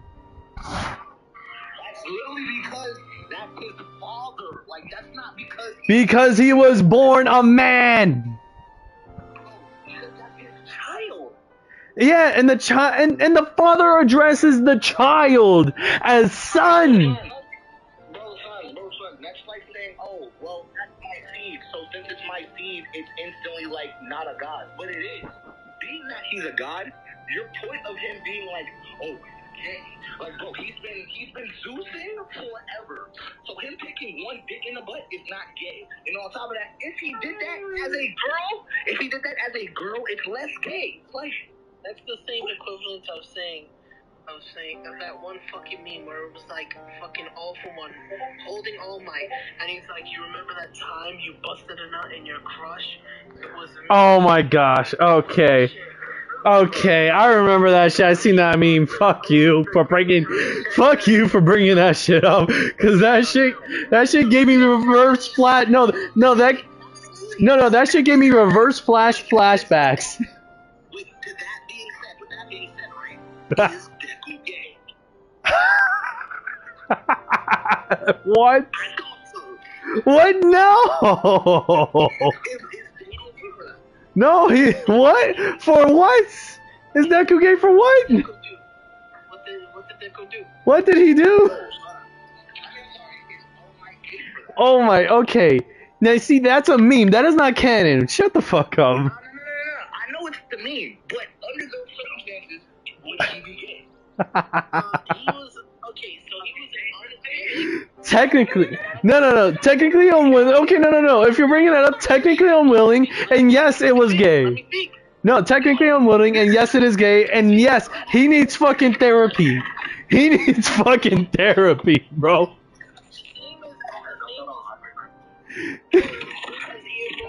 Going back in time and rubbing one out on Barry, right?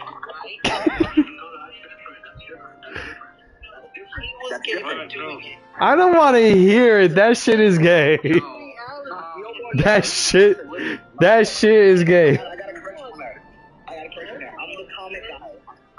I don't give a shit. End of conversation. Hold on, I'll get back to you. When it comes to Neophar's son, my dude, that was 100% gay. He was gay / OG, period. Now, the reason why it is so gay, the reason why it is gay is because it's guy on guy. It's guy touching guy dick. That's why it's gay. Precisely that, yes. Yes, precisely. Wait, you follow me, right? Boom. Now, if you're following me there, right, that means girl on guy or guy on girl isn't gay, right? Okay, but that's the thing. You're talking about the physical aspect. The spiritual aspect is that this motherfucker was still a guy, but in a woman's body. That is still wrong. That's like trying to say, oh, hey, that's like trying... In a woman's body, you're still a girl. Like, what do you... Still no, because that's wrong, and it's still inherently gay, because the conception of that is a man's soul is having sex with another man's soul. No,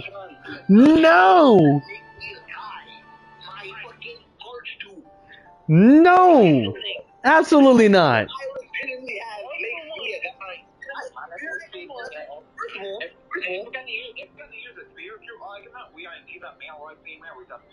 I was about to say that. I'm like, okay. Our souls does not have one or the other.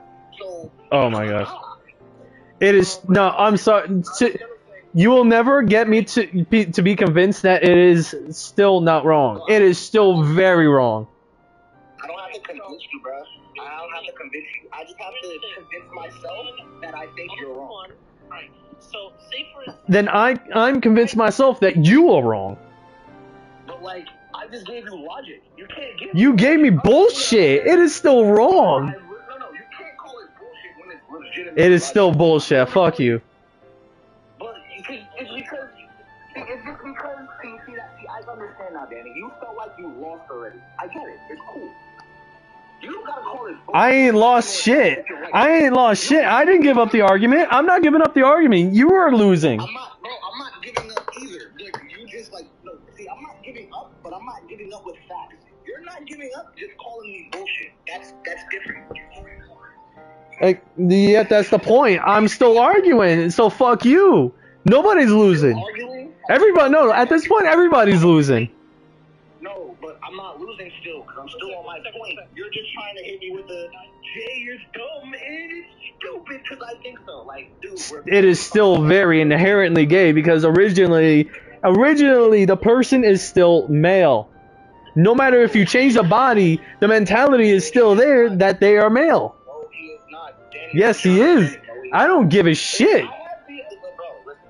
Listen. If I have the ability to change my appearance in every sense of the word, it is still wrong because of the fact, not only that, but the original view of the person that you've known for so long.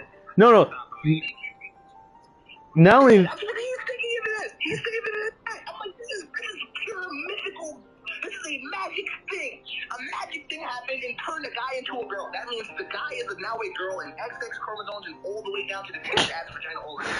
So this is we're not talking. First of all, we're not even talking about real world anything. We're talking about something made up in mythology. So with that being said, I can also assume that their powers are of the magical essence. So which means that yes, he can literally change himself from male to female. Even so, still, I don't give a shit. No. Even if the magical component is involved, originally, the original way that you were born, male. And if you're still doing that and you're trying to think, no. Science into mythology, they don't cross. Alright. So let me put it in a way you understand. If I were to sever my right hand from a male body, I'm a male, right? And then I took my right hand and infused it with my life force, and it regrew into a woman, but it is still identified as part of me. You can shut up. I'm not talking to you about this because you're just now adding more stupid steps into it. No, you're adding more stupid steps. You're adding more stupid steps. Thank you. No. I am right. It looks like a woman, but it identifies as part of me, which I am male. So if my boy Emperor over here were to clap her cheeks, but it is me, he's essentially trying to clap me, which that makes him gay. That doesn't make me gay because I'm clapping the female that came out of your head. That is still part of me, which is real. Okay, if you're trying to make this work in your scenario, actually, how it would actually work would be, well, yeah, you cut off your hand, and from your hand sprouts somebody else with your same DNA, but they are a female. You are a female. This is not a Piccolo thing where you chop off his arm and like his arm grow a whole nother him, but it's a different. Okay. You know what? How's about this? We just agree to disagree. Then we just agree to disagree. Let's drop. So, if you agree to disagree, you lost. Game set. I don't give a shit at this point because to me you're still wrong. I don't give a shit. You can say you won, but to me you still lost, and I disagree with you. But you're agreeing to disagree. Only losers do that. No, losers do not do that. People who still keep their sanity do it because you're. If you have sanity, I literally hit you with facts. I hit you with the mythological route. I've let John go about his day with his psychological route. You still haven't given me a route in which yours works. Okay, Jaquan, seriously, can I know the name of your dealer? I want the shit that he's serving if you're talking to me about this shit. I didn't start shit. You came in here starting this shit. You came in here. I didn't start shit. You came at me with this. I didn't start shit. What are you talking about? You started this back half conversation. Like, this wasn't even the topic of conversation.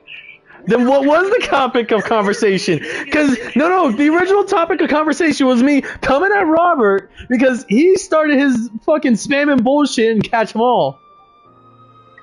He's been doing that. See, like, you gotta be in the chat more if you're going to call somebody out for doing something that's already been addressed. Yeah, no, I have a right to come in here and come at him for that because my phone nearly went fucking nuclear. I'm not apologizing. Fuck you. But I'm still not apologizing. Fuck you too, then. Hey, man. You just gotta catch him before he does, bro. You'll be alright. Alright. I'm playing a game, so I'm gonna get back to it, and I'm gonna say peace out because fuck all of you. Except for you, Max. And except for you, Avian. Alright, Daddy. I love you, but fuck you too, Jaquan.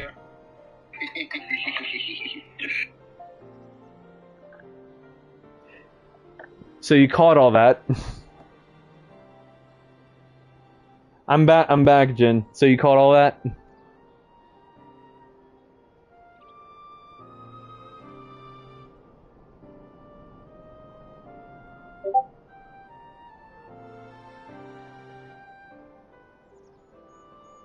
Where did you send me?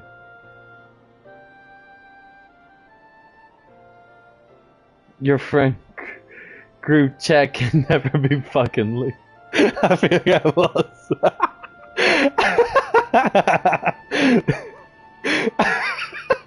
Sounds George. I know you heard everything. I didn't mute myself.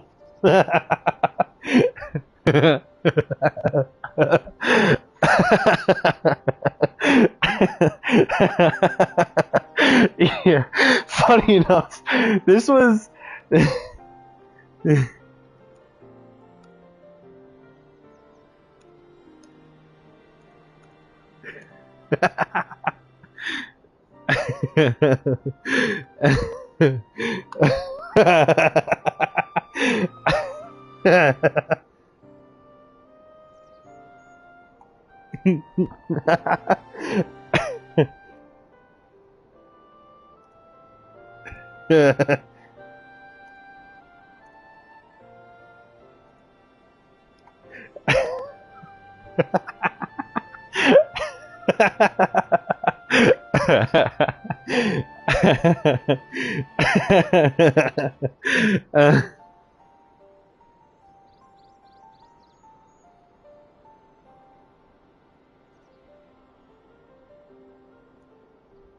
Of course you are.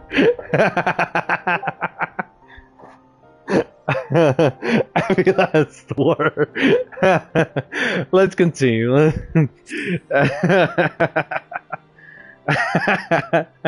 I'm sure he's going to be fine. There is one thing I'm not sure about, though. You said it was the Emperor's personal guard that attacked Alphino's airship. But the Popularis would never have been able to arrange the prisoner exchange without Varus's blessing. So why would he sabotage his own mission? It sounds like a you problem, bro. They may not have been acting on Varus's orders. The guard answer not only to him, but to his family. The Crown Prince included. Well, welcome to dealing with my friends. How the fuck? I don't know what to tell you. I wish I could tell you. I wish I could tell you.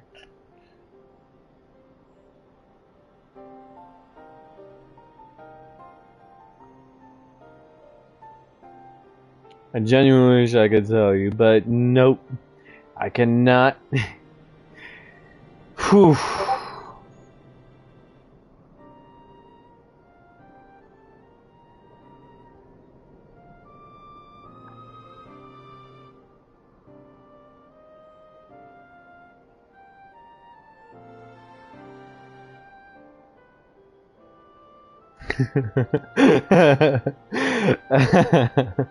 Yeah, I don't know what they huffing, but it's not healthy.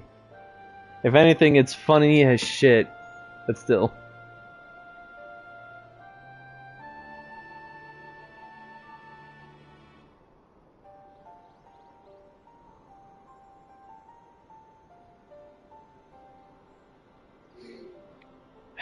Welcome to dealing with my friends.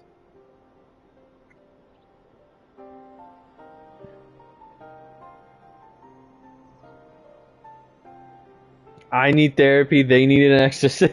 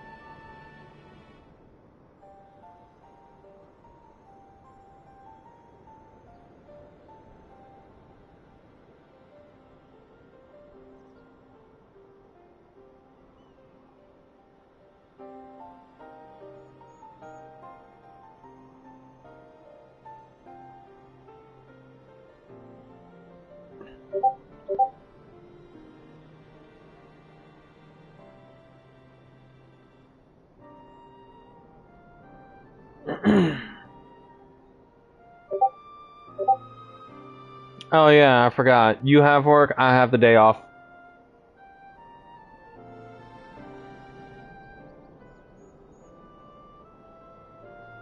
Because new moon. Anyways. Right, moving forward. When Yotsuyu summoned Tsukuyomi, Asahi was quick to proclaim that a dormant citizen had violated the terms of our agreement, that the negotiations had failed. And it is this version of events that is now being repeated across Garlemald. To hear the tale, one would think the prisoner exchange never took place. Plainly, someone is manipulating matters from the shadows.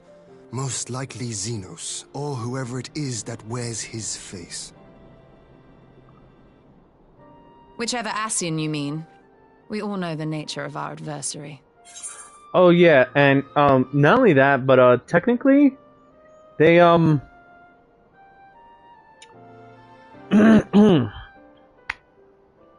remember how it was a prisoner exchange? So that means Maximum, or was it? Yeah, Maximum. Maximum? I forgot his name. Anyways, they also took the Garleans that were technically Doma's prisoners. So that means Garlemald technically murdered their own people. Because they were also on that vessel. Yeah, let's just call him Max. But still, with Max, though, yeah. Garlemald just technically murdered their own people by destroying the ship, too. Right? The servants of chaos are true to their name. Their meddling has cost Doma a chance at peace. Whoever it was that loosed his personal guard, the Emperor cannot be ignorant of these developments. We must proceed on the assumption that our treaty is indeed in tatters.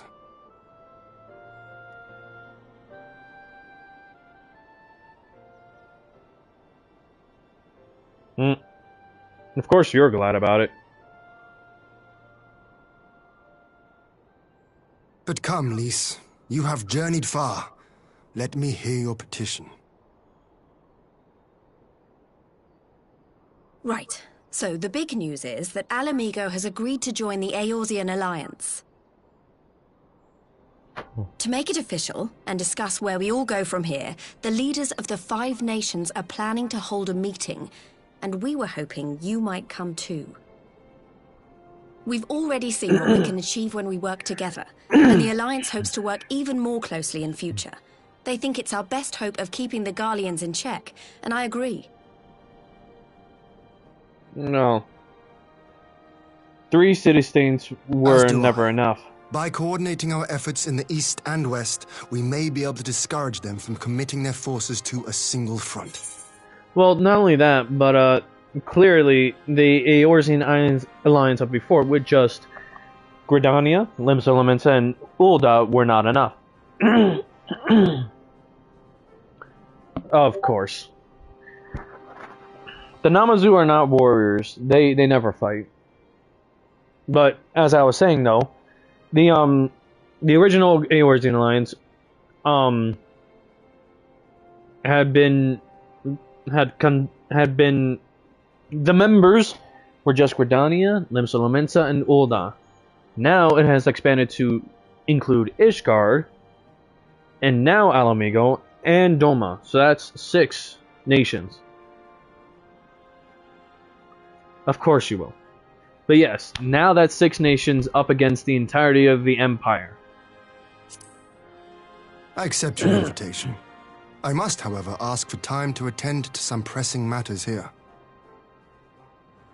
In light of recent events, the risk of Imperial reprisals is greater than ever, and I would not leave Doma unguarded. Ere I depart, I must shore up her defenses. Reasonable. Understood. I'll let the Alliance know.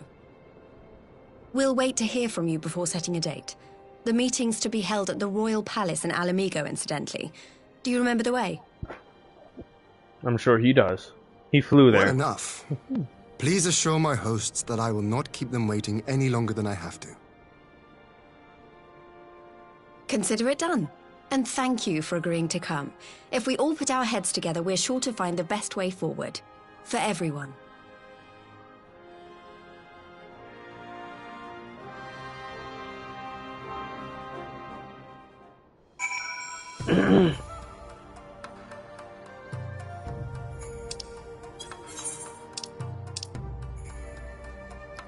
Remember correctly, right?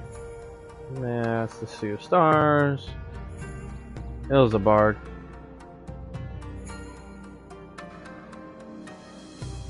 Oh yeah, that's Garlemald. Radhathan. Wait, what? Oh yeah.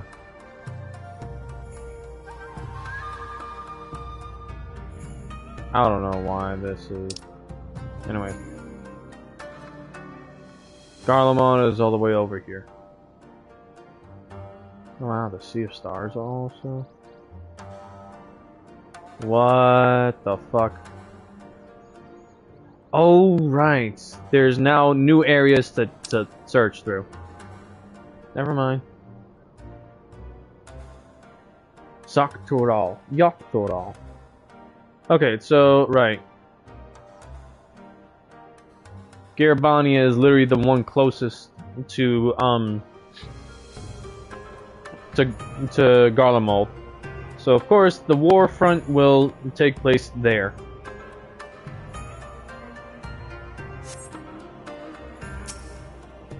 Sorry, I was literally showing the world map. I'm sorry, wait, what? The Sky Whale? Hold up. I didn't get to see, hold on. In the painting? What painting? You mean in the map? The world map that I showed you? My advisors and I will presently convene to discuss the matter of Doma's defenses. You are welcome to stay, of course. Had you not offered, I would have requested the leave to remain. Where the Ashians are concerned, naught might be left to chance. The map. Okay, one sec.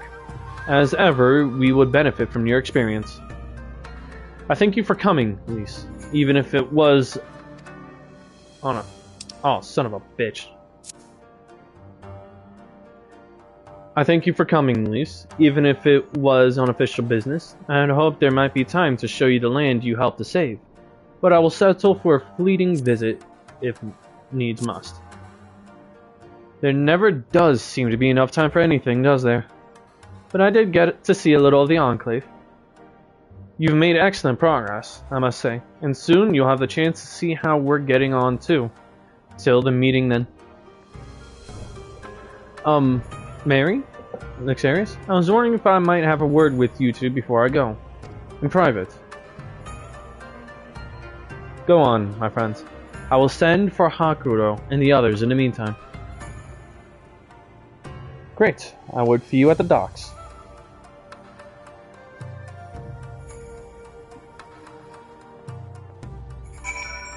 Okay, so. What are you talking about? What whale? Oh, this one. I don't know, honestly. I genuinely don't know why. I mean, there's also few of these paintings out here. And here as well.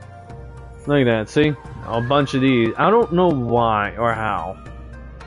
I wish I could tell you why or how, because look, they even have the Phoenix. They have airships, they have a bunch of them. Whatever this is. They even have more dragons, feather beasts. Look at that, see? Looks like, what is that? Sea serpent? Bunch of other things. Oh look, the siren. See? Yeah, I think it's all just a bunch of art. I'm being serious. I'm pretty sure none of these are just truly real. I'm pretty sure they're just art. For the sake of art. Because look, you got a bunch of chocobos riding out here. Yeah, I know, it's a little wild, but I don't know why, for whatever reason. Yeah. You got the sun here, you got all these places. Ships, more dragons. You got the moon over there. Okay. Yeah, trust me, I understand. To me, it looked kind of wild, too. Alright. Then, if anything, I'm gonna end it here and just focus on trying to level up my classes.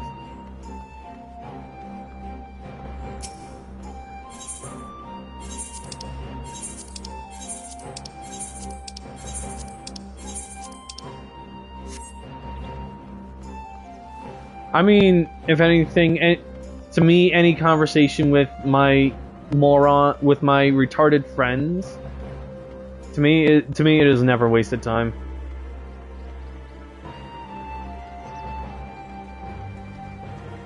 They're retards, but they're my retards.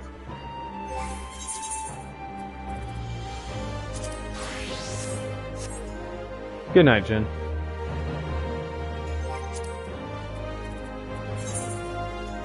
Suspend. Yes, save current progress. Good night.